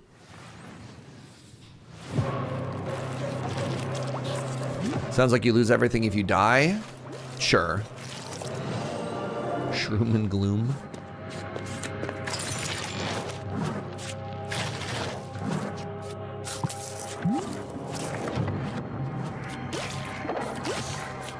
I love the weird little guys. Big fan of games that have weird little guys for enemies.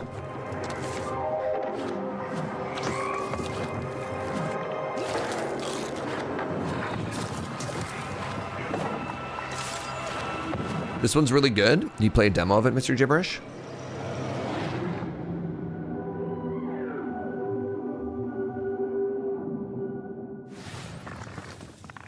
Why just defeat your enemies when you can cook and eat them? Of course it's Devolver. Ah, very not safe for Surge. That's too bad.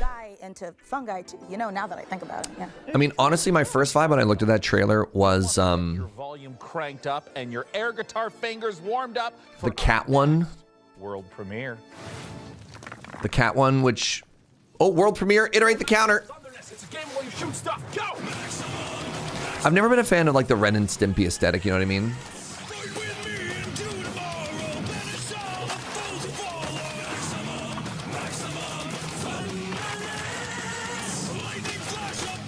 Okay, the music of this is a bop.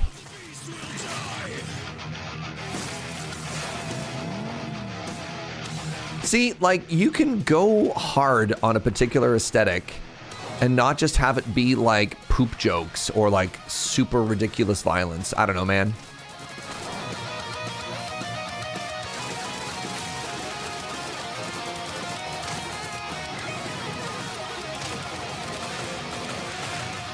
This gives you strong Newgrounds vibes. Amazing.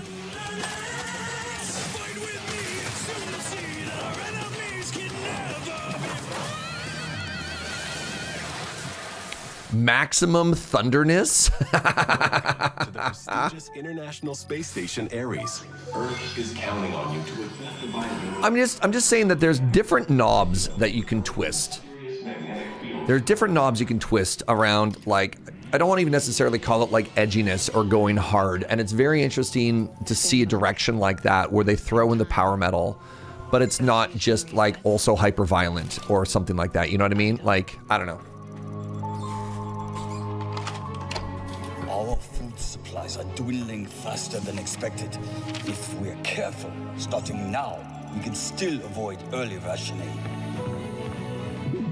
This makes no sense. They're moving, like in a solar system, like planets. Am I going to die here? Is this... Another game that I'm probably not smart enough to play. Connected somehow. There's another trailer that made this seem kind of like Space Blueprints. I think it's just another explorative narrative cool game.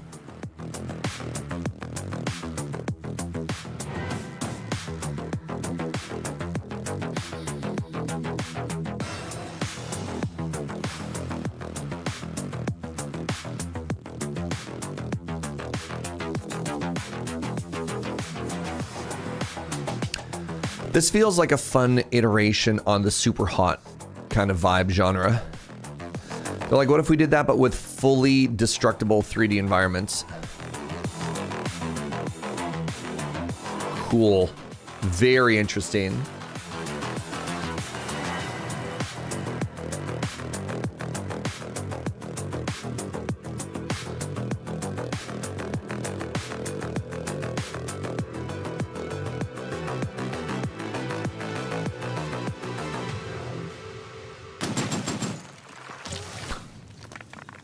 Neat. Whoa! Come on. You don't get voxel games? I feel like my attraction to voxel games is not because of the art style. My imagine with the popularity of voxel games is what they allow you to do.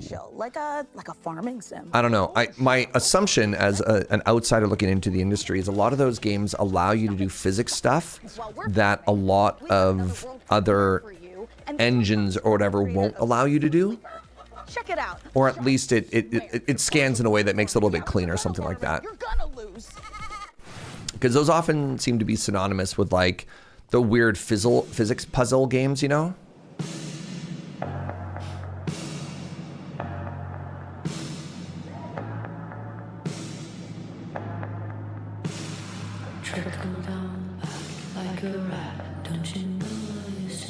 Yeah, Noida is another great example. What is this?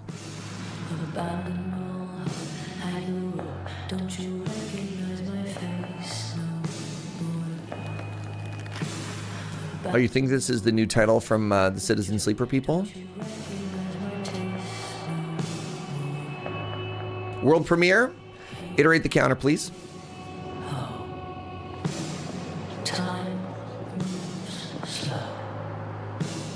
Apologies for my inability to keep track of what's happening. There's a lot going on.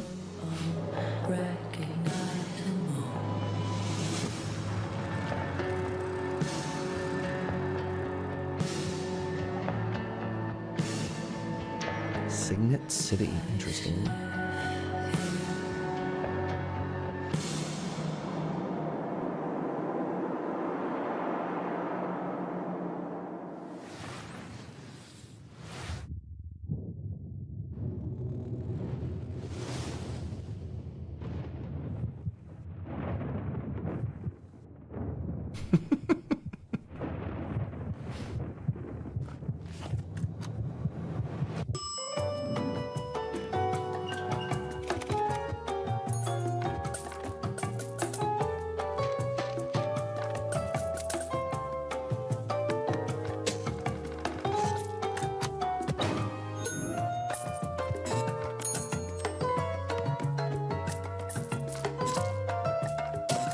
More Inscription vibes.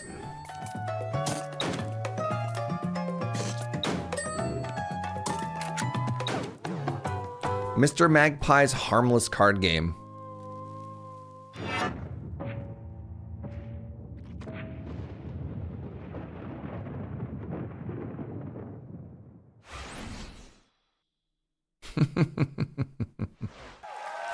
Well, that huge dispute we had off camera has finally come to this, dividing the house in half. Yeah, well, you just stay on your half and I'll stay on mine. Although I think we established we're neighbors, not roommates. Fine. Fine. Good. Good. Oh, One of our PC neighbors must be at the door. Yes, it's me, PC Gamer's Jacob Ridley, and I'm definitely here and not being edited in at a later date and time. Oh, neighbor, you're always so full of sage wisdom and useful advice. Can you help us solve our dispute in time for the end credits? I think I can help. You know, sometimes your parents have to tell little ones to spare your feelings. It doesn't mean they don't love you. Take it from me, high school can be a tough time for teenagers, especially in the age of social media. I think the script got a rewrite before they filmed Jacob's neighborly wisdom scenes. Yeah. Remember, sometimes the reason a bully acts that way is because he's a real dick. Just a straight-up piece of Okay, well, none of this is helping. Do you have any advice we can actually use? Actually, I do have some great advice on building a custom PC. And as a bonus, you can win the awesome gaming rig I'm going to build for you today. Sure. Thanks, Jacob. Incredible. Okay, so we've gone for a full retro rig for this year's PC Game Show build. And yeah, this is a sleeper build, so... Yo, the old floppy disks? That's so funny. You know, it looks old, it looks beige, it looks like it's from your, parents' house in the 90s or early 2000s. But inside, it's actually a 9950 X3D, 5080, brand new AM5 motherboard, 32 gigabytes of DDR5, 6,000 megatransfer per second. You for real want that case? This year because of the prices. We got to get Fractal to move away from beautiful aesthetic cases and instead into retro cases. Gen 5 SSD. And of course an Arctic. That white plastic will yellow in 2 weeks to make it extra authentic. Heck yeah. Doesn't look it, but this thing is an absolute beast. And don't forget to head over to... How many different versions of floppy were there? I can only remember 2. There was like the big wide ones, which were black. And then there's like the little gray ones that were like that big with a little metal thing that go I can only remember 2 different floppy sizes. There are probably more, but I remember 2 distinctly. Is it right for us to spy on our PC neighbors like this? Also, why do they live next to a talk show studio?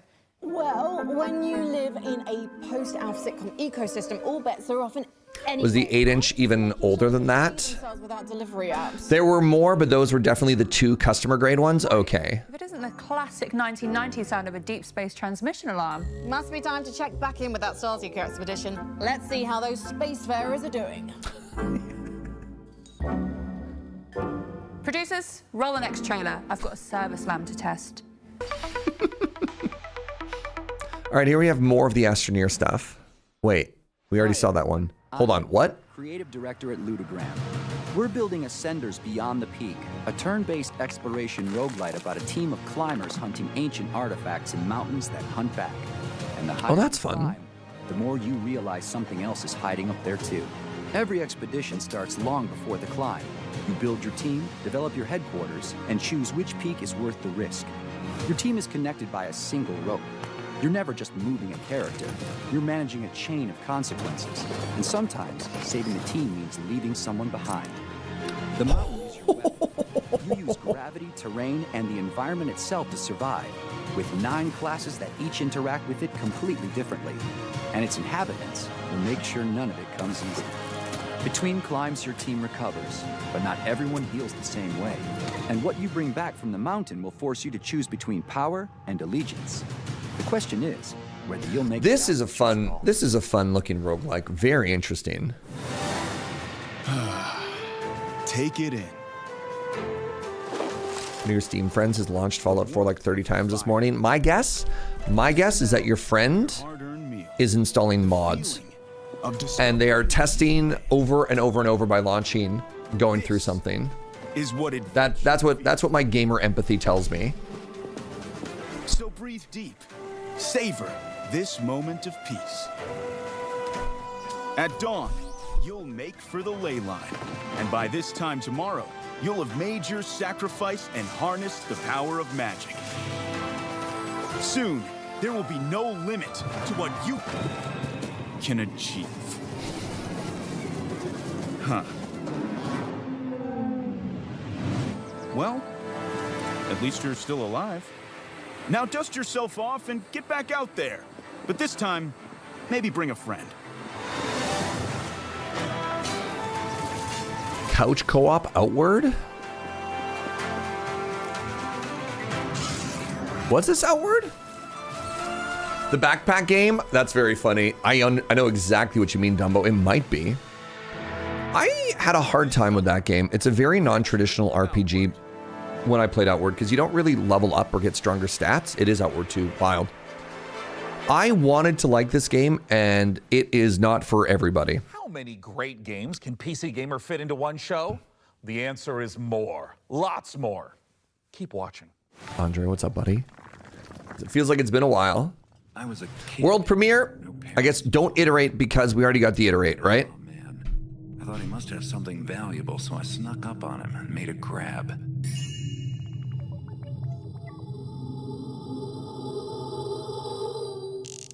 What was that noise? This is Thief. Oh my god, a Thief remaster. Water arrows, so iconic. Now this is worth the price of admission. Don't screw it up this time. Didn't they try and do a Thief remaster, but it was in like 3D or something like that? And Just keep looking the other way. Bonk. What have we here? It was a new game and it was bad. Interesting. I wonder if even a remaster is going to do a good job because, like, a lot of the nostalgia of this game was because it was so nobody had done sound or light like Thief did. And I wonder, even if you play through it, you're just like, I don't know, man. It's awesome to be here. Now, I will shamelessly say that Thief was one of my absolute favorite childhood games. I adore it. And for those who did not get to experience it back in 1998, what is Thief? Thief is an amazing immersive sim. It's first-person perspective where you take the role of a master thief named Garrett, and you're infiltrating castles, cathedrals, all kinds of wonderful medieval-esque environments, and you're getting wrapped up into this mythology and this conspiracy that crosses ages and time and uncovering secrets. Garrett is not a great fighter. He's very nimble, he's quiet, he's small. He can infiltrate, he can get into places that he's not supposed to be, but 98 was 39 years ago. I'm gonna ask you to recheck your math there. I'm not that old. All right, look, I'm old, but I'm not that old. All right. Yeah, it's mainly used to swing a few times and then run away and try again. When it comes to doing based on that math, I'd be in my 50s. All right. Some is just updating some of the art models. Some is rebuilding the engine from the ground up. When it comes to Thief: The Dark Project Remastered, ow, my back. What's up, what's Ellie? new? I want to kind of understand what players can expect. for any longtime fan of Thief, the game is going to feel very familiar. You're going to be going back to a place that you love. I hope you want to stay there. For new players, it's going to be an exceptional experience. It's going to run very smooth, 120 FPS, 4K, widescreen resolutions, all the wonderful quality of life improvements that you've come to know and love from a Night Dive remaster. And probably most exciting of all, we've got Steven Russell coming back to reprise his role as Garrett, as well as fan favorite Terry Brocious. I have a friend who worked on the original Thief. I want to see what he thinks about it. Fascinating. Has their curiosity piqued. Where can people go to find out more information about what's next? Thank you, kids. NightDiveStudios.com is a great place to start. It's got links to all of our social media, but I would advise that you come and join our Discord channel. All of the team members are in there. We're very amenable, we're communicative, we're friendly. Come share your thoughts with us. Let us know what you want to see in Thief Remastered, and take a vote on what game you'd like us to do next.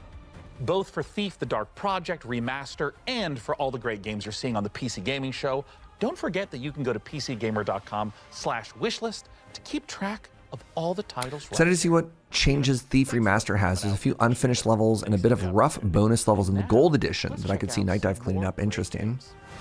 That was one of the things too that's interesting. The not smoothing out the edges, right? Like you're re-entering it. I don't know. I feel like, well, here's an example, right? Like when Final Fantasy VII Remake came out, there were people that just wanted the original aesthetic of Final Fantasy VII, and obviously they've pivoted in 2 different directions. Like, no. We are now, this is now a new retelling. This is completely different. The narrative has gone in a different direction. And that's neat. But like, for the people who truly want to revisit their youth,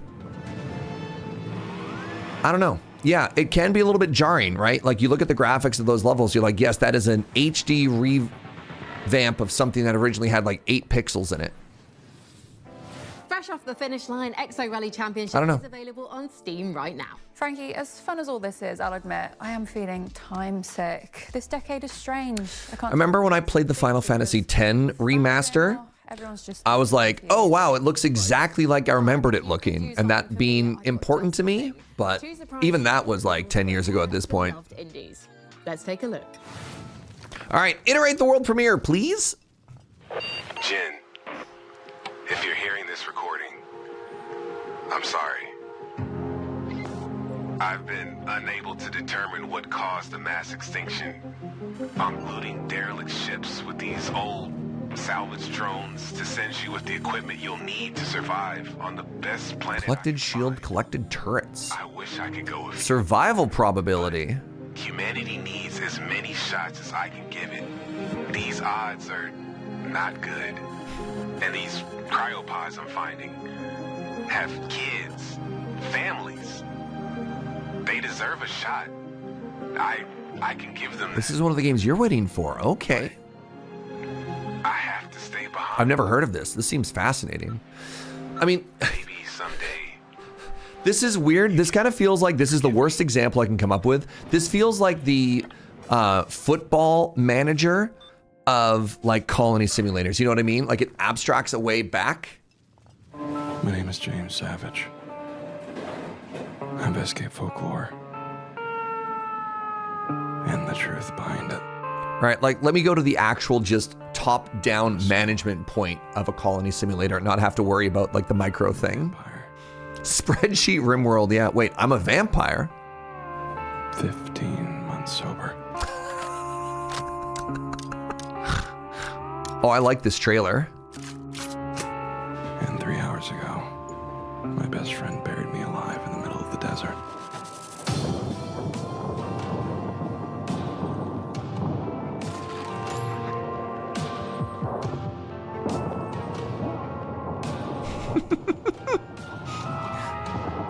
It's got a little bit of like Max Payne vibe to it too. Oh man, that's so funny. Swamp Goblin literally read my mind. El Paso Elsewhere. Weird. Oh, 3 cats in a trench coat. Nice called shot. You mean to tell me they put a ball in there, but you're not supposed to play with it? It was a cruel age, Mika. Some of its sins are better left forgotten. Well, then let's look back to the future. Here's some more previews. I have to pee so bad, and I don't want to miss anything.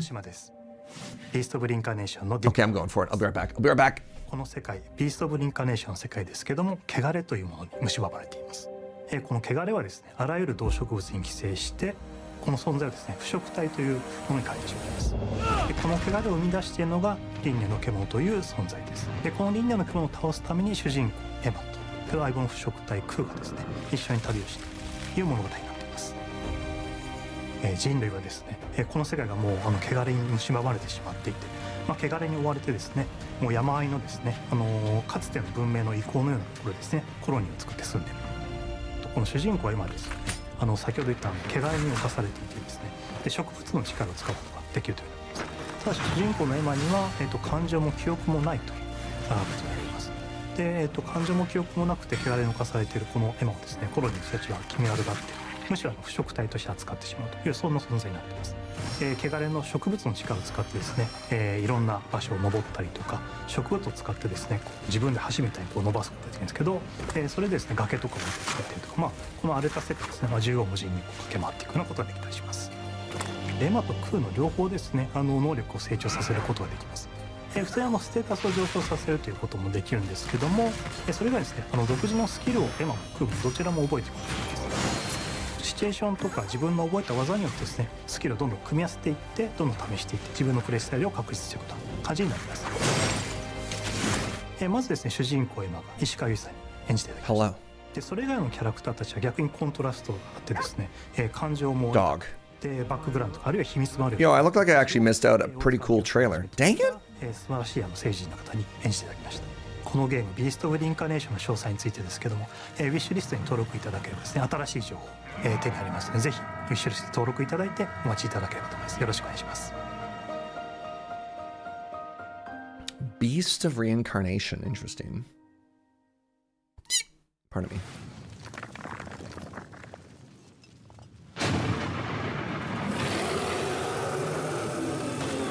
What do you truly want? The dead, under my rule, shall serve a purpose grander than your lives ever could. You pathetic creatures have no claim to this power. It is my fate to wield it, and yours is to kneel before my might.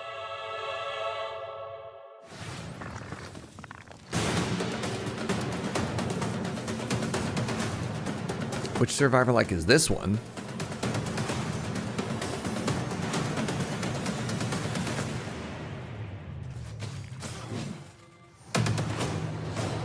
The mage enters the death spiral.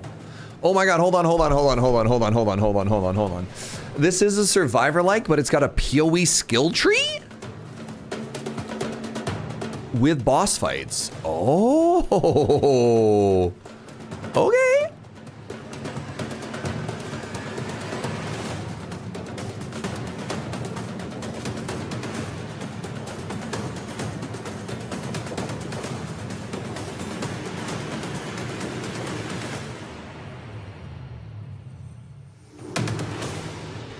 To kill a god.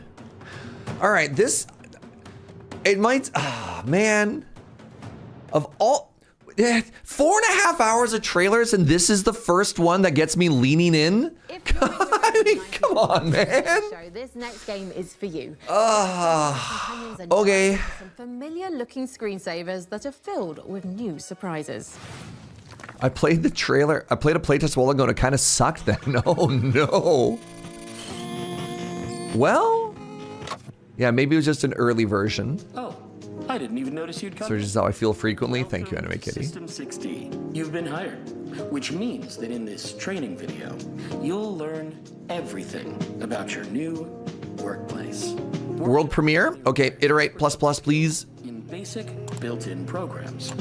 But your primary responsibility at System 6D is testing our new products and identifying any possible bugs.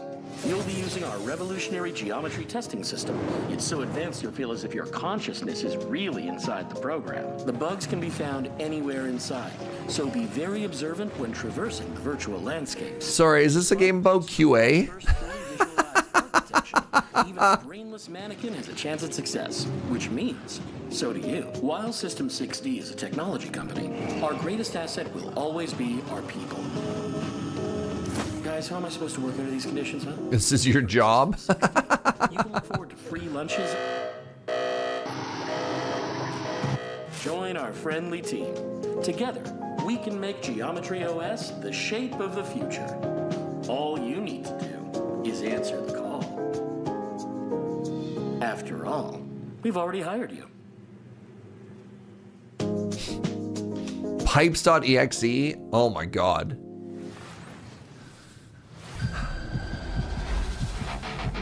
Oh, see, this is when I could have peed. They put in an actual ad. Peak bio break time. Horror QA, so just horror? I meant just QA.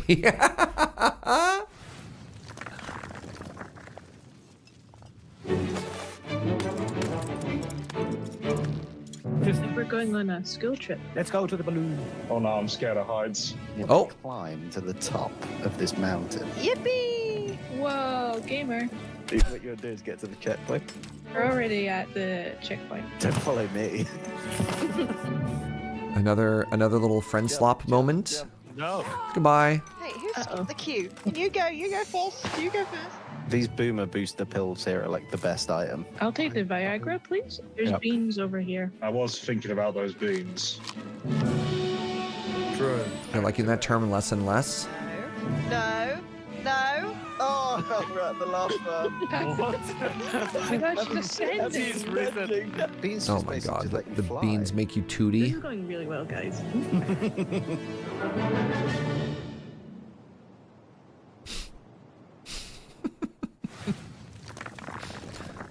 World premiere plus plus.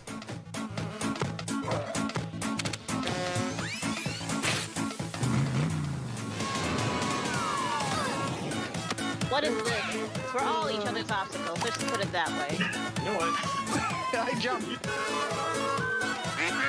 You guys just let him throw you. See, this feels more like a Mario Party, like a party game style game. Well, I'm guessing I gotta color my part. I wasn't paying attention, to be honest. Oh, I don't remember what it looked like. Okay, let's do that again. I love you, but I gotta do something to you.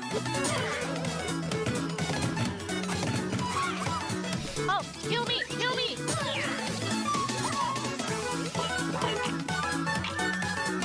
What? Oh no! Come here! Come here! Clown Town. Interesting. Y'all bunch of traitors. Are you down to clown? Better make some extra room on your wish list because we've got a lot more new game trailers to show you. Take a look. What are the rules of that game? I bet you it's just a bunch of little mini games. Attempt to part the veil between planes. We broke the pact. Now we are paying the price. I did not expect them to pull out a machine gun. I'm gonna be honest. Why do they look like a knight and they have a cloak if you're gonna give them a gun? Give this person a sword.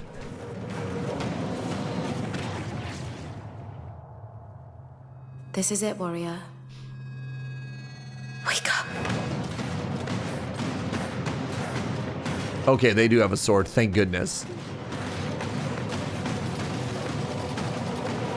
This looks very Destiny coded. Interesting. This winter. You would love if they announced Hellgate London 2. Now that's a game, that's a name I haven't heard since what, 2005?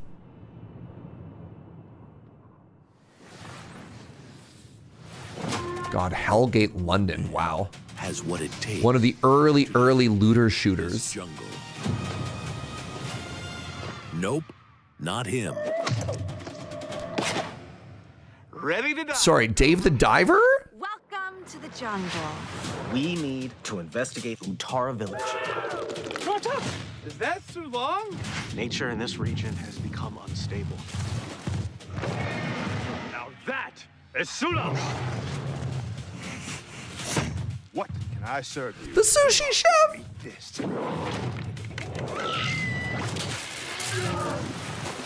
Suit up. It's a good day to die.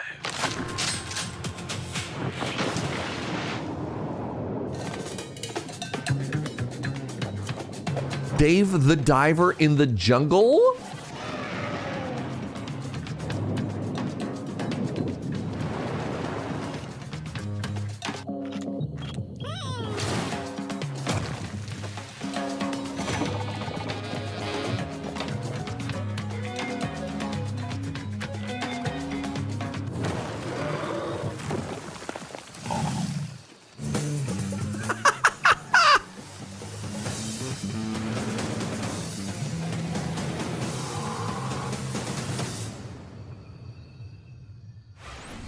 Sorry, June 18th? That's like 11 days from now.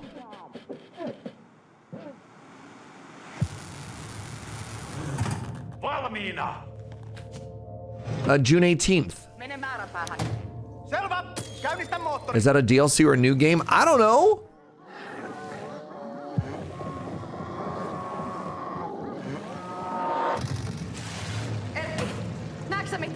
It's DLC, is it? Oh, okay. Fascinating.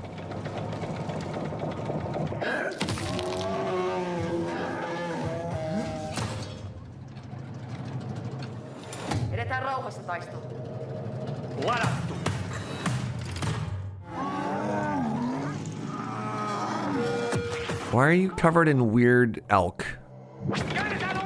Why all the deer? carcass clad. Because it's Finnish? Weird. Weird. Clad is the next game from the devs of Mouthwashing, and we can't wait to see what new horrors they have in store.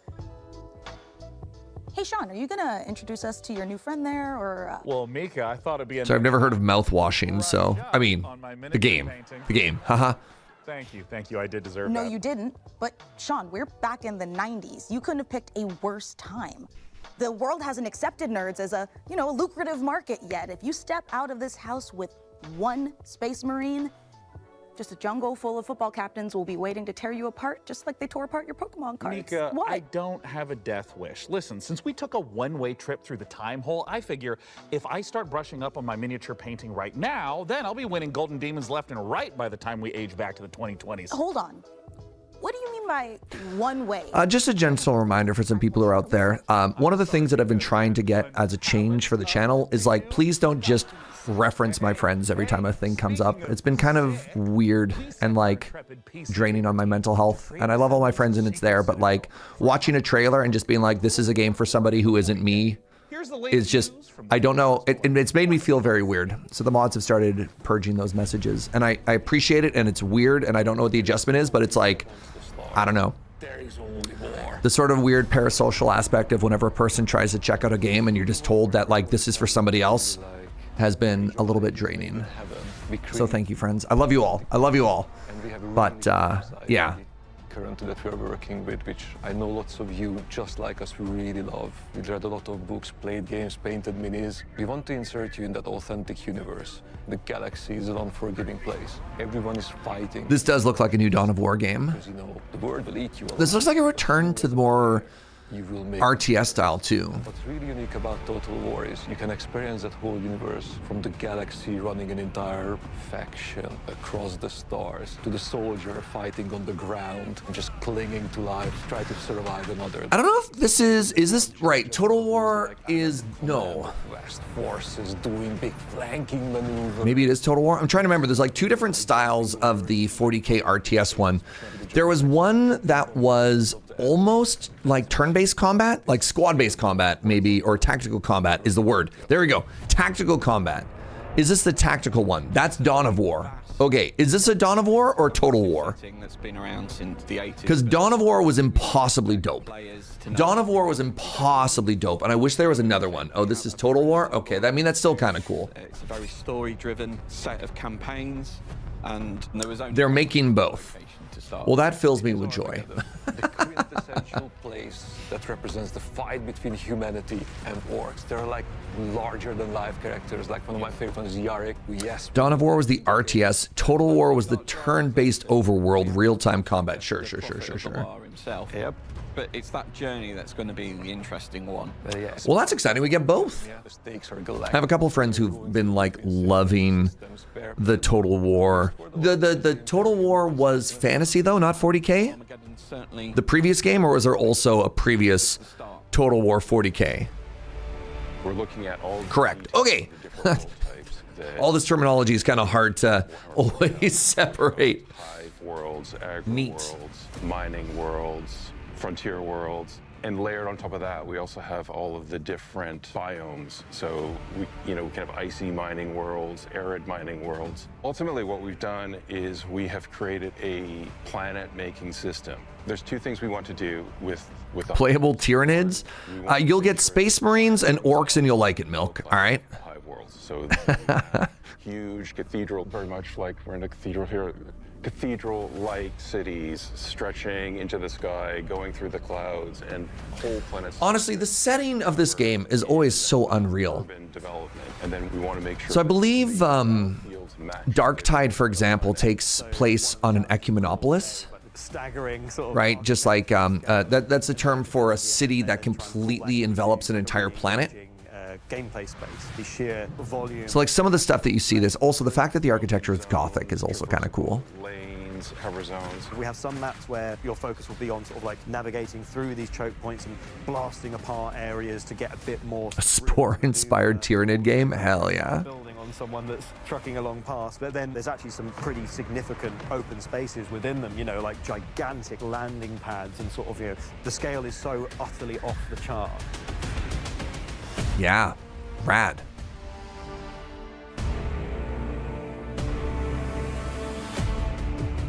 Total War's always been a game about scale, right? You're from the bird's eye view above your empire down to the individual battlefields that decide its fate. With this one, though, we've had to go much grander.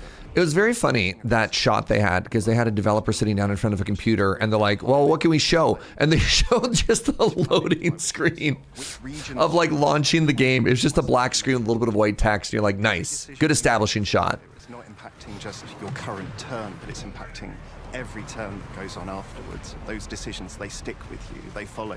It's not a linear path through, right? And also narratively, the decisions you make as an individual drive the outcome. A plus B roll, yeah. So even playing through with the same faction multiple times will yield a different experience for you as a player. We want their strategic decision making to pull their forces through the game, but they will certainly encounter narrative events or the framing of why they're there, what their objectives are, how do they win. It's like we're them. Look, they're not so different from us, for real, for real. They watch the games load just like we do. If you're the Astra Militarum and you take a plant on a civilized world, they're probably going to get a boost to tank production. If you're orcs and you come across a world rich in scrap, that's So like some of the big murder robots for the orc faction are impossibly cool, right? Like look at that guy. Right? If you love Warhammer 40,000, we are bringing that to life in a way you will never have seen in any other video game that's been made. If you love your strategy gaming, right, in general, if you love your turn-based or real-time strategies, you know, we've got you there as well.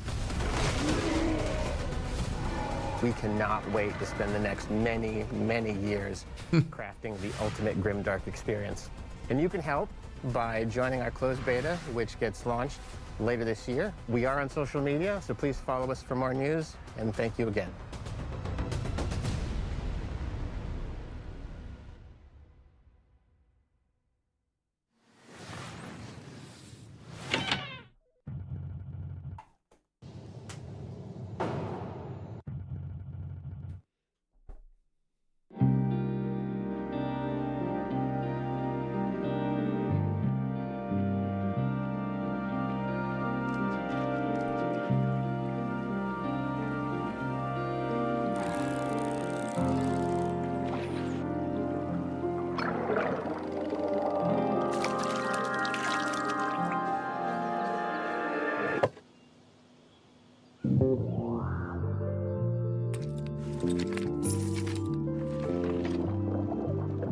They ever play Arctic Eggs? No.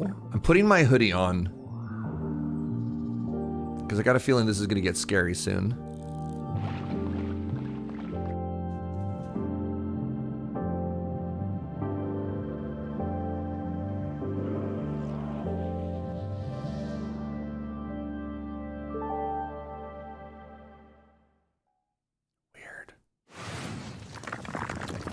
Water Premiere Plus, please. What's up, Linsington? Thank you for the raid, friend. Welcome on in. We're watching video game trailers. I don't want to talk over it too much, but I appreciate you. Thank you. Many were destroyed. You were not. Staked through the heart, buried alive. Oh my god, are you Rasputin? Deepest hollow of the Temple of Eternal Whispers. Oh no, it's actually vampires. Oh, Vampire the Masquerade. What? The Crow? Yeah. So it's an actual game about vampires. Okay.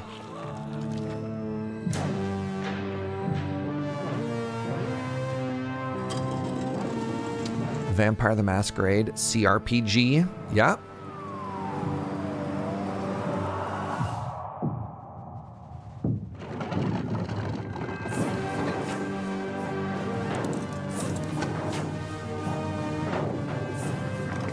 TQ activated. I love it. Oh, thank you again, Linsington. Appreciate you, friend. Normally I'd yap a little bit longer, but look, the video games.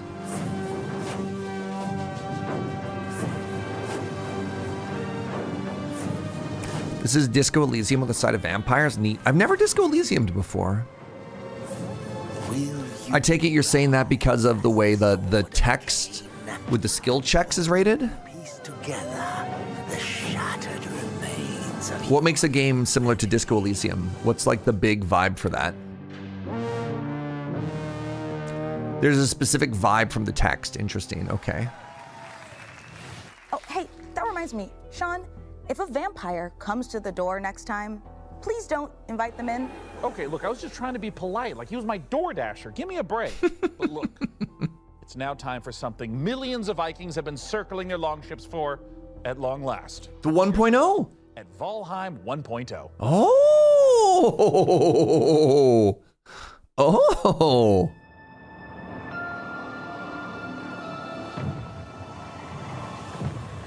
It's been 82 years. Yo, big. Big.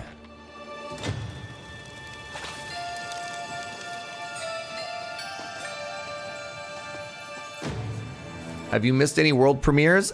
Maybe one or two. Maybe one or two. Currently we're at 29 world premieres.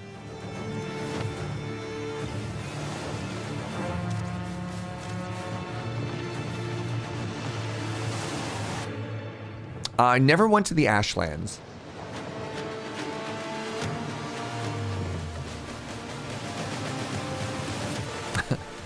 They made me go full Yoda.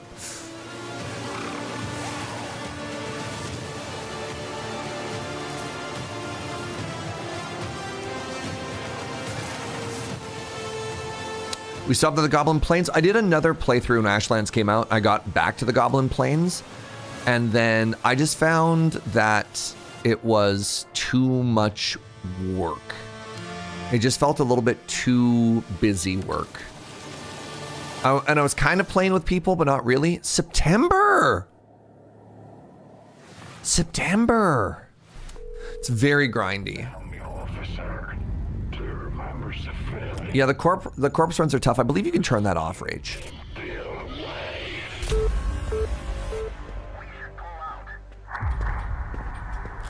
Officer Snack.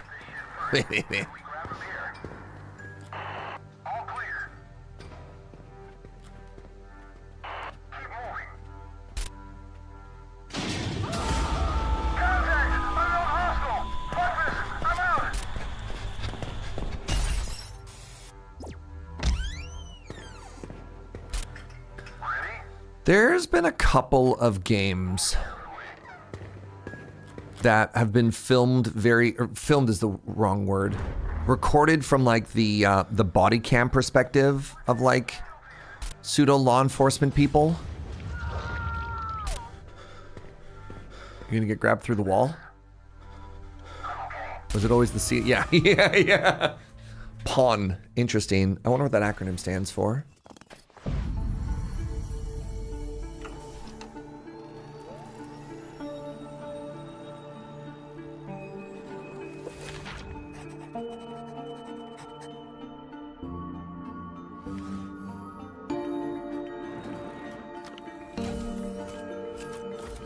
Pawn is a weird choice for a name. I mean,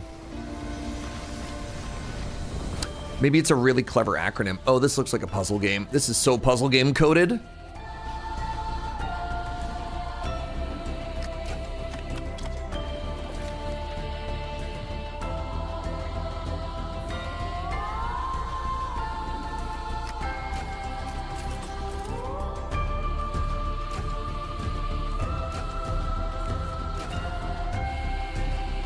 Oh, interesting. You don't actually visit these locations.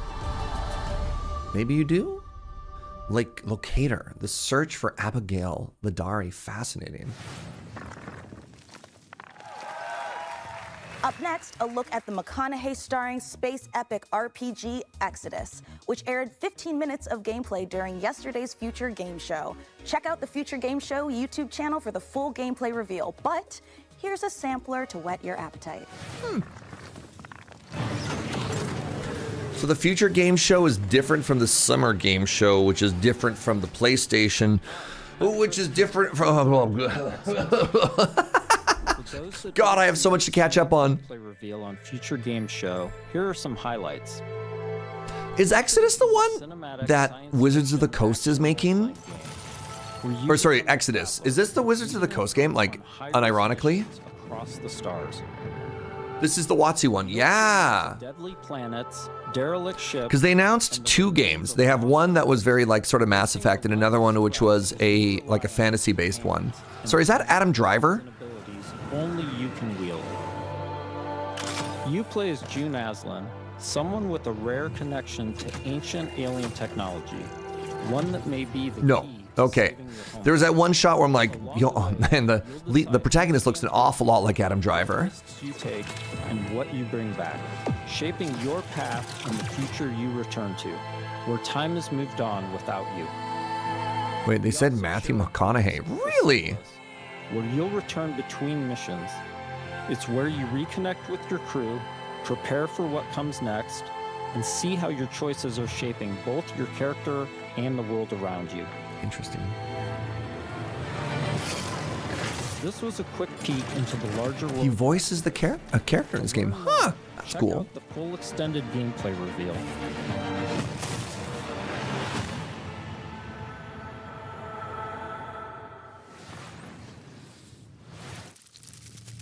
Yeah, there's that Expanse game coming out as well that looks kind of Mass Effect as well. That also looks very cool. Presence here is the most precious gift you could have given me.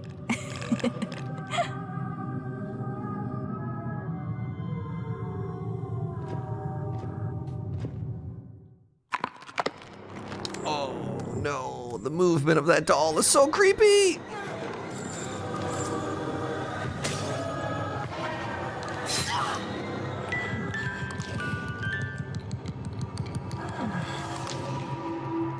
Don't worry, dear. I'll put you right in no time. Didn't we already defeat one creepy doll? Why are we fighting a second creepy doll? Oh, they're all remothered the Red Nun's legacy. No, thank you. No, thank you. Chapter in the Remothered trilogy, and you can get caught up by claiming the last 2 Remothered games for free on Steam. Ooh, what a gift! Right? And while we're closing in on the end of the show, we've still got more to give. Mika. Yeah, Sean. Are you thinking what I'm thinking? Only if you're thinking of one last world premiere. Oh, you know me so well. Yeah.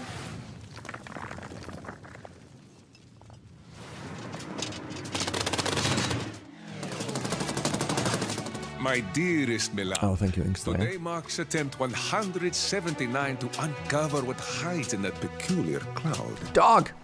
Maybe I found what they hid. It's a dog. Step back. Oh, do we have to iterate the counter? Another world premiere? And Hermes. One more world premiere, please. There is a good life for you here. Thank you, thank you. Oh, we're at 30. Full of adventure. Full of wonderful people.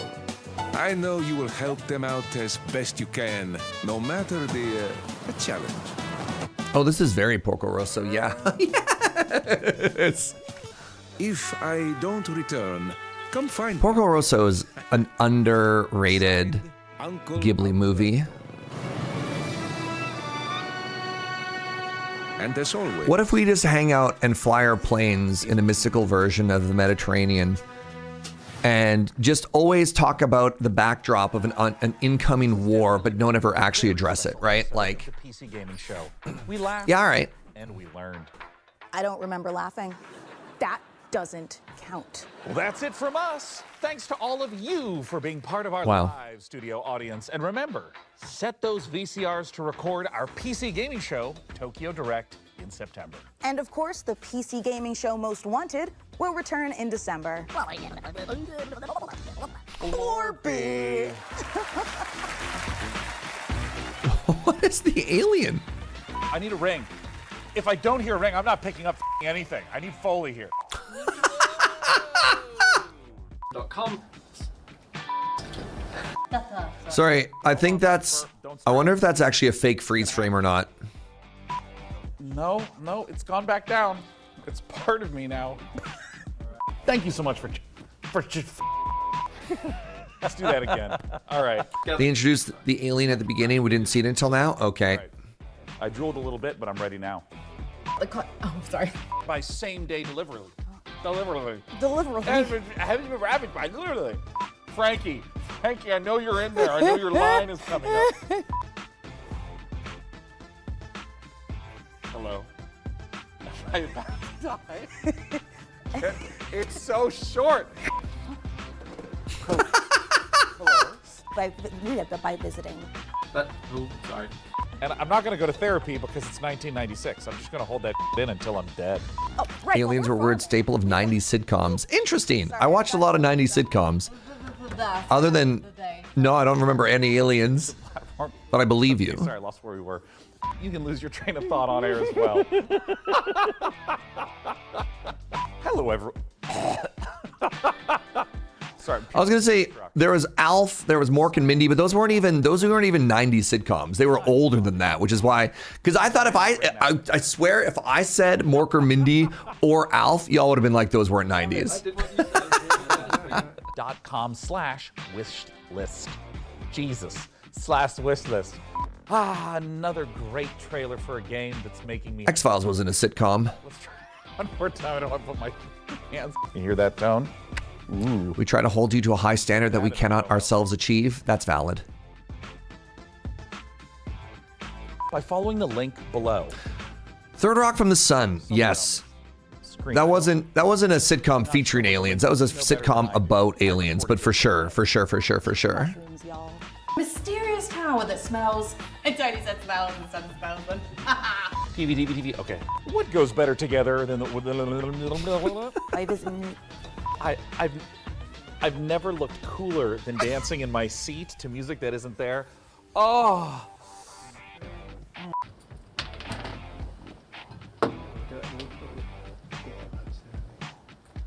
See where that went.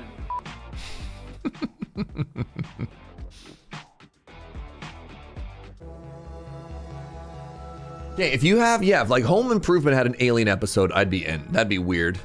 Right, Friends had an episode where a random alien showed up. Frasier. Can you imagine Niles sitting down to have tea with a little gray man? Fascinating. Thanks for watching. Oh, you're very welcome. You're so welcome, in fact.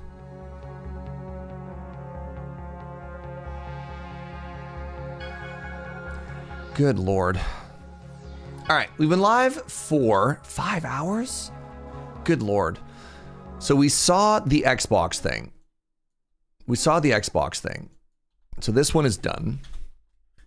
We saw the PC Gamer thing. This one is done. We've watched the Wholesome Direct. This one is done. What else do we have? We have the PlayStation. This is called the State of Play. We have Day of the Devs. There's the Future Game Show. Oh my God.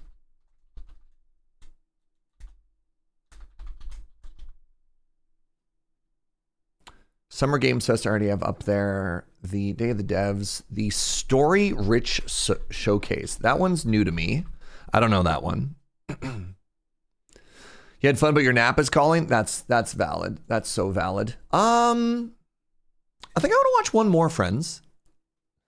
Let's watch one more, because I just worry that if I break this up for tomorrow, even like the ones that are left to go, I worry that that's going to be more than one day as well. So let's watch 3 of them today. Not tomorrow, the next time. Thank you. The metaphorical tomorrow, right? Oh my God, Nintendo Direct. Oh God. So of these, let me know what you want to see. Good night, kids. Appreciate you, friend. PlayStation Summer Game Fest. Let's actually leave that one for next time. Let's make it not the Summer Game Fest, because I bet you that's going to be like the biggest one. So yeah, PlayStation, Day of the Devs, Future, or Story Rich. What do you think? You include the lengths? No. Yeah, I'll watch either one of them anyways, regardless of lengths, but thank you. We have 1 vote for each so far. All right, 2 for Future, 2 for Story, 2 for PlayStation. Oh no. PlayStation, obviously. PlayStation. Well, we'll have a group discussion on all of them, right? Now Future's rallying back.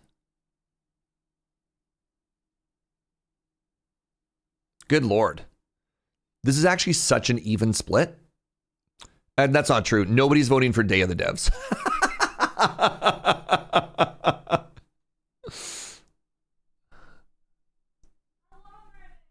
No, we're talking about length or anything like that. All right, you know what? I'm going to go with PlayStation because it's at the top of the list, and I think it got enough. I think it got enough votes to be close.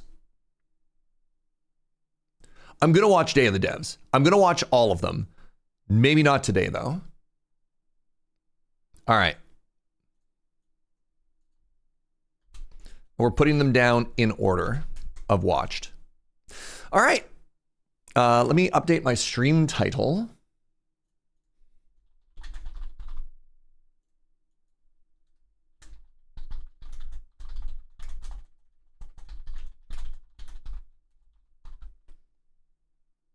Let's keep going. Well.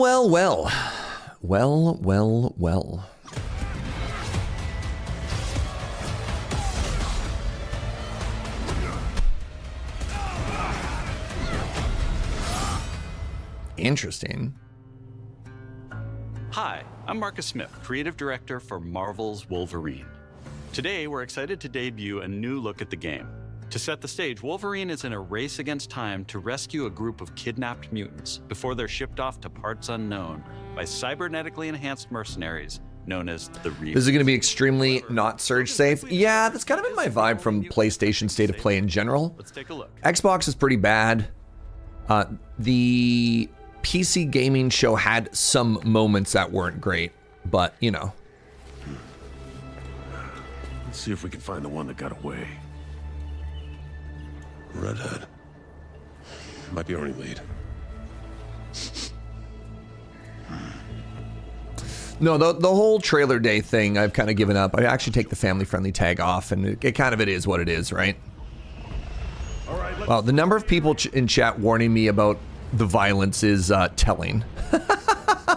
Yeah, you're like, oh man. Perimeter stable. Holding position.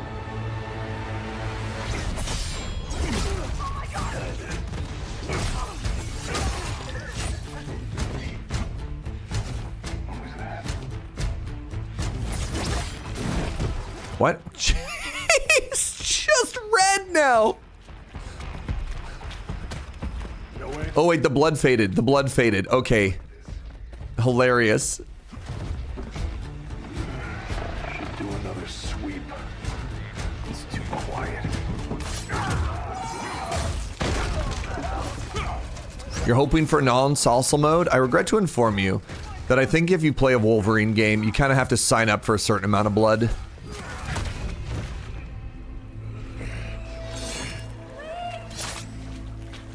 There's a lot of games that have different toggles for different things, but yeah.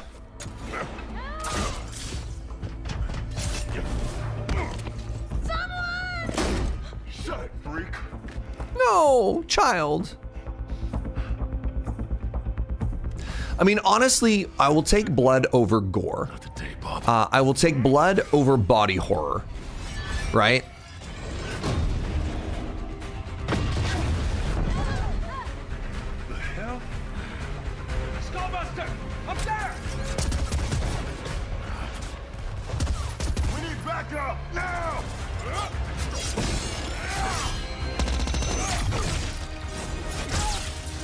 Never mind. Oh God, never.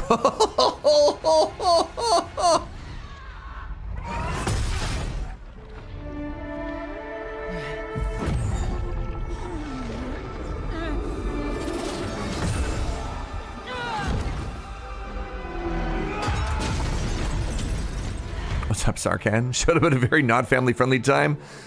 Yeah, that's video game trailers in 2026, unfortunately.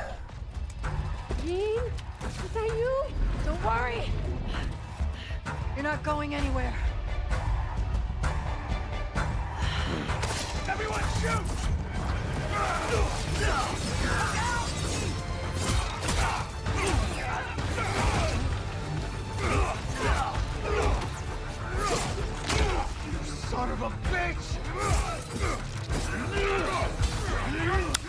Insomniac Games has confirmed that the upcoming Wolverine game will include an option to reduce or disable a lot of the graphic gore. Dope.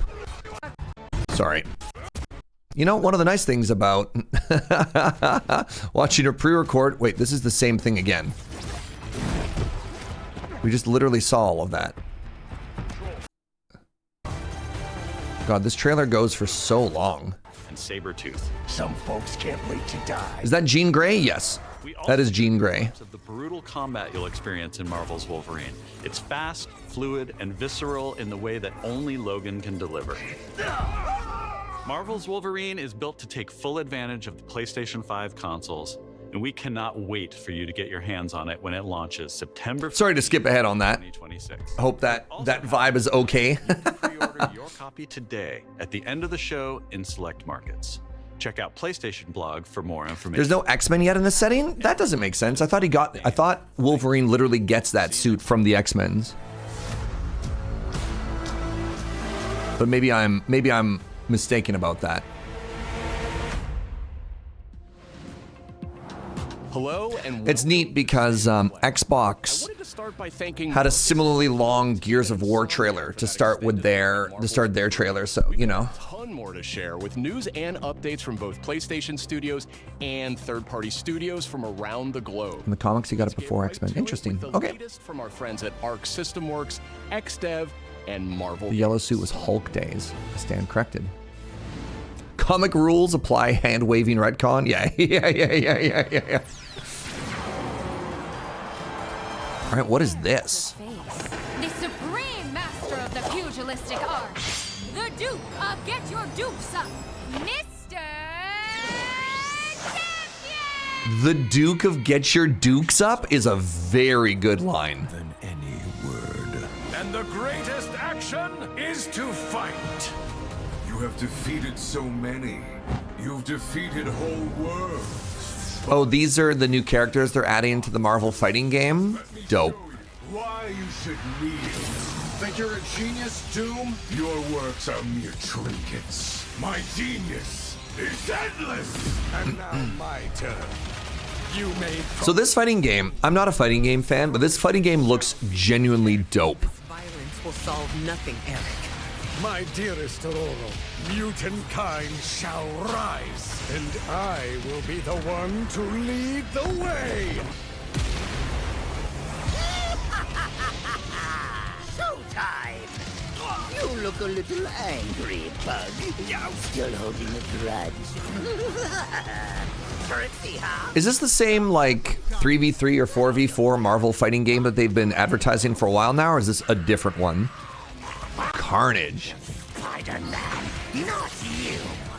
You want that? It is the same? Yeah, okay. So this is the one where they've got, like, the very Gundam-inspired Iron Man or whatever? Moment has come. Attack! No mercy. Let me do it. I'll slice you up. Don't be greedy. He's mine. Knights of Doom, destroy them! Feel my wrath! The end is near. Oh, yo, that's kind of sick.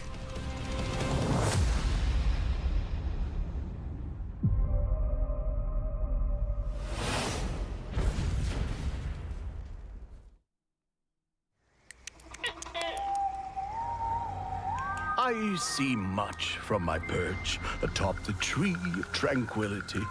Yet, there are some outcomes that are uncertain, even to me. Raymond or whatever? I was never a console guy growing up, so I recognize this character, but I don't know what the name is. It is Rayman, okay. Raymond? Rayman? Be the stuff of tales twice told throughout the Glade of Dreams. Come feed my ox. Calming biscuits? But oh!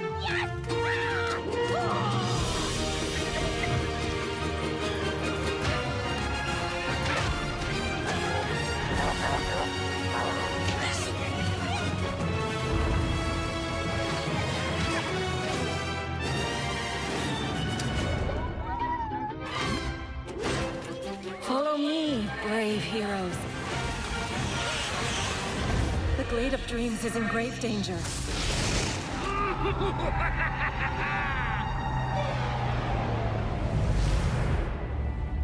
It's time I made my mark.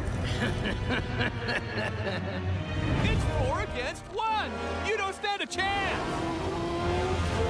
Maybe he stands a little bit of a chance. Globots to the rescue!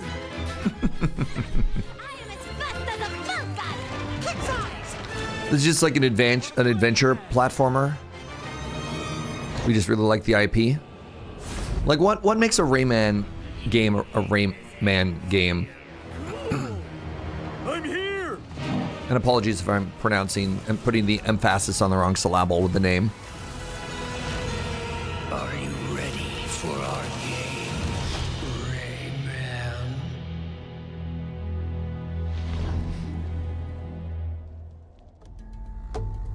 Competent platforming game in my experience. Oh, this is a remake as well. Interesting. Raymond.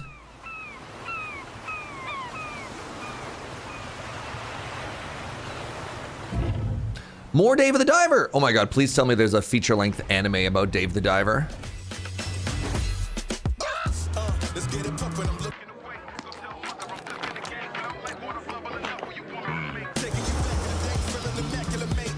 A slow-cooked prequel.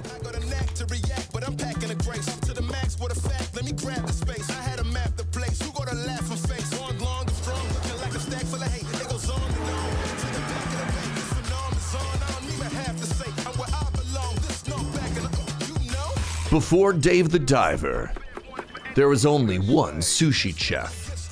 This is his story.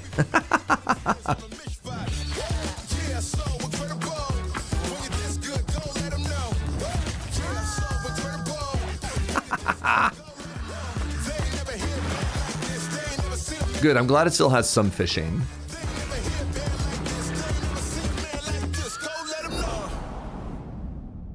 Interesting. In development for PS5, what about other things? You know, not specifically PS5. Fly Swatter gameplay. Dave the Diver had minigames for everything. Like while you're doing table service at dinner, you had a beer pouring minigame. I can't remember what the other ones was. There's beer pouring was one. Was the other one wasabi or something? I can't remember. Yo, what's up, Lena? It's been a while, friend. Oh, it has a Steam page too? Okay, thank goodness. Thank you. It was grinding wasabi. Okay, I did remember that correctly. Thank you. You are a yokai hunter.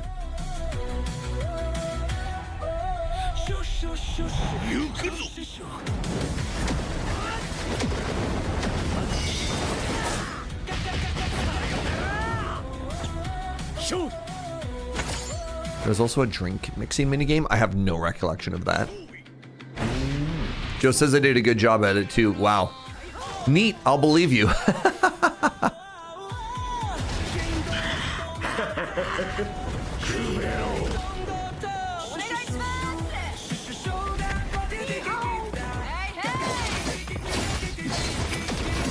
Not enough singing for this to be about yokai?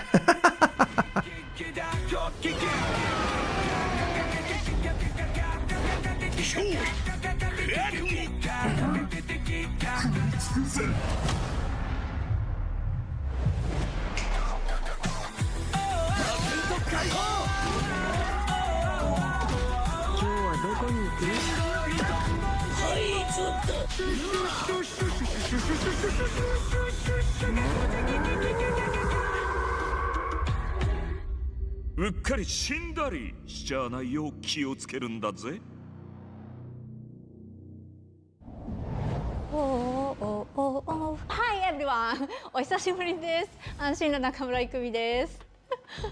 Did you miss me? I missed you! と言っても多分私のことを知らないし忘れてる人もいるかもしれないんですけど、そうだな、見てねお姉さんです。今日皆さんにお届けしたのは妖怪ハンターアクションゲーム煙です。舞台は煙シティ。Was she had a big stage presence on like one of the Jeff Keighley shows, is that correct?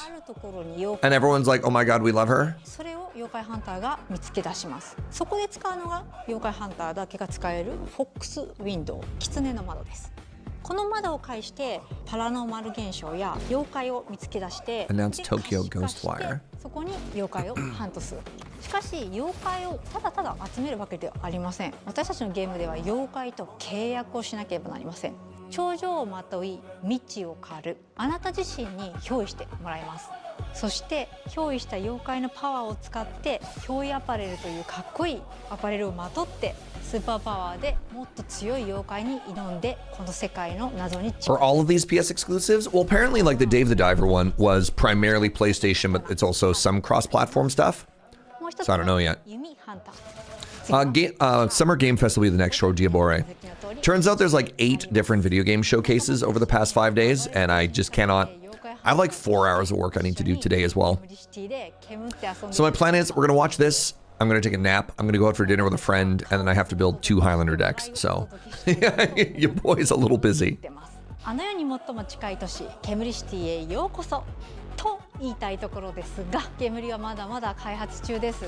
情報いっぱい落としていきますので、もうとにかく煙の世界をこれから楽しんでください。レッツ煙、煙っていこう。シュッシュシュシュッシュシュシュッシュシュ。 Oh, I love her.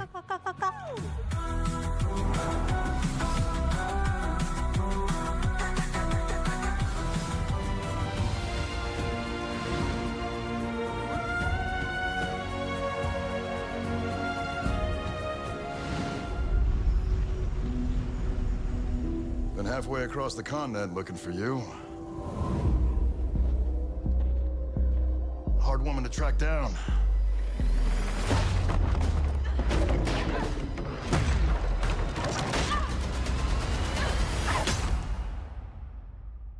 Well, you found me. Lara Croft looks very different in this game than the... Is this another different game? Another different Lara? This is a remake of the original Tomb Raider? Interesting. This is a puzzle, buried in centuries of silence. You don't strike me as someone who walks past. That would explain why it looks like a different Lara Croft. There's a reason I can only trust you with this.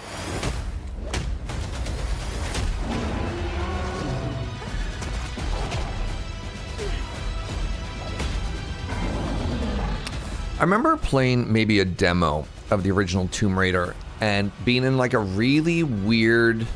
Oh, this is the Legacy of Atlantis, the second remake of the original. Fascinating. I remember playing the original Tomb Raider and being in like a weird puzzle room, inexplicably being hunted by a bear or something like that.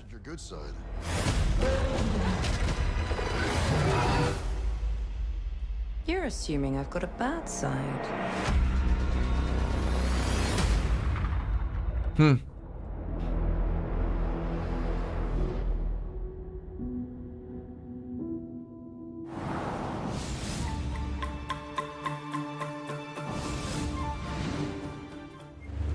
Annapurna. So, what was your favorite from today? I liked the Allosaur. A Jurassic Park game. What did you like about it?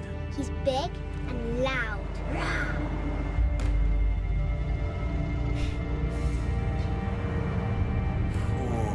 I think my favorite is the... I couldn't remember if Annapurna was the one that had like a huge chunk of all of their staff all like quit in protest of something.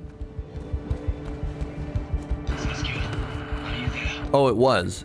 Okay.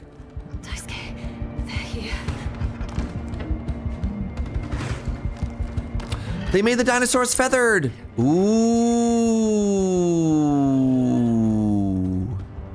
You need to keep moving.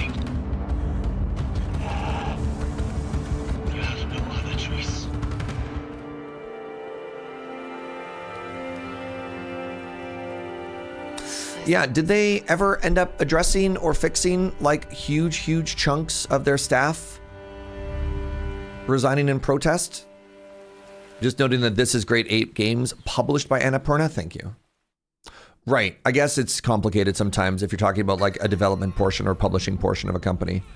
I trust Raven on this one because he knows a lot more than I do on the topic in the industry.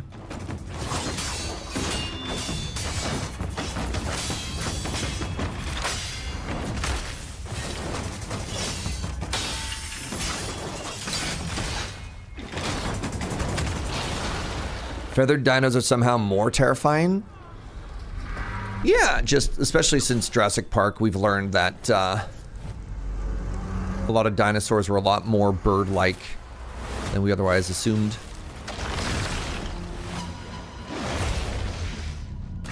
Is this man fighting while holding a baby? Yes. Some kind of bodyguard. Phantom Blade. Interesting.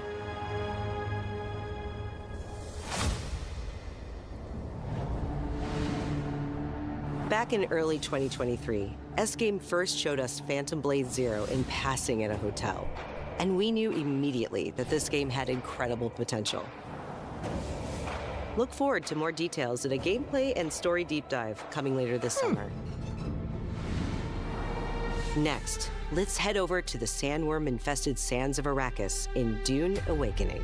Oh, this one is very interesting. Sorry, wait, maybe this is a different Dune game. You can fully immerse yourself in the world of Dune. Is this the city building one? Or is it another different Dune game? Because they announced one, like an RTS city building Dune game. Find the Fremen, wake the sleeper. Oh, this is the MMO. The MMO is also very interesting because I believe they just made a major change to make it even less MMO-y. And learn to survive. Where they're like, hey, this is not an MMO anymore. And I don't know what that means. Along the way, you'll discover new technologies, craft No, I know a lot of people that love this game. build a base of operations that will grow. I have several friends who put a lot of time into this. I heard this was good. Pursue the path of the Bene Gesserit, Swordmaster, Trooper, or Mentat, and master anything from mind control to brutal hand-to-hand combat. In Dune Awakening, you can choose to play with your friends or alone in a brand new single-player mode arriving with the PlayStation release. Interesting. Maybe that's why they said it's no longer an MMO. Brand new single-player mode is wild. Dune Awakening arrives on PS5 on September 22nd. Pre-orders start today. The fan-favorite PS2 classic Dynasty Warriors 3 is getting remastered for PS5. Dynasty Warriors 3 Complete Edition Remastered is a modern revival of the 2001 game that established the foundation of the series. Players can become... I didn't realize that the Fallout Mentats were a reference to Dune. You know what? I never put that together until right now, Square.cube. Across vast battlefields. And joining the battle is Zilwan, the protagonist. Dynasty Warriors is always so wild. Yeah, talk about like a very influential style of game, eh?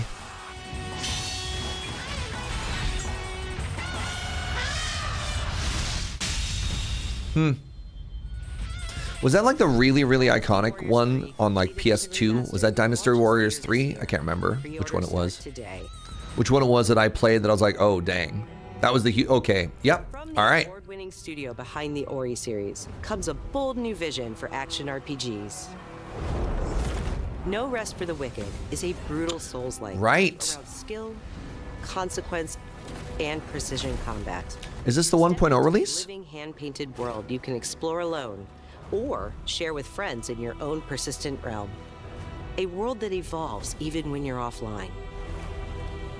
The highly anticipated full 1.0 release expands everything. I'm curious about this one. This game came out, its early access launch was very mixed. Content, including where a lot of people really liked it, but it felt like a lot of the critique the game received was it not quite being, for it not being a different game than people wanted it to be. To wishlist now. And they've been working on it for a while. I think that early access was almost like 18 months ago or something like that. So neat. doesn't matter. The game mechanically looks like something I want to check out, but is probably a little bit more grimdark than I was hoping. More guy with katana stonks. Is this Neo 4? Which one is this one? That castle on the mountain. Oh god. Musashi, I sense Genma. Or is it? Oh yeah, Onimusha, right? No ordinary Genma can move like There are so many guy with swords games coming out right now. It's actually kind of unreal. it was designed to welcome visitors. The castle's owner must be terribly cautious. I am Suten Tochi. Gross. Miyamoto Musashi. The fool who seeks strength, yet rejects the power of the Oni. You shame yourself, child. Unreal's the game engine, thank you. If you live by the sword, fighting is everything. So you've lost.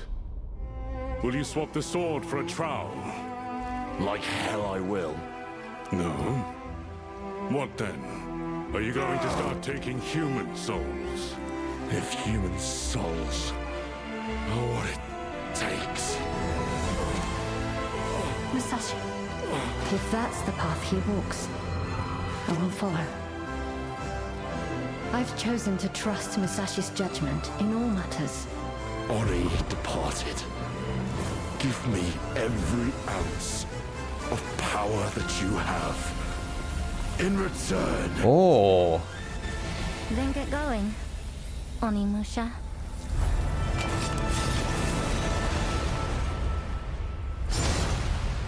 All right. Well, you're gonna have to play the game to figure out in return what, Inkslayer. All right. Dog. We can't wait. I'm gonna tell my kids that was a Labubu. Way of the Sword this September, but you won't have to wait long to try it yourself. Here's one more update from the Onimusha team.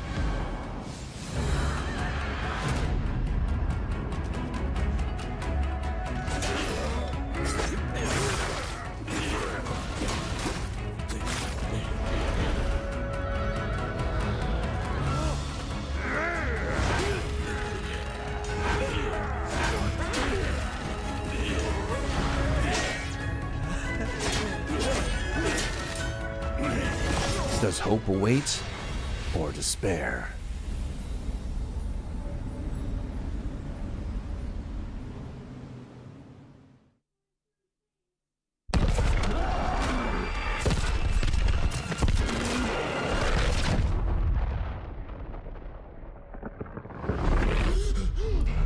This one might be a skip. We're gonna see. I'm gonna give it a second.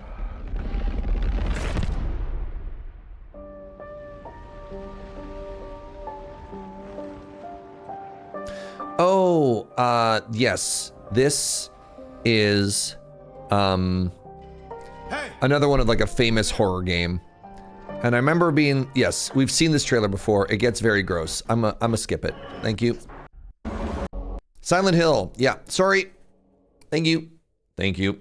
Thank you for your understanding. The target is the front gate of the capital of our homeland. The Federation of... We've seen that trailer before, to be fair. We will storm... I think that was in back from our enemy. the Video Game Awards. The Game Awards, pardon me. Next one. The one whose rear we'll have to cover? The people left behind back on the continent need something to hold on to. Some sort of symbol that inspires hope. We will be in visual range of the land battleship soon. Giant! Enemy artillery intensifying. Damn it. Where's Wings when you actually need him? What's up, Chrono Magistrate? Whoa, that's a giant land boat just driving through a capital city? That's where the Wings of Thief comes in. The legendary savior. DD wants... So conceptually, the land boat is kind of interesting, but like, how does it deal with hills? Cannons firing. We're gonna be wiped out. All aircraft, pull out. Sorry, Rex. You stay put, Joker One. Above you flies the Wings of Thieves. Back in my day, we called them tanks. It just goes through the hills. Interesting. I remember that there was a fascinating thought experiment. Maybe they're trying to do it. They wanted to make this giant floating city that was going to be like multiple kilometers long. And then one of the things that the engineers realized was invisibly, I promise this is relevant, invisibly, there are giant waves in the ocean. And one of the things they couldn't solve was if their giant boat crested two of these huge hills, there was no way they could make it strong enough that it wouldn't collapse under its own weight if it got lifted up. And I think of that with a giant land tank, about how impractical that would be, because how do you engineer something that's meant to be on a surface if there's any little dippities, you know? Ace Combat, interesting. It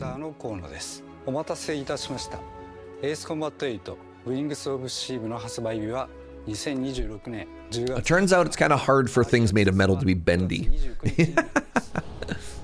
今回の映像では皆さんがエースコンバット8で直面する出来事を一つ一つのカットに意味を持たせて約2分にギュッと詰め込んでいます。自由自在に空を飛び、ドッグファイトの興奮を味わいながらドラマティックな英雄体験ができる。他にはないエースコンバットだけの空はもうすぐそこに広がっています。加えてもう一つお伝えしたいことがあります。こちらの映像をご覧ください。Did you know there are 3 kinds of aces?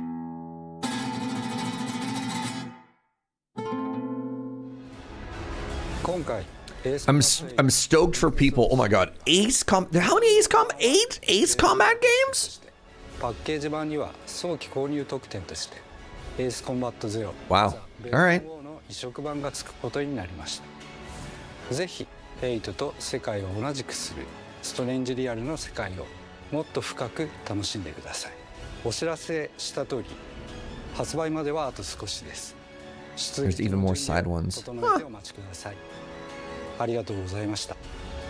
Like, of course, there's a deep well of flight combat games. For all the people who have the name is never not funny to me, the hot ass gear, which is apparently what the flight sim people call the flight stick and the stick plus the throttle thingy.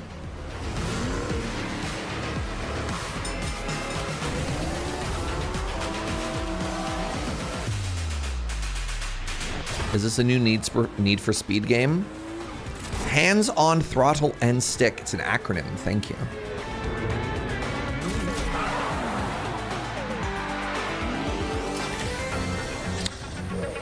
Y'all, you know what this reminds me of?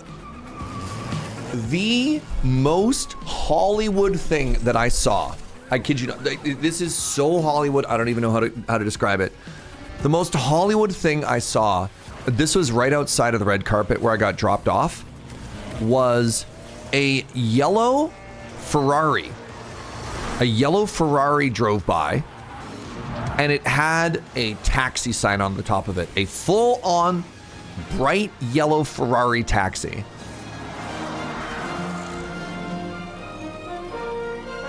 What is happening in this trailer?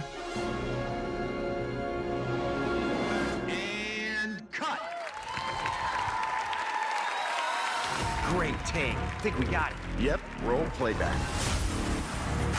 Oh! Oh! Oh, this is actually sick.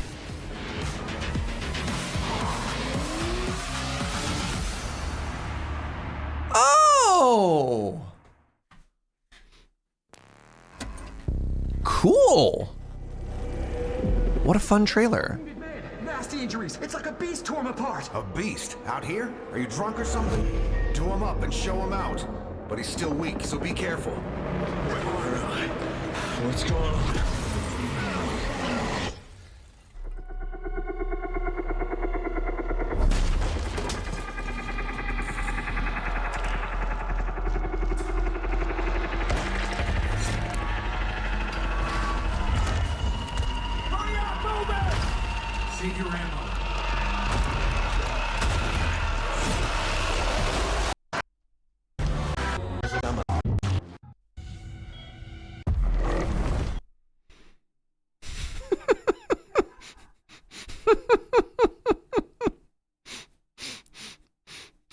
Daniel. How are you?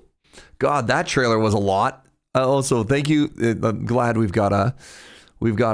all on the same page about that. Cool. Yeah, message me, Daniel. Oh. Hey, let's watch Control 2, shall we? Oh.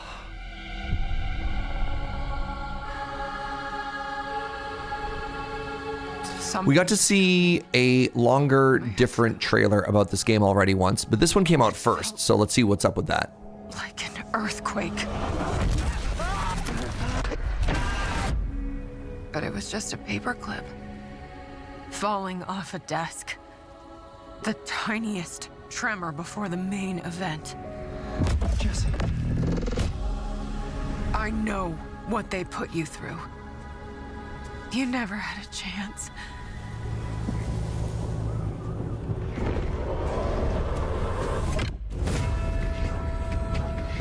Two days before the lockdown fell, an uncategorized resonance appeared in Manhattan. As things stand right now, Dylan, you're our only shot at survival.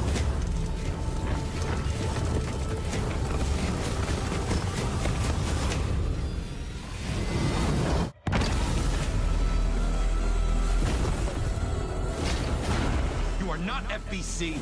You're not even fucking human. The FBC locked me in that cell for years and forgot about me. The hiss, it was a way out. People can change. The past doesn't matter.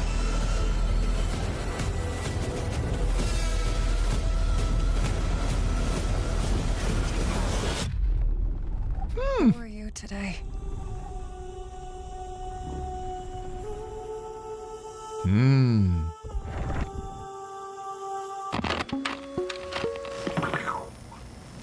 We're gonna have a lot of fun together.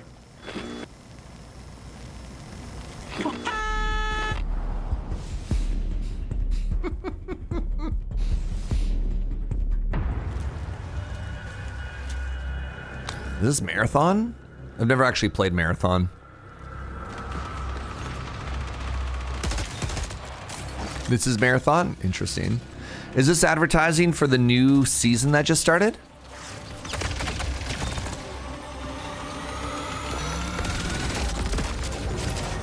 Interesting. Darkness. For those without eyes to see. That started on, what, 5 days ago? Was it June? I think they're in the middle of the free new wipe week that they opened up to the public.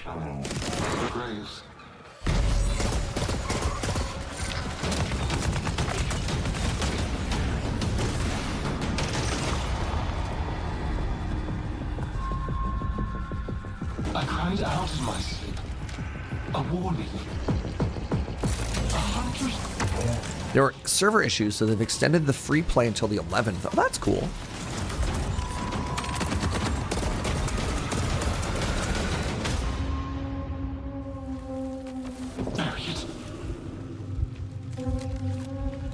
It's very interesting, the implied narrative that's happening on this trailer for an extraction shooter, right? Because like so much of the narrative in these games is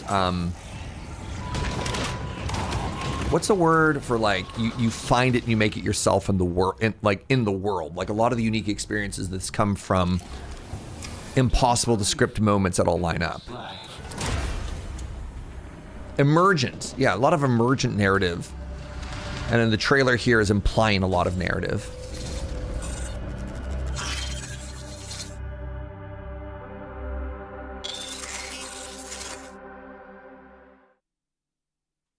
They require a super high-level authority for anti-cheat, and that's spooky for me. That's tending to be the case for a lot of online shooters, just to try and fight. Cheaters in shooter games like make or break it, and it's tough. It feels like lose-lose. You'll also be able to pick up Marathon at a discount. Now, let's take a look at what's coming soon to PlayStation Plus. Up first, a beloved fantasy world is finally coming to PlayStation for the first time.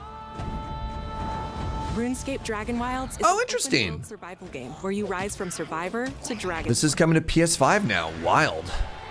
Play solo or with friends as you explore Ashenfall, a beautiful, dangerous new frontier in the RuneScape universe, where power is earned and every action deepens your mastery. With magic at your command, cross deadly terrain, mass forage in seconds, uncover hidden paths, and outmatch... RuneScape mentioned. I did a playthrough of the early access when this game first came out. It's really funny because the early access literally ended at that green dragon they've been showcasing on the trailer so much. The uncharted regions of Gielinor. And it was fun. Farm the land. The skill level up progression didn't seem to matter all that much, but one of the cool things was is that they showed you could use magic for harvesting, which was kind of great. RuneScape Dragon Wilds arrives day 1 on PlayStation Plus later this Yeah, I'm year. curious. I haven't actually been paying attention to the updated of this early access development at all. Here's a preview of games coming to the Classics catalog over the next few months. In June, battle colorful enemies with musical instruments in Guitaru Man, one of the most stylish rhythm games from the PS2 era.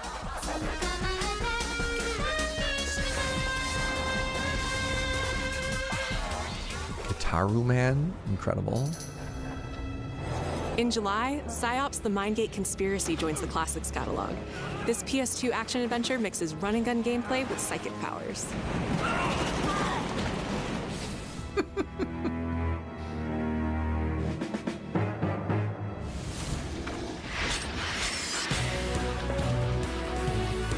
And finally, Onimusha Dawn of Dreams, a Capcom classic. Oh, I mean, I guess if they're making Onimusha 2, they should kind of be like, what did the first one look like? Oh, interesting.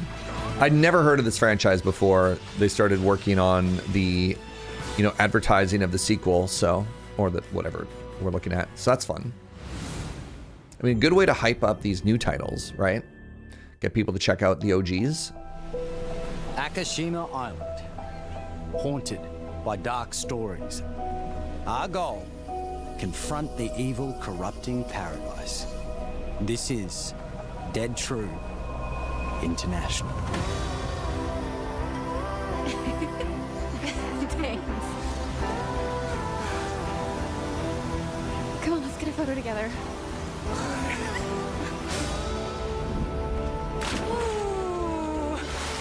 Over! Rotate it on that one. A for effort, dude. Who's the buff idiot? Does no one know this guy? This is how villains are made. Oh, you two haven't met yet, right? Sebastian, how about looking out for you? Roland, whenever you're ready. This facility has been shut down for decades. Uninvestigated, untold, until now. This is going to turn into a horror thing, isn't it? Did you hear that? Nate, are you out there?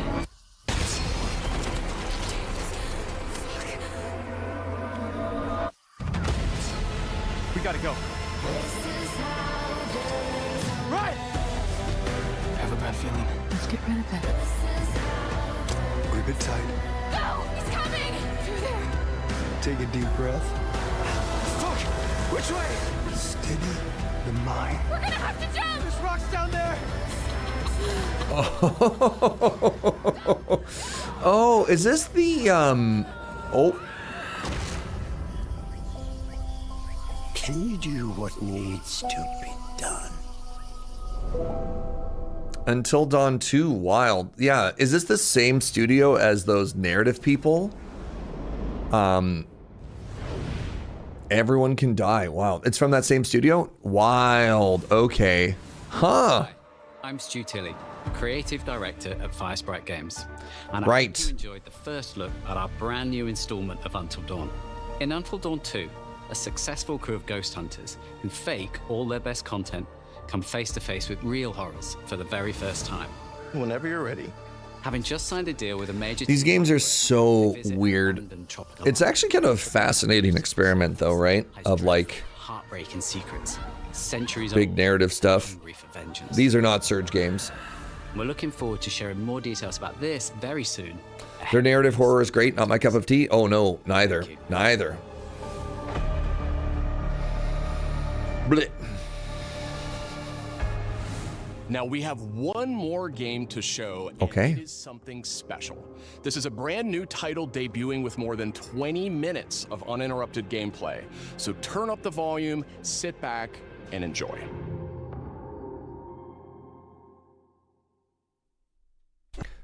I'm going to pee. If I'm going to sit through this for 20 minutes, I'm going to pee. It's good 20 minutes. All right, everybody. Quick bio break. Get up, get a glass of water. I'll see you in a second.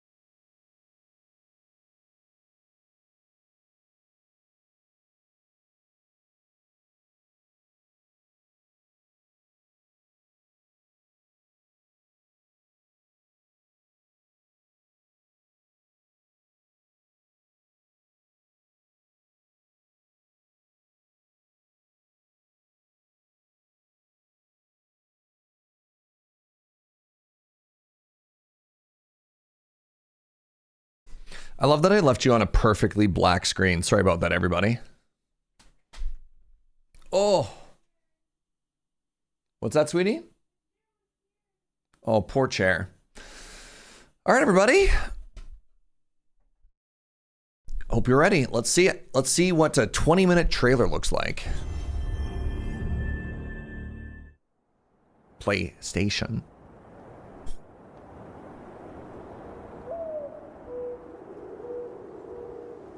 Hoot hoot.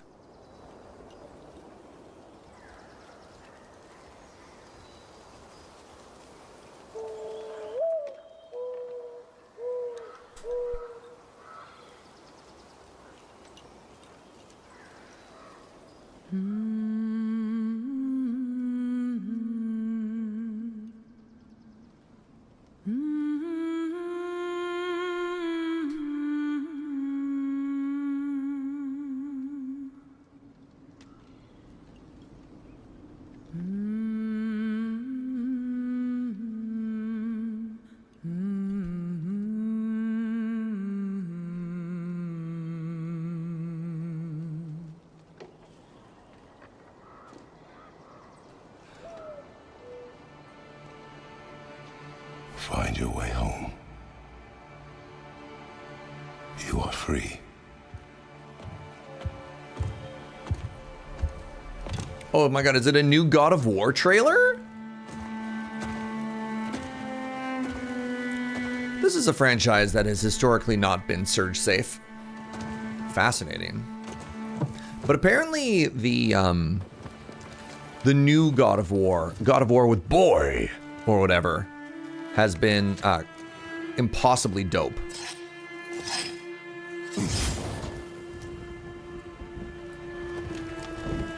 Used to be even less surge safe. Yeah, hey, there's Boy. Was Boy there the whole time? I've heard very good things about the Dad of War saga, yeah. This boy came out of nowhere. The boy was invisible.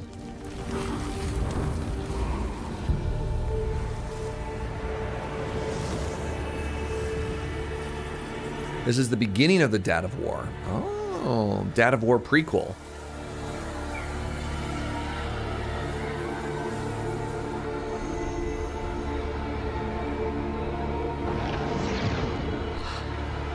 Wait. It's neither dad nor boy of war?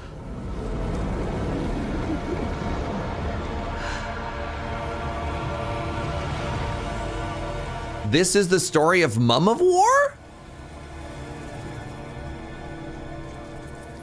I wondered why all the thumbnails had a picture of this and I didn't dare to see who this was. Interesting. New game. Wait, this is a human.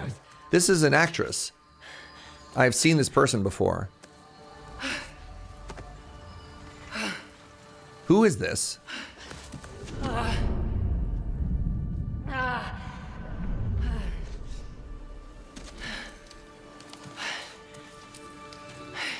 Right, Daredevil. Yeah, that's why. Yes.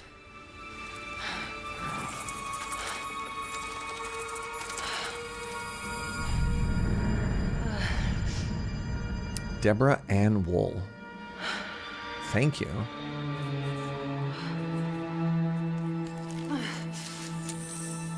Glad my camera's covering this. Tiny dog. Dog? No, it's dumb. You know where I am? It must be protected.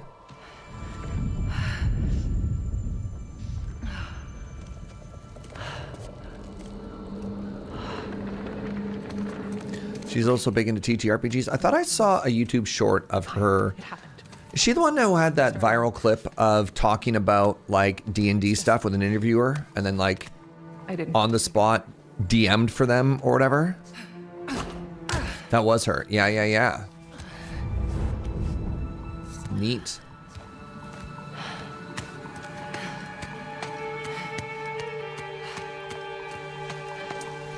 This definitely isn't the light of Alfheim. The water seems to be going the wrong way. Anybody else notice the water going the wrong way?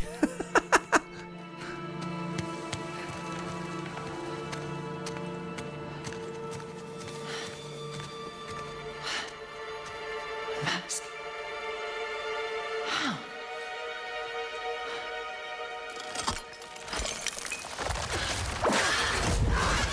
Oh.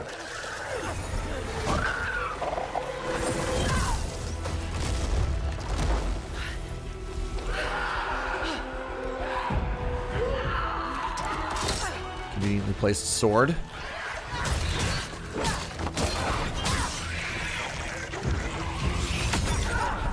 Oh, come on.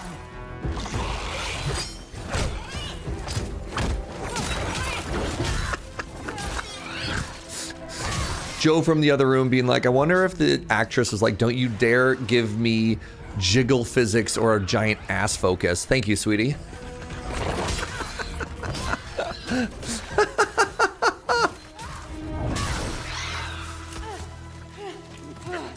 Dog. Yeah. Armor. Good idea.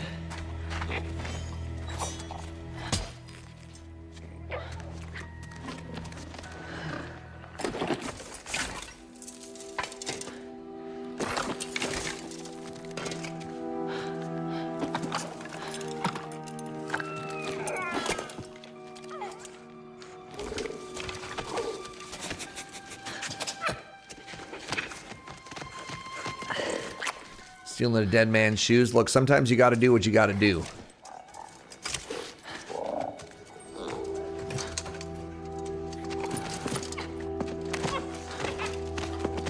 Now, how about a way out?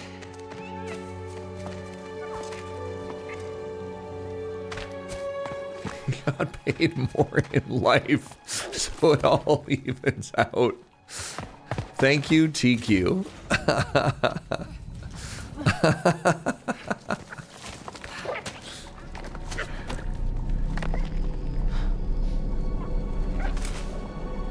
Guess I'll find my own way from here.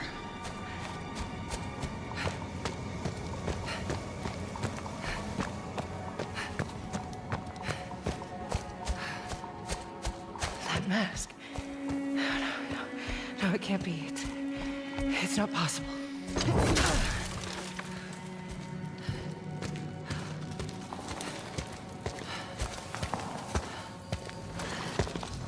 If there's another mask, their path isn't safe. I have to find a way back.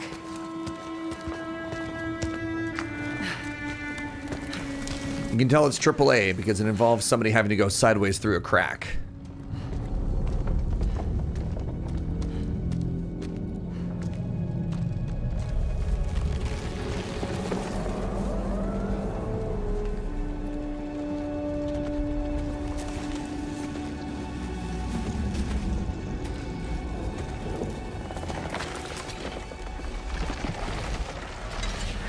You think she only armored her sword side because the other side would be away? Oh. Yeah, she has... Yeah, looks like that. For sure, Andre.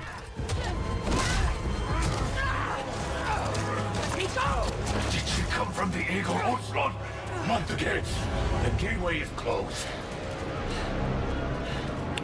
Oh, we are in a very different world right now.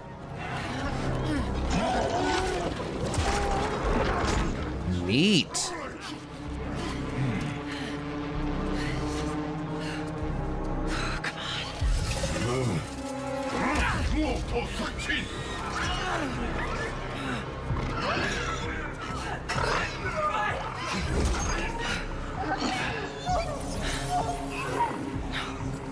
That creature.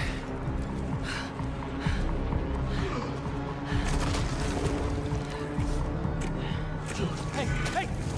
Kid! Let him go!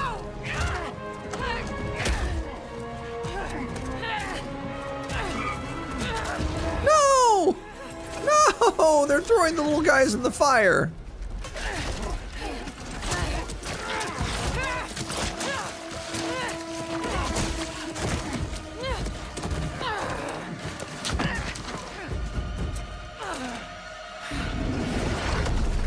Oh. Oh, cool. What are you?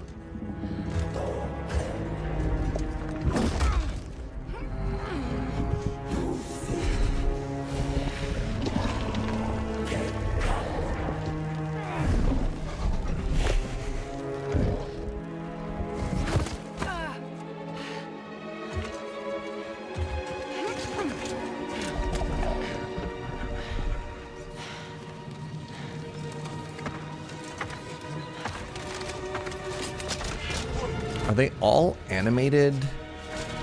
Oh, their head's all floaty floaty. Oh, that's a very cool visual.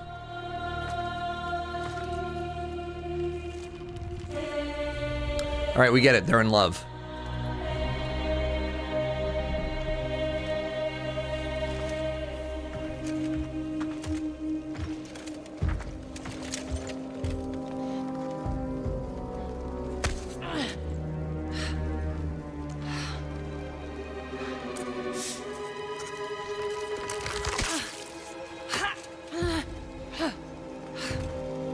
Another mask.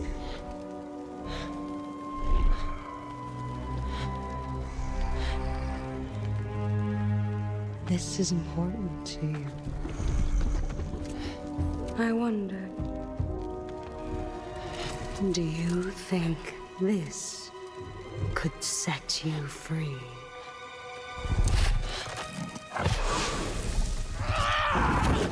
Oh, God.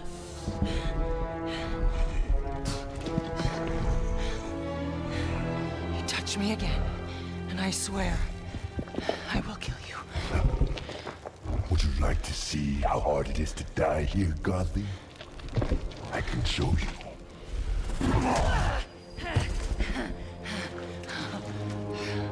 You can't keep me here. The gateway is closed. There is no escape.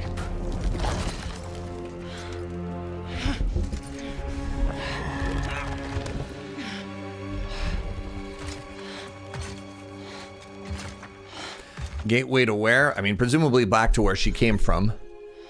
Resisting the truth will only make this more painful.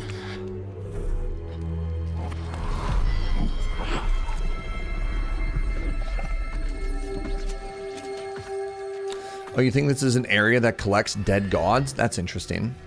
Sekhmet. No. Yeah, I mean, I do like that they're being a little bit vague with the location. You deal with our new pet. There was the first thing I'd thought about was Mongolian, but somebody in chat said this looks like an Egyptian god, which is interesting.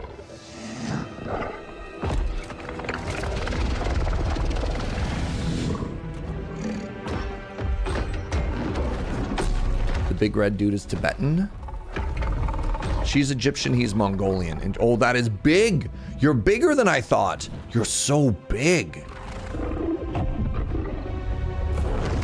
This is the ancient goddess of war, the sun, plagues, and healing. Interesting.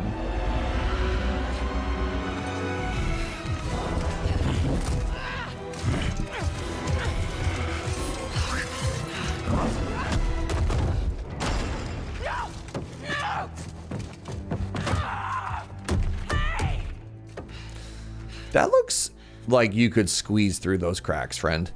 That looks like it's designed to hold something a lot bigger than you. You could, I don't know, man. Okay. I think they're gone. Just be careful. Oh, this is the trailer with the motion captus cube. You're different. You're a cube. Talking. You know what? It doesn't matter.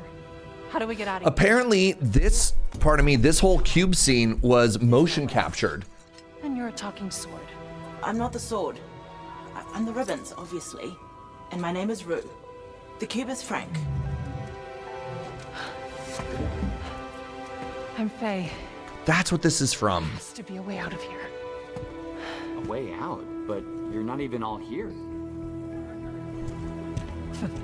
They hired a real gelatinous cube for mocap. Yep. Yep. True. It's like you're holding something back. This isn't working.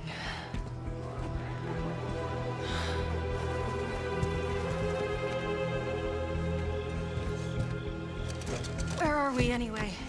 Afterlife of the Gods? All right, whoever called Afterlife of the Gods, nice call. I mean, some of you may have seen this already. Afterlife of the Gods. Right, because she died. So, what's the plan, boss? So she went here too.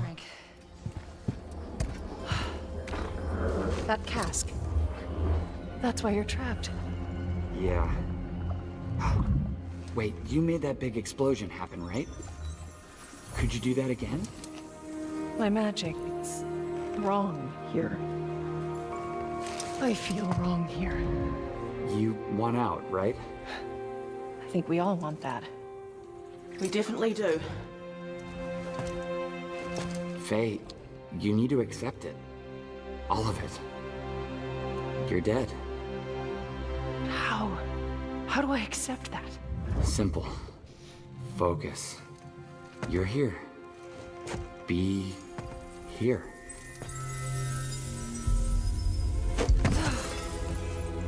But what if I need to be somewhere else? Then focus on what you do need.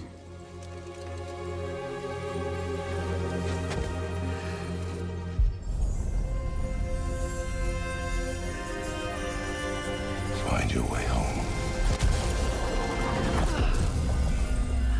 Hey, that's it. What were you thinking of? A promise. Okay, we'll take it. Now let's get out of here. Okay. Get ready.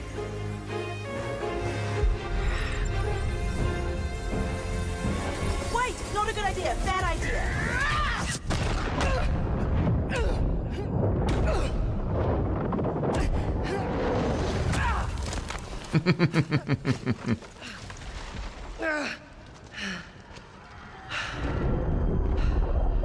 Kratos. Oh.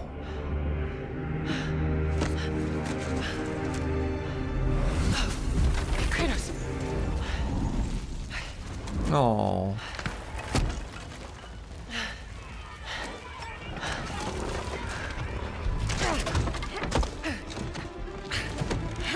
Boss rush. We have to kill all the other gods previously killed.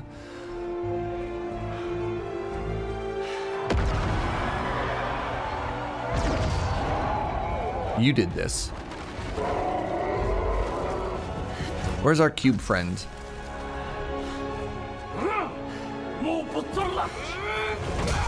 Yeah!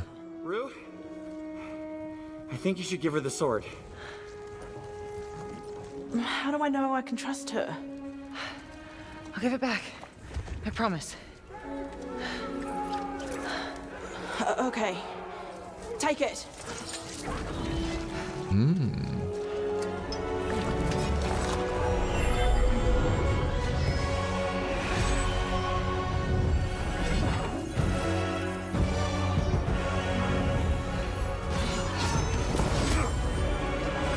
Heat. Oh. Oh. Oh.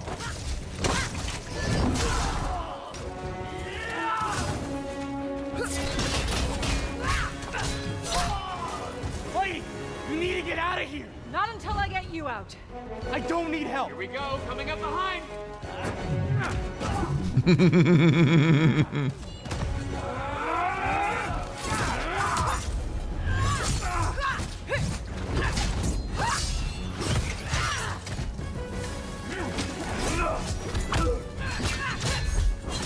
The sort of like robotic thing, the robotic parts where they're all separated is a very interesting concept for enemies.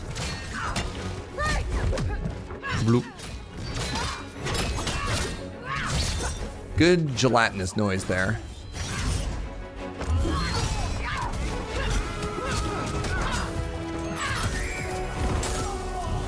Got an idea on opening that. In before you can play as the cube? I hope so.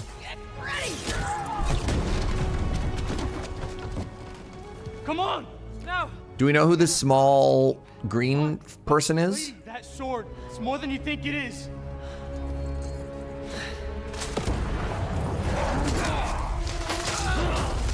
People are hating on this. I mean, I regret to inform you, the answer is probably just as simple as misogyny. Are y'all ready? I don't think you have to be very creative to be like a God of War game, but a woman. And that is sort of the end of it, which is... Oh, cube!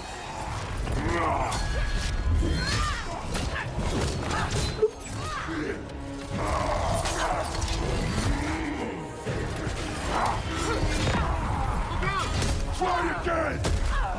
Faye, focus! Fire! I will wrench you thread by thread! This game does look impossibly dope though, man. I don't know. Bummer.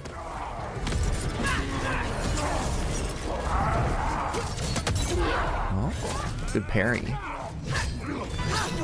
I regret to inform her that I am in fact the god of parry. She can't have it.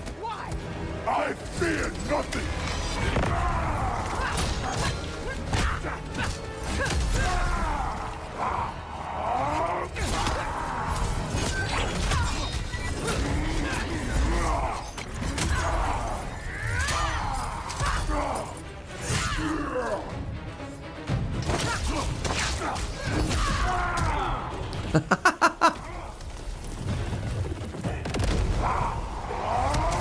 That's a cool attack sequence. Just give up! I don't give up. Sony has reaffirmed their plans to not release single-player games on PC anymore. I'll have to get a PlayStation. Interesting.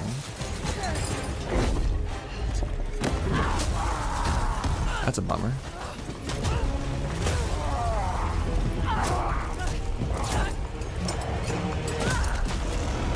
Well, if they just think of their video game development as a vehicle with which to sell more consoles, then it makes sense.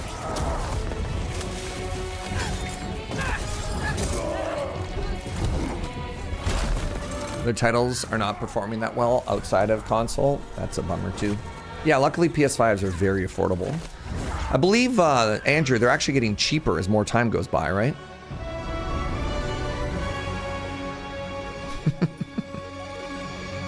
This looks dope. Lofty. Interesting.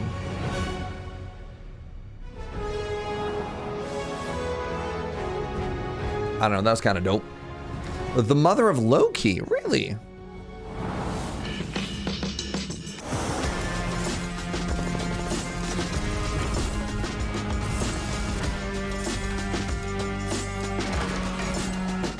Monkey D. Laffy. Okay.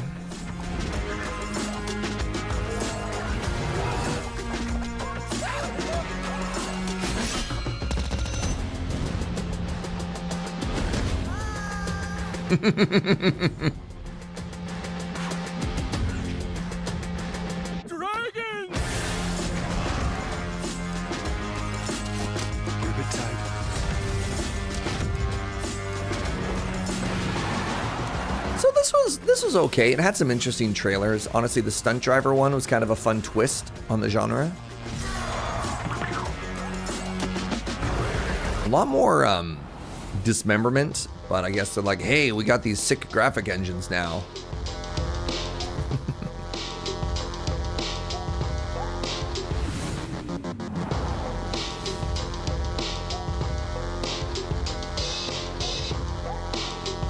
What if Wolverine was a sushi chef? Imagine his hands would be too warm.